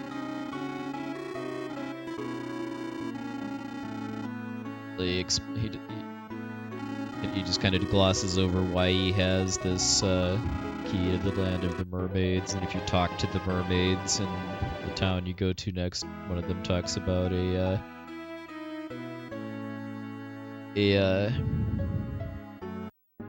remember one of them that left to become a human.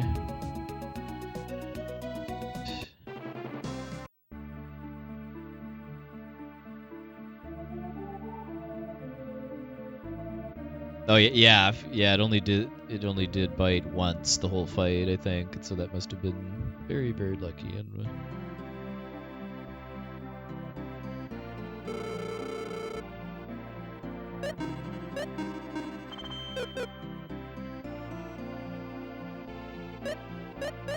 oh yeah, gotta be precise. I'm very, very impressed that the that the AI scripts in this game use numbers that precise, though.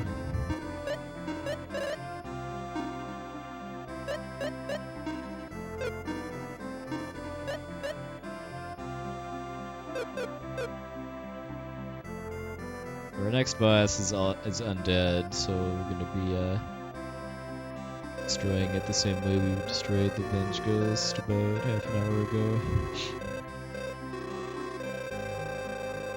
Yeah, Maxim as the evil jewel for the rest of the run.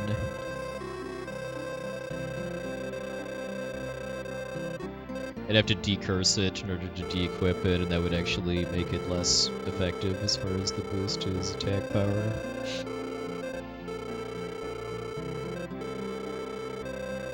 So this should be a pretty nice time save too, just because this fight was very slow in my PB because my characters had very low IP going in because of the dragon killing like all of them pretty much at various points in the fight. And if I've got good IP, I can just totally obliterate this boss with my healing IP skills.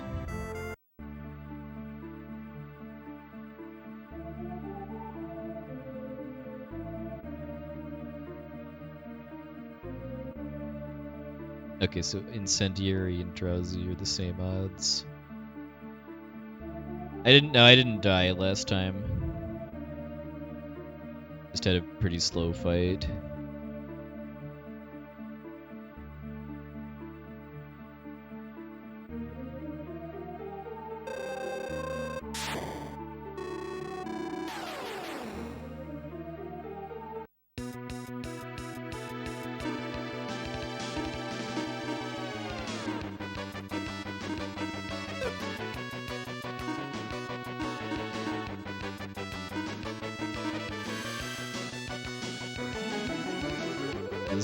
This boss has 10,000 health, and with the exception of Valor, all of the attacks I'm using are percentage based, so this is gonna hurt.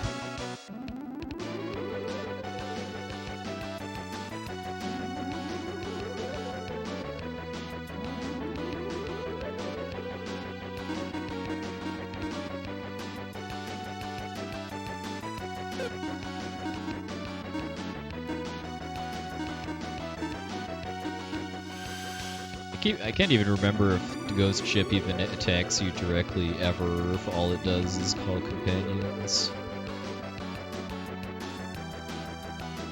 That doesn't count as undead.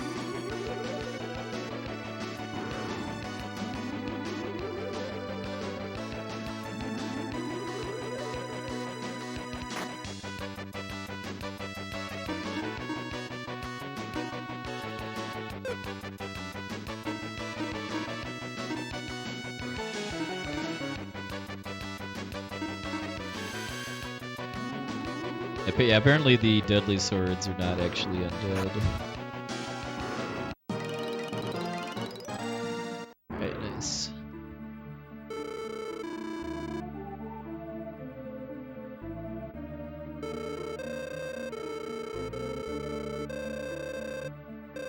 Really sure if this is sub 5 pace, but I do have a lot of time to save on one of the final towers because I forgot to pick up the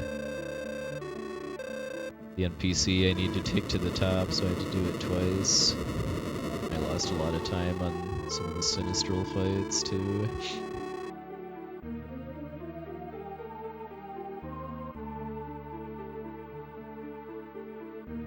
But we'll see how this goes.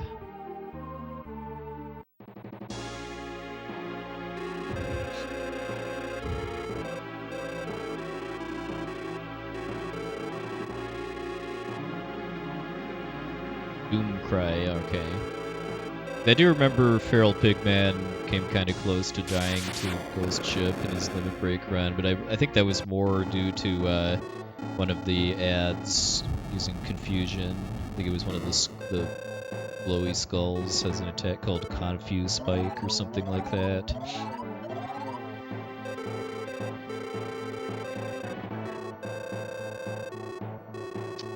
Yeah, High Spirits knows where it's at. Also, evening soon.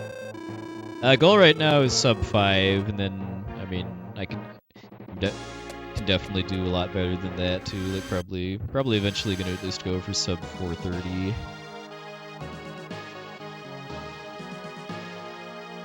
Also, this screen right here is living proof that the U.S. release of this game was never actually QA tested.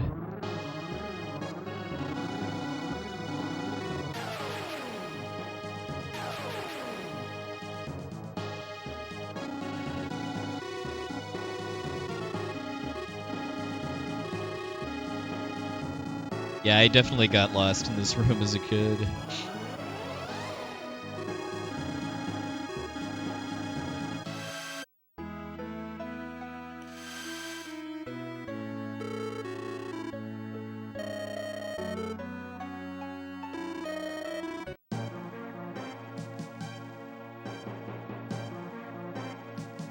We're talking to Deos, who's the leader of the Sinistrals. If you play with a with the bug fix patch or just a different version of the game, specifically the Japanese version or the PAL version, then you do actually see Deos in that cutscene. Like I said, I mean, I don't really see any way that this game could have been actually QA'd and that wouldn't have been caught because that's a story required cutscene. Like I could kind of see how the bottom floor of the ancient cave could have not gotten QA'd, but the dual blade shrine, I mean, yeah, you kind of have to go there in order to finish the game. No, there's no treasures in the dual blade shrine.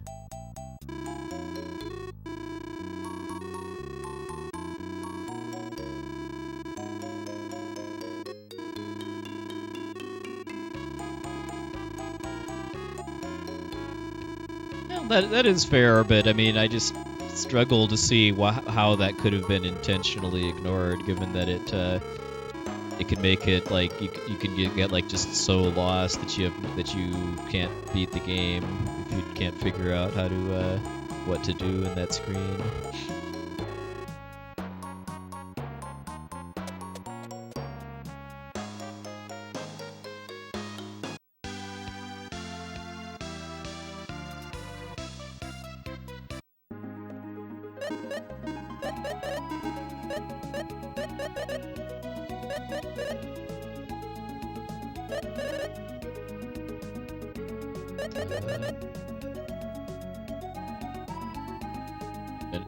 Oh, did I not go to drill?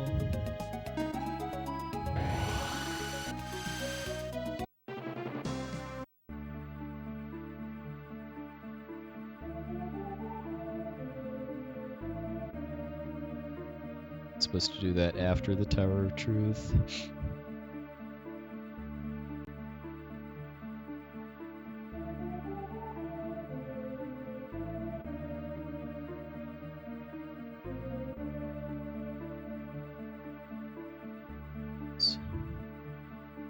Hey, what's this Grazie South? I mean, all I know about is 3Y Kingdom.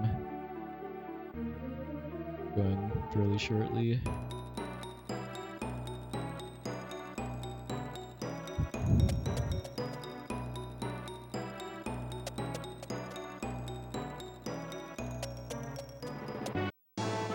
Yeah, that makes a lot of sense, Schleesbag. Oh, that's right, I was supposed to have sleep immunity. Oops.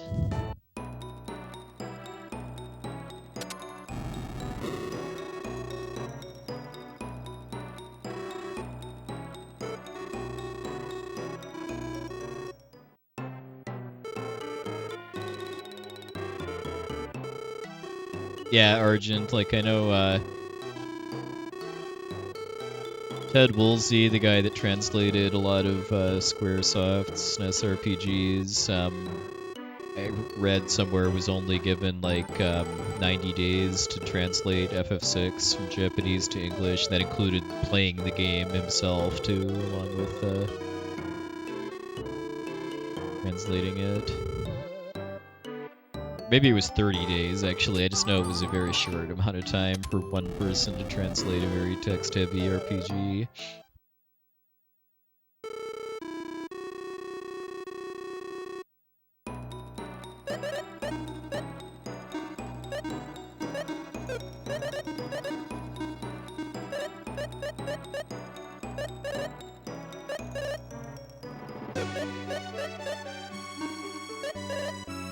Did I like miss a shopping trip or something because of that wipe? I could have for buying the silver sword.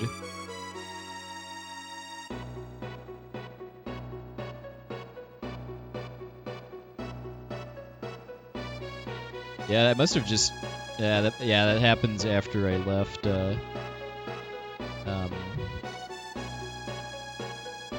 Tower of Truth. Well, I guess I have to go back and buy it after this place. I don't think not having the silver sword is going to be too big of a deal for just Grazie Prison.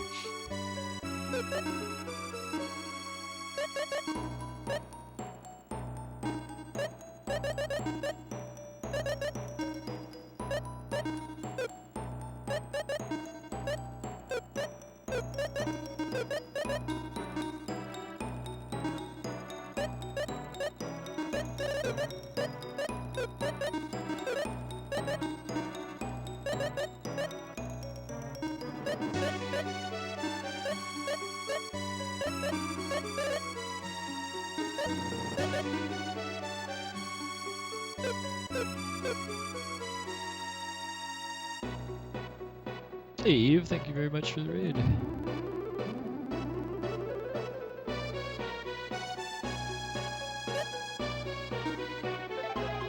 It saves a lot just in case not having the silver sword somehow ends up being a big deal for the tank.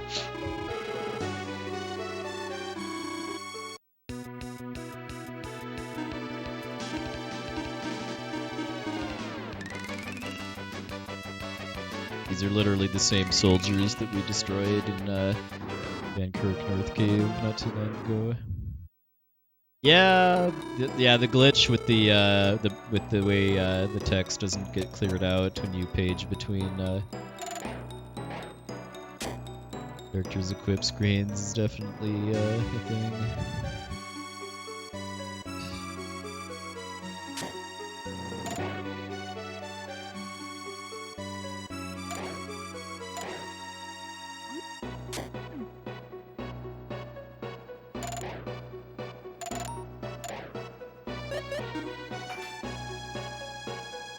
I believe this little minor out-of-bounds adventure I'm going to be taking is the main reason why the community renamed this from glitchless to no major glitches. Hey Eve, thank you very much for the raid. Good luck as well.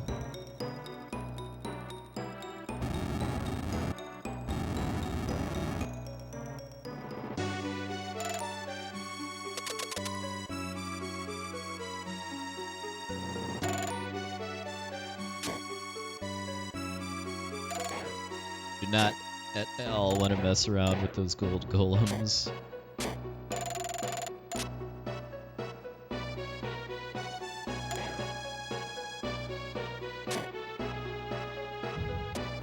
Yeah, I know QA is a much different world now too when you can do patching, because you very much could not patch Super Nintendo games. Like, the only thing they could really do was just change the ROM and make it so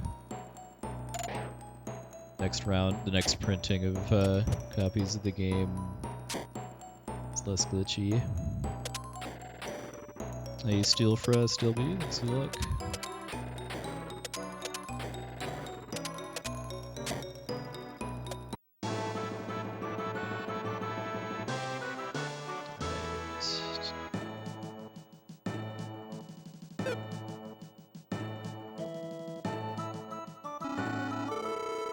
Yeah, you never know when those squids might try to trick you into playing Final Fantasy XIV.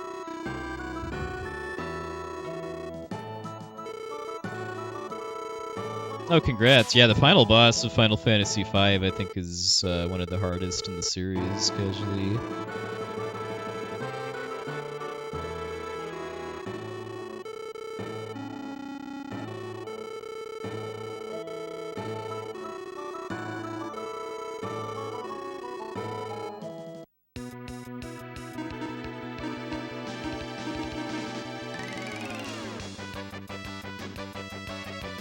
I mean, because yeah, there's just to kind of wrap that up, there's a lot of glitches in old games that I do not fault the game developers or QA testers for not catching. Like, just like a lot of the major broken stuff in like old Zelda games and stuff, where you just have to do like just a ton of very specific frame perfect stuff to blow up the game in certain ways. But just when you have menu UIs that don't work properly or other just stuff that's pretty significant playing the game casually, that's where I do kind of fault the developers a bit.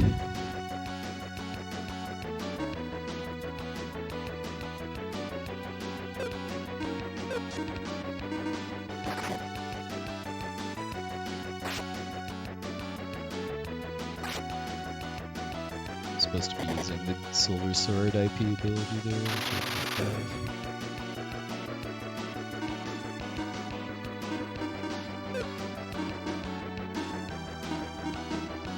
This Maxim can be my heal bot.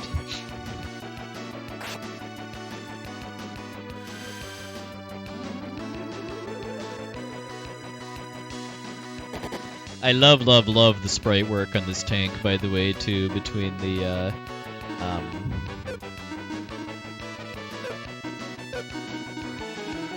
eyes on the front and then the Burger King on the back.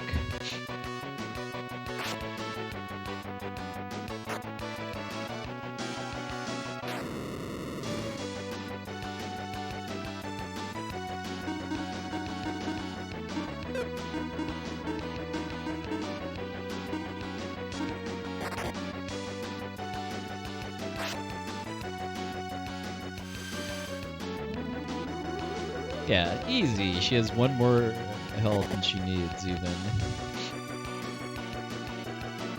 This, I think, is where I want to actually defend, because I think it's going to use a attack that'll one-shot somebody.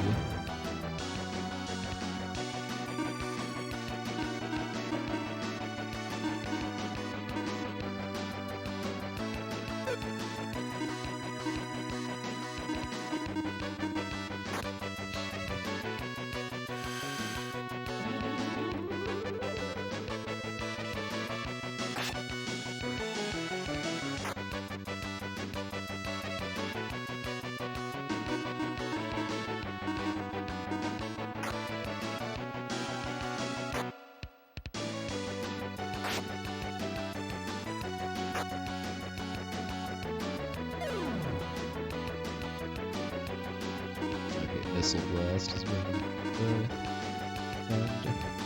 then when it does those empty turns, that's where it's choreographing its next attack.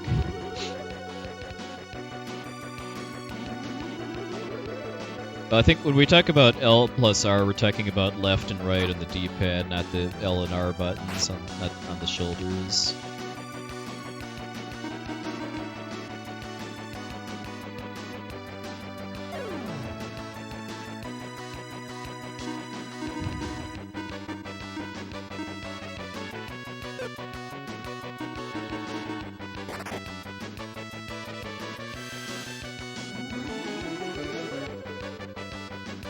Axe attack must be percentage based, which is why it did so little there.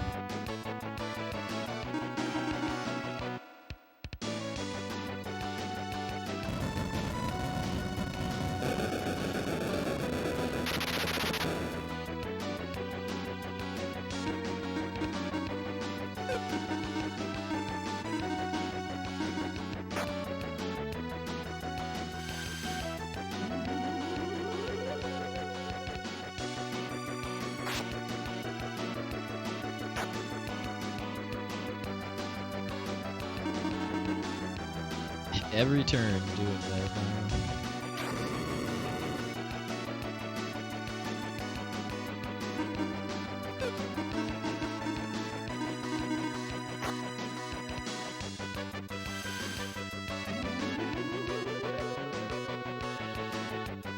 Well, you can't normally unless you've modified the controller in some way.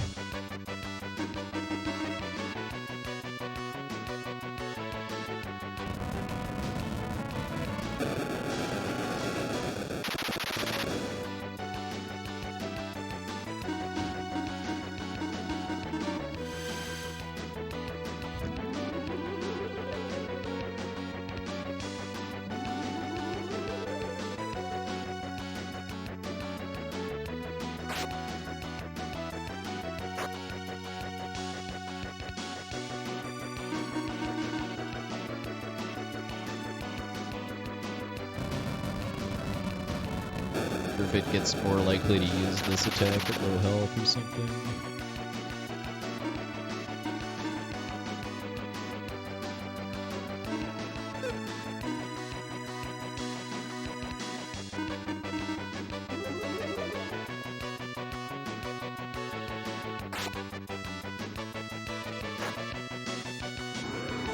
Alright, well that was not good at all. Really understand why he was doing so, just couldn't do damage at the end too. Just not really, just because defending is slower than attacking because of the text box. If I don't have anything better to do, I just do an attack. Also because I can queue it faster with the L button if I'm playing optimally. Now I need to go back and get that silver sword because I absolutely need that for the Sinistrals. It's wholly elemental, and the Sinistrals are all weak to that.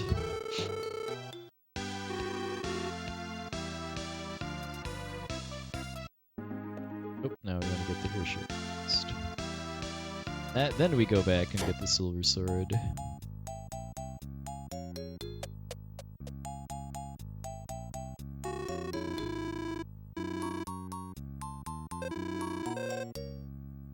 Yeah, it's also the last time we hear the normal boss music, too, because all of the remaining bosses in the game are Sinistrals.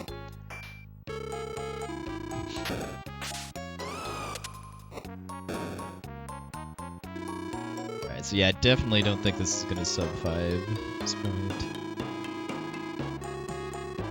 Sub 5:15, I think, is still possible.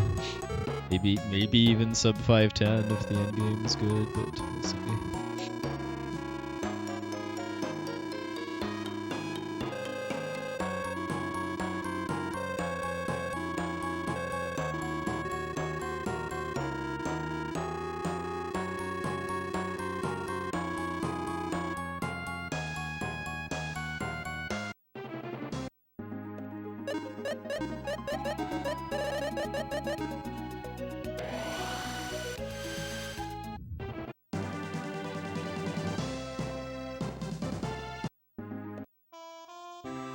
Sell the song rock and get the silver sword.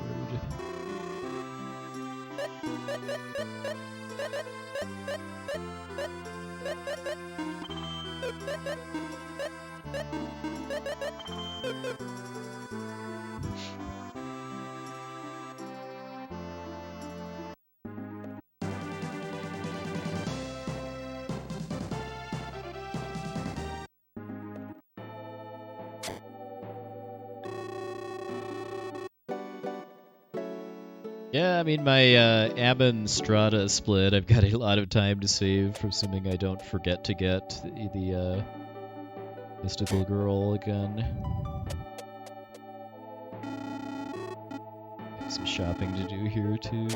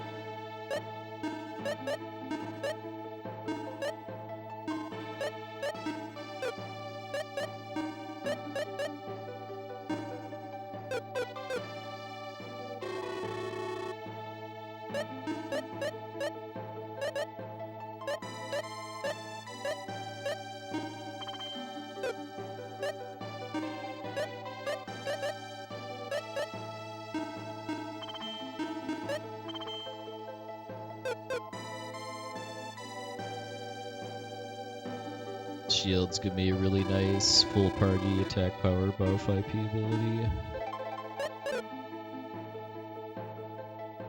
Say goodbye to our save at apostrophe 3 Kingdom.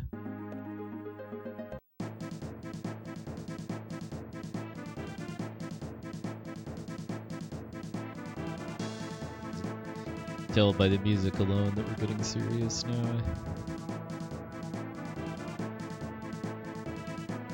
Yeah, and also the music for the last town, too.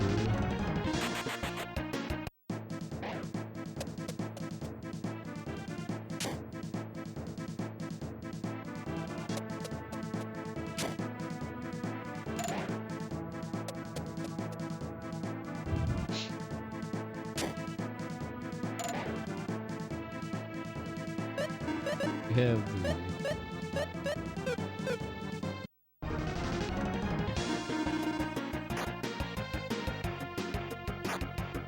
all of the fights here are extremely dangerous, and there's 2 required mob fights in each one of these towers. But we can force a preemptive on all of them. That helps a lot, especially against the liches, which have death spells, I believe.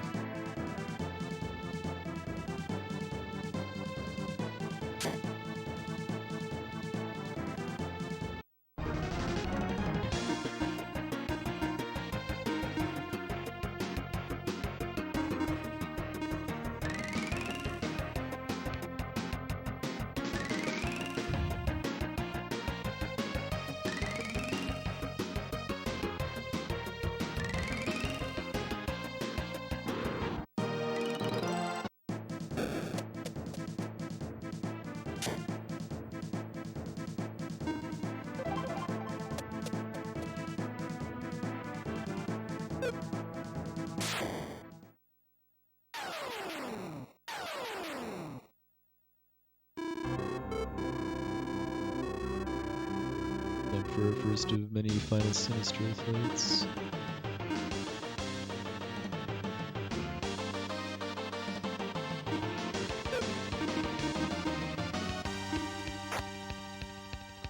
This one's mostly just about trying to build IP for the next one, though.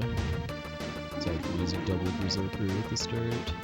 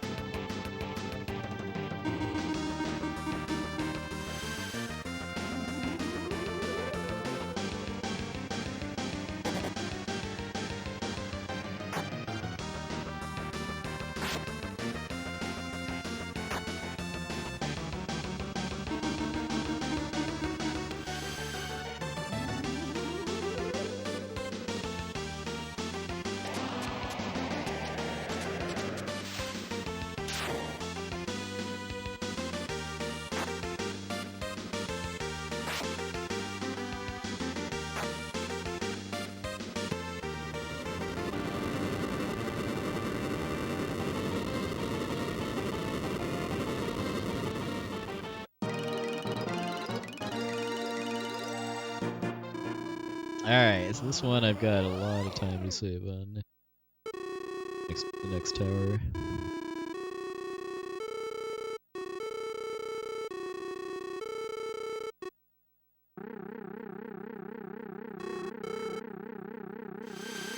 I believe so. I believe the animation isn't any different depending on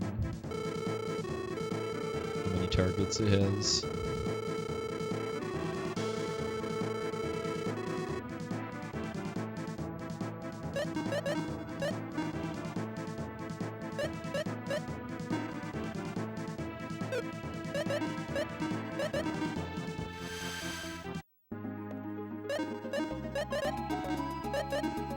We're going to get some nice armor for Salon. So you have the first casino.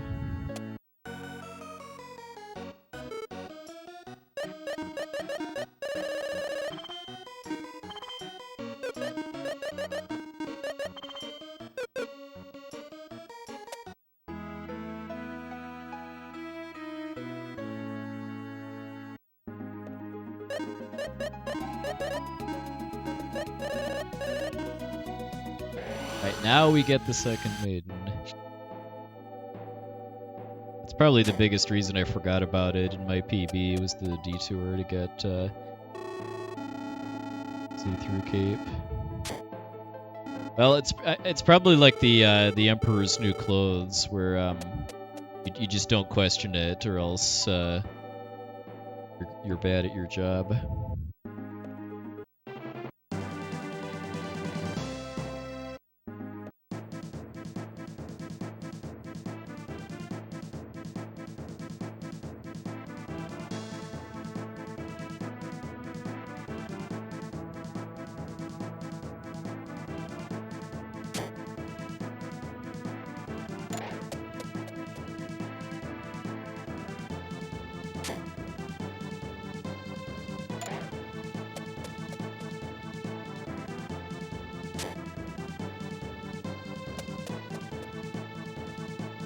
I believe it's for giving Salon better magic defense.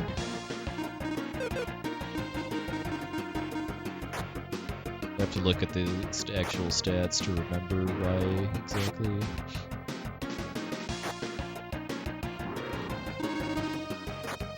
I'm sorry, Zujan. Try to pick worse games next time.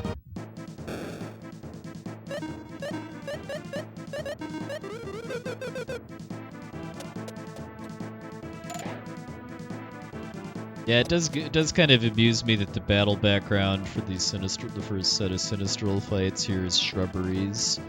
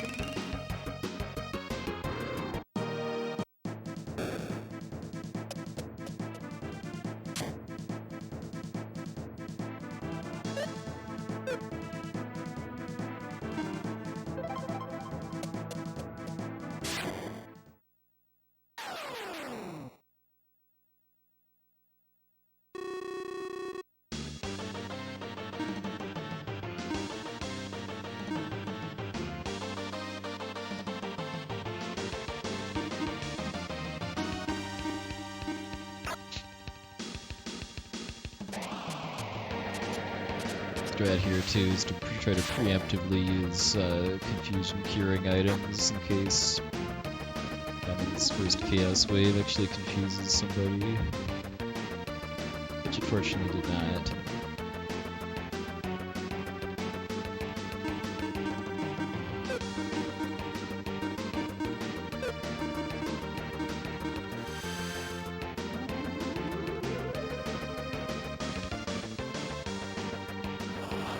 Pretty sure Ammon is always scripted to do Chaos Wave on the first turn. In fact, maybe that's true for all Sinistrals, that they do their wave attack at the start.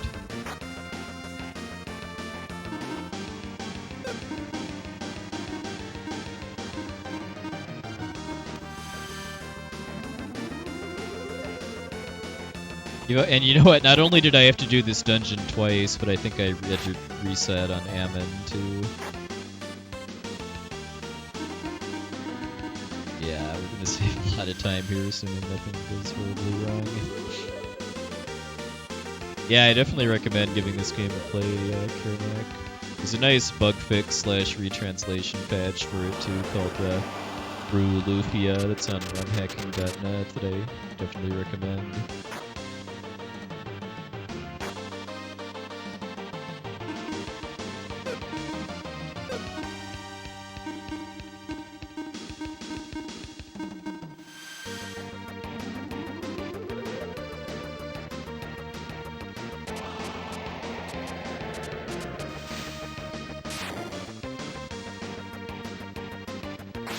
Kind of lucky with Chaos Wave, not confusing anybody. Alright, who's up for saving almost 5 minutes here?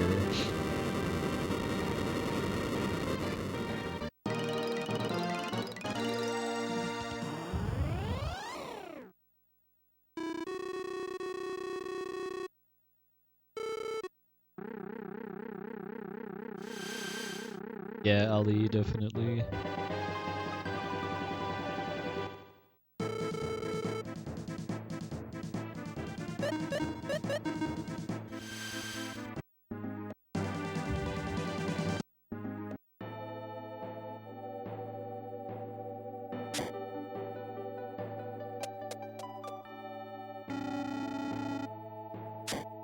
$4.44, yes.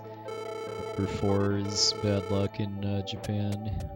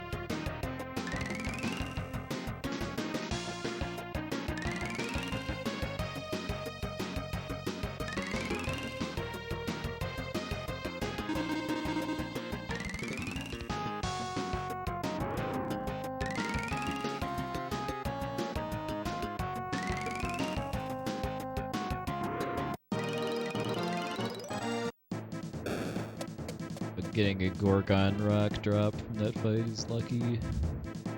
Know what to do with it if I get it though, or if I get an old sword drop.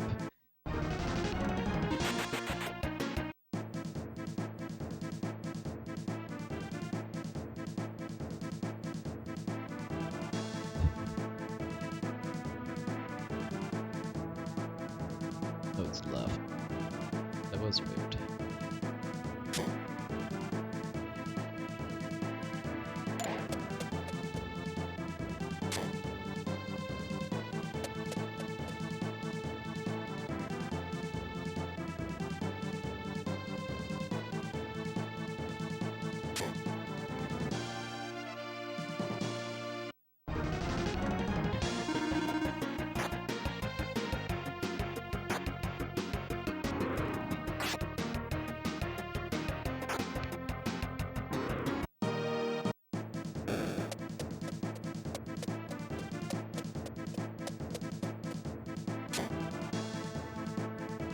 Final save point in the game.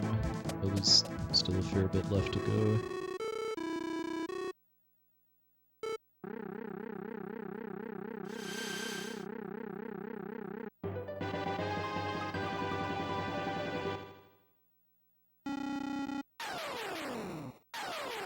Now we actually get to see Deus, now that he's not on a glitched background anymore.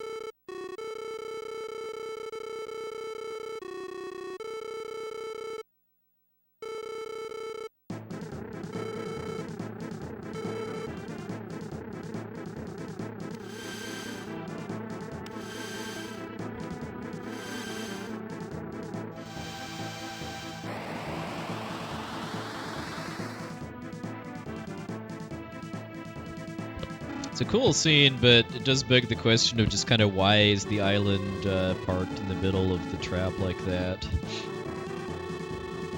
Given that it can clearly go wherever it wants to, as it demonstrated when you first see it.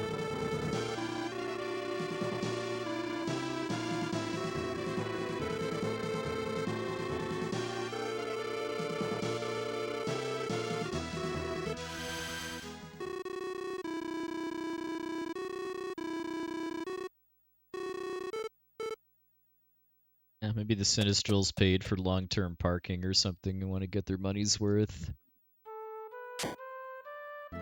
Correct, Tipo. Speedrun timing ends when you break the final stone. It's kind of an interesting endpoint because it's not like the it's not the last input because there's still some text to mesh afterwards, and it's not when you lose control either, just because that's technically when you hit the trigger for breaking the stone, but it's kind of the final climax of the story, so I can definitely respect that.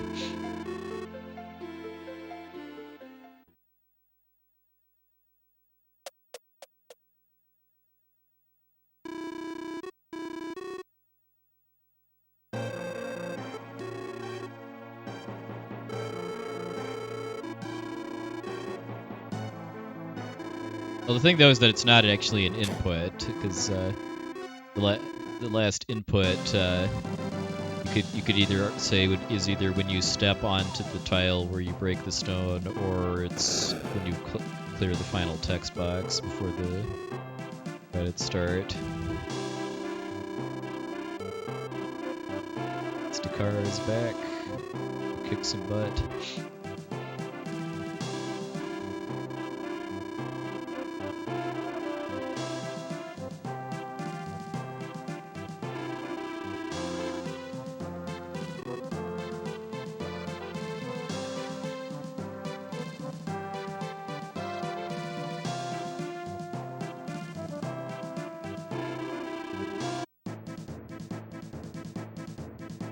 Yeah, that'd be pretty sweet, actually.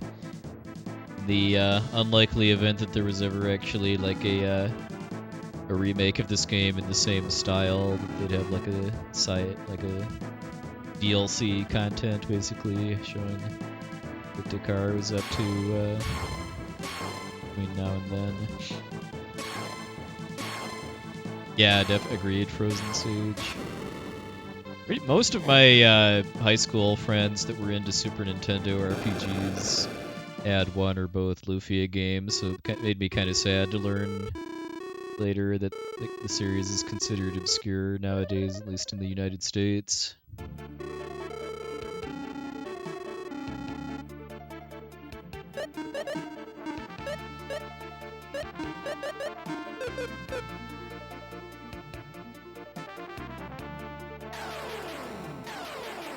Hey Sin, welcome in.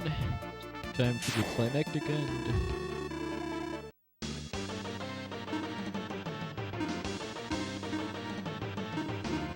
So we don't want a holy attack or something.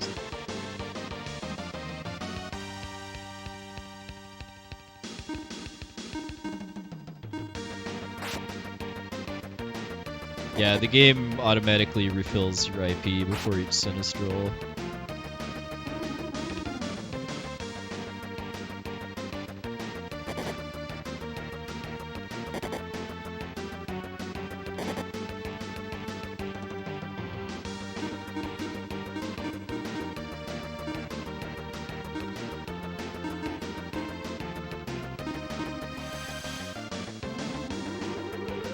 I know this game, at least, was kind of a limited run because of how late in the Super Nintendo lifespan this was. This came out in '96, and I think the Nintendo 64 was already out by this point. Which is totally a console you think of for RPGs.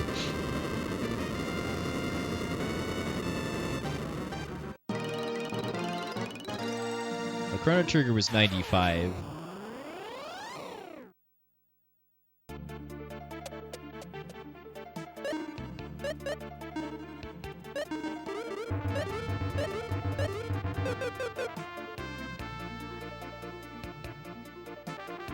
Yeah, agreed. I hadn't noticed.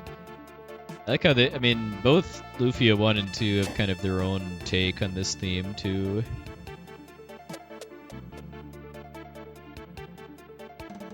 Some miracles.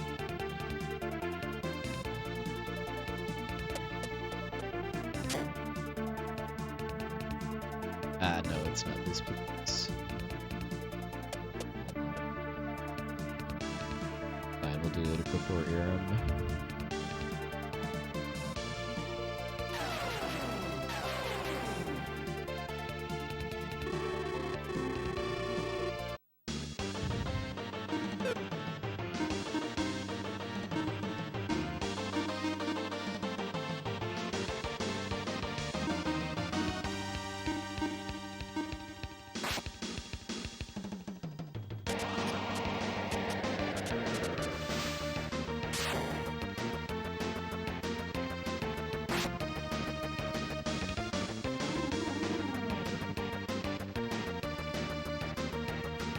Well, some of the latter Wild Arms games, at least, gave you options for avoiding encounters.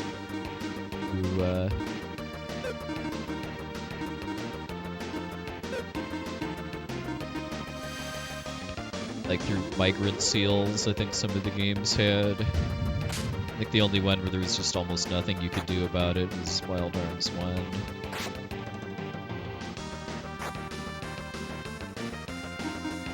Yeah, I do very much want to like it when games that have random encounters give you tools to avoid them if you don't want to fight.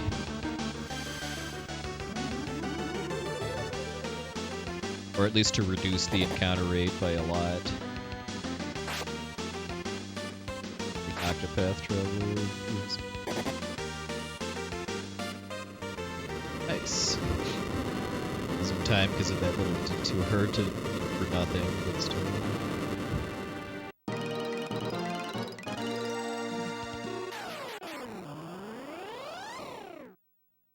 Oh, you mean the Abyss? Yeah, that's a very long dungeon. I've only done it in Wild Arms Alter Code F.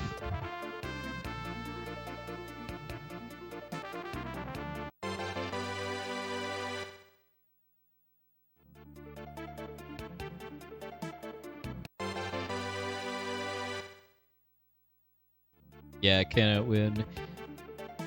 The encounter rate in that game when you have the evasive maneuvers ability on is perfect, I think, for a game like that. The default encounter rate is way too high.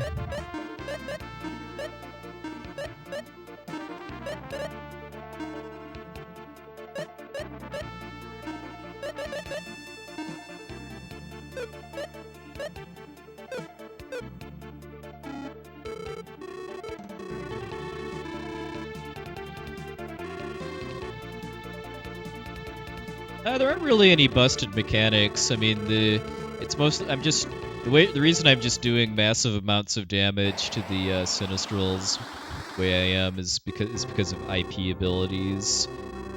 Because I'm using one IP ability to buff my attack power, and then others that just are strong attacks that have the holy element, which is exploiting their weakness.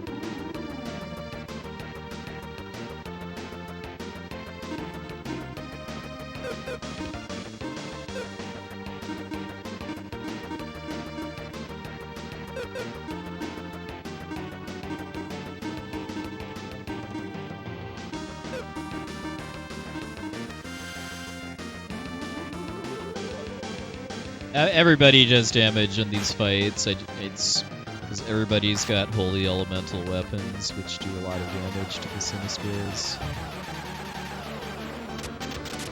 Just putting characters that are going to do IP attacks into the front row.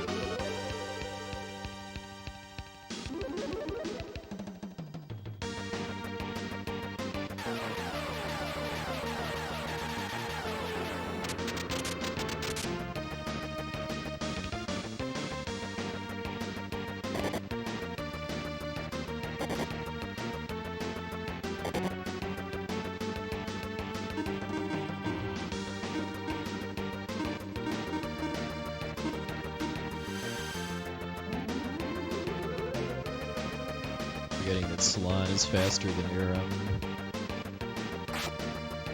Always have Argy heal. Okay, that was alright. Other than one death to a Dark Cry. Hey Kirby, you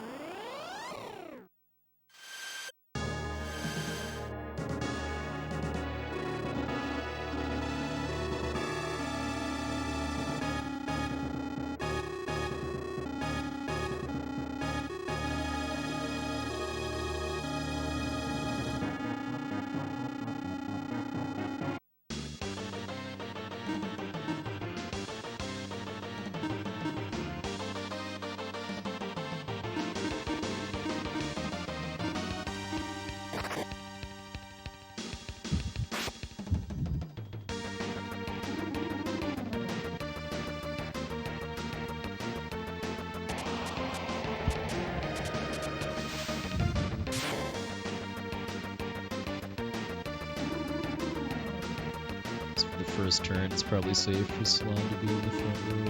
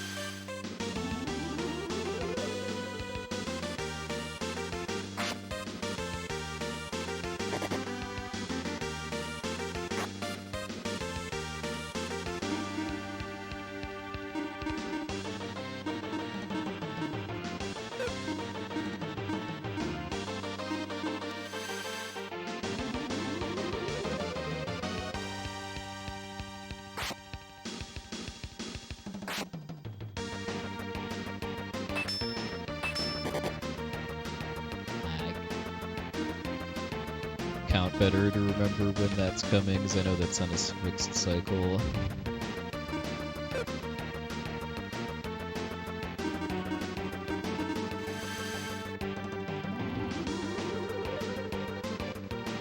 Have a guy be in the back row and do a weak attack. Kill himself.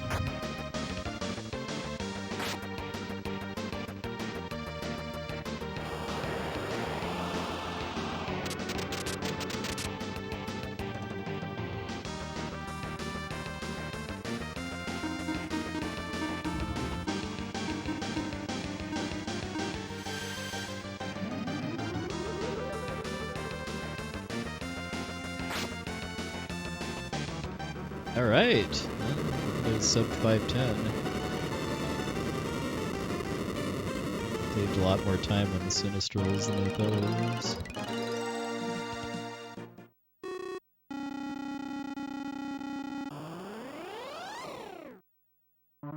was. So Deus is the final boss, but still a little bit more before its time,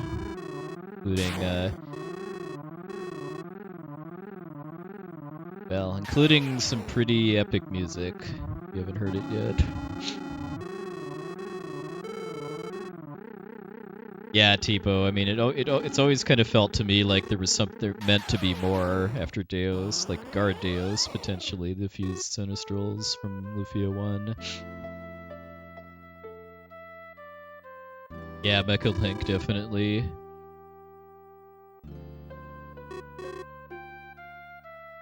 I like to call the savior of those on Earth. The music we're about to hear is kind of the most emotional crisis-type themes in any video game ever made.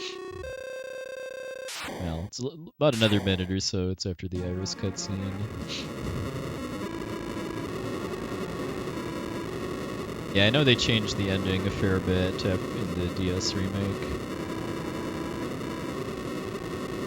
Lufia 1 is 100 years after this game.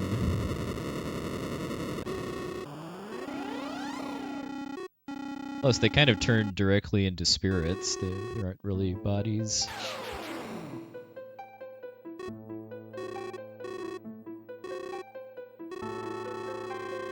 This was certainly the first game I ever played that had a very bittersweet ending like this, too.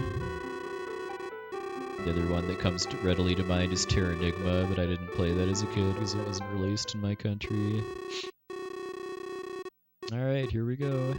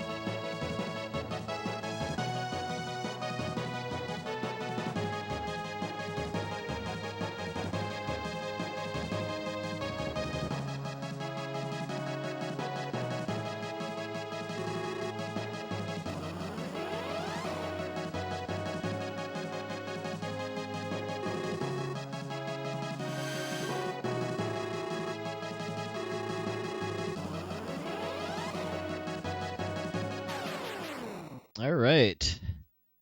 508. That's a pretty nice improvement. Yeah, I 100% agree with Mecha Link. I mean, this is about finishing up the story, having random encounters and stuff would really hurt it. Thanks for the GGs, everybody.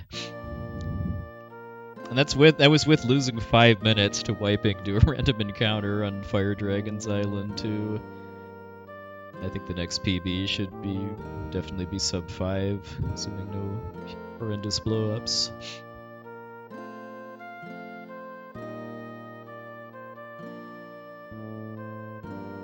Yeah, you're running past this fast-scrolling cloud background too, is what gives it a lot of urgency too, because the game developers are really driving home that you're racing against the clock to stop this island from crashing on your loved ones.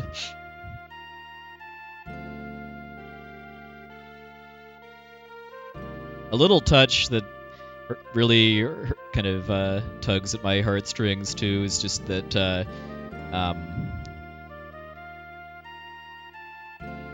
when you break the first 2 Mystic Stones, there's the door. That's what causes the door to the next section to appear. And then when you're approaching the 3rd stone, there's a closed door that's kind of hard to spot unless you know it's what you're looking at, basically, and that kind of gives you brief hope that maybe you might be able to escape, but you don't.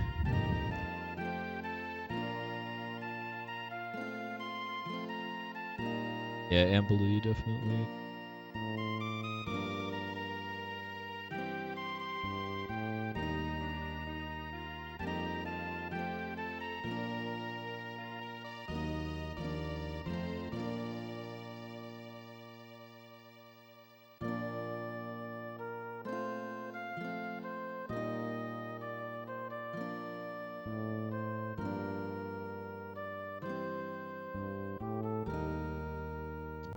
Yeah, I feel like probably the biggest reason I saved a lot of time on the Sinistrals was just knowing that, one, on Aram and Deus, Salon is fast enough to get heals off before they attack if needed, so that if I need to free up Artie to do something else. And also, always keep Salon in the back row on Sinistrals that can use Dark Fry. I guess that's affected by row enough that the back row it's unlikely to one-shot her.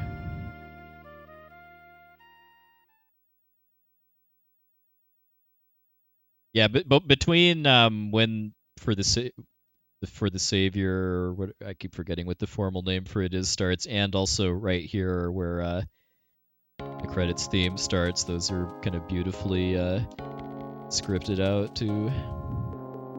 As far as Tia finally reappearing after being out of the story for about half of the game. Well, it's probably just because PAL is a 50 hertz instead of 60 hertz. It's not, so it's going to make music play slightly slower as a result, if it's assuming it's not changed to account for that, which I don't think very many games were at this time.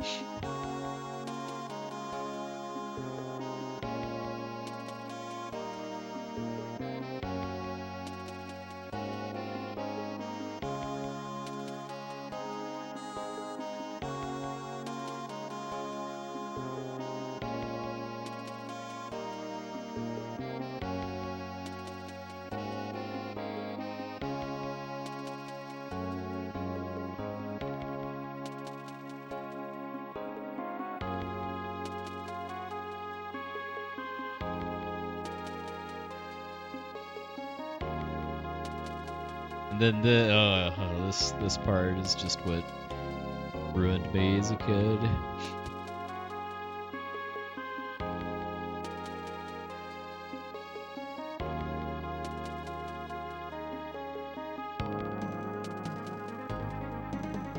Don't worry, she'll be back soon.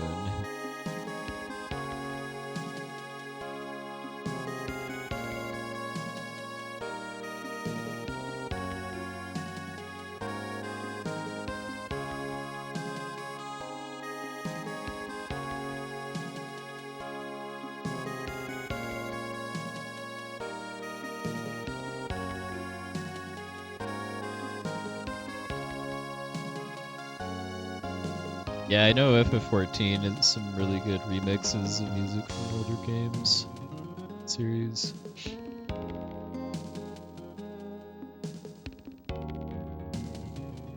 Yeah, Mecha. I mean, just the only thing that I really feel could have improved on the finale to this game was just having just a little bit more after Deus before it wraps up.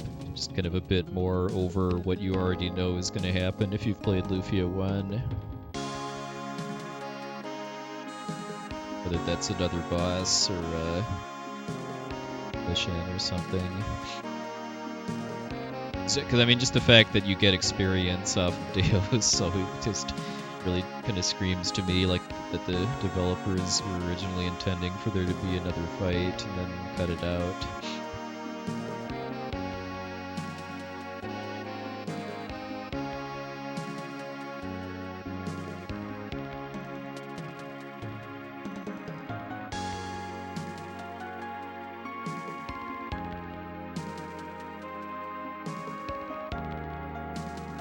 Trick constructor, yeah, because they're called tricks instead of puzzles.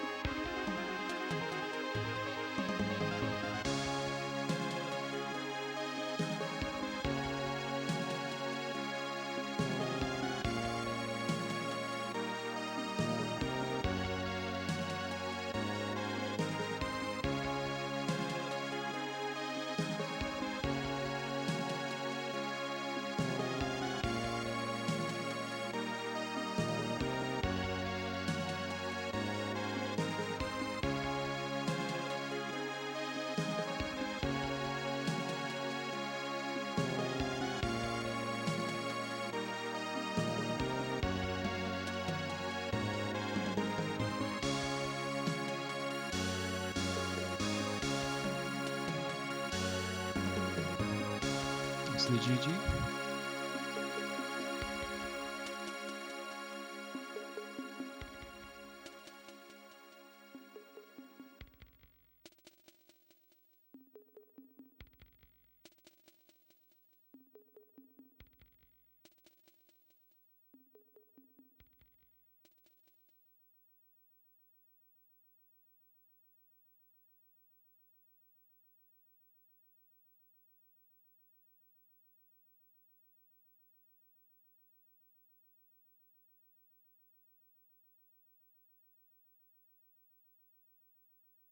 Yeah. And this game has a good soundtrack, and but just the end game sequence is just banger after banger between the Doom Island theme, the Sinistral boss fights, and then the Mystic Stones theme, and then the ending. All right, so we hang out a few minutes and then get the secret ending, and then our final stats.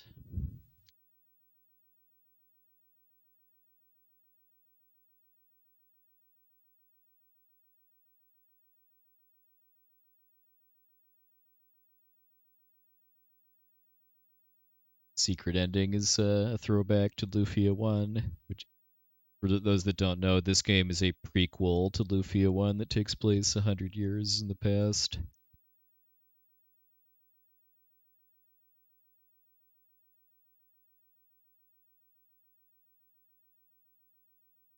We're not gonna go again. Like how they remixed Lufia's theme to put into this game too for the secret ending.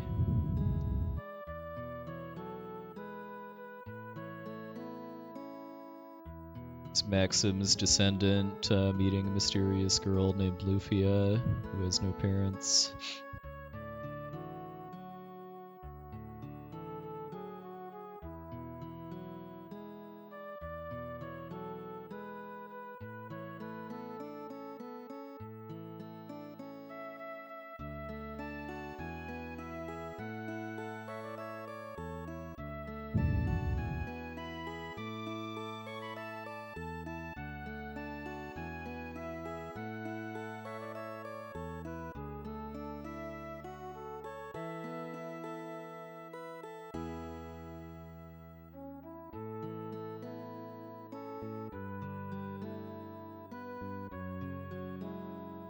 Yeah, Lord Azul. I mean, it's such kind of a weird situation because Lufia 1 was never released in PAL regions. When this game got released in PAL regions, they had to invent a reason for the game to be called Lufia because Lufia is the name of a character from Lufia 1, who's not in Lufia 2 at all, because again, Lufia 2 is a prequel.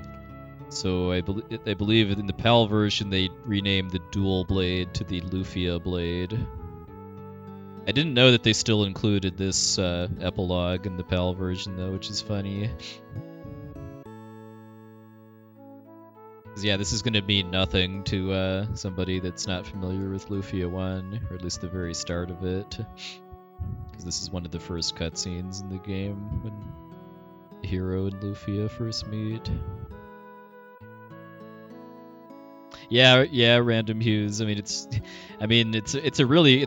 a weird box that they painted themselves into when they were localizing the Lufia games. Because again, Lufia is a character from the first game, and she's not in any other game besides that one, at least by the name of Lufia. She's sort of in this game, but under a different name, and I'll leave it at that for people that care about spoilers. Yeah, S-Polis Denki is the name of the series in Japan, which I think is S-Polis, I think is just the name of the world that the games are in. Alright, so we get our final stats. This is the number of times each character died in battle. Of course, Dakar has a 0 there. Salon is almost always going to have the highest number because of being squishy. Alright, so yeah, it's a 20-minute in-game time improvement too. I think I had 5:01 game time. In-game time isn't used for timing speedruns because it pauses when you're in battles. But it's kind of a neat statistic to see how fast your menus were as far as how close your RTA and in-game times are.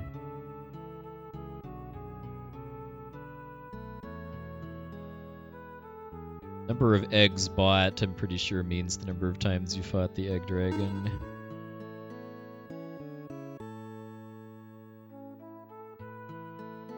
And we didn't actually go to the ancient cave, so rip that.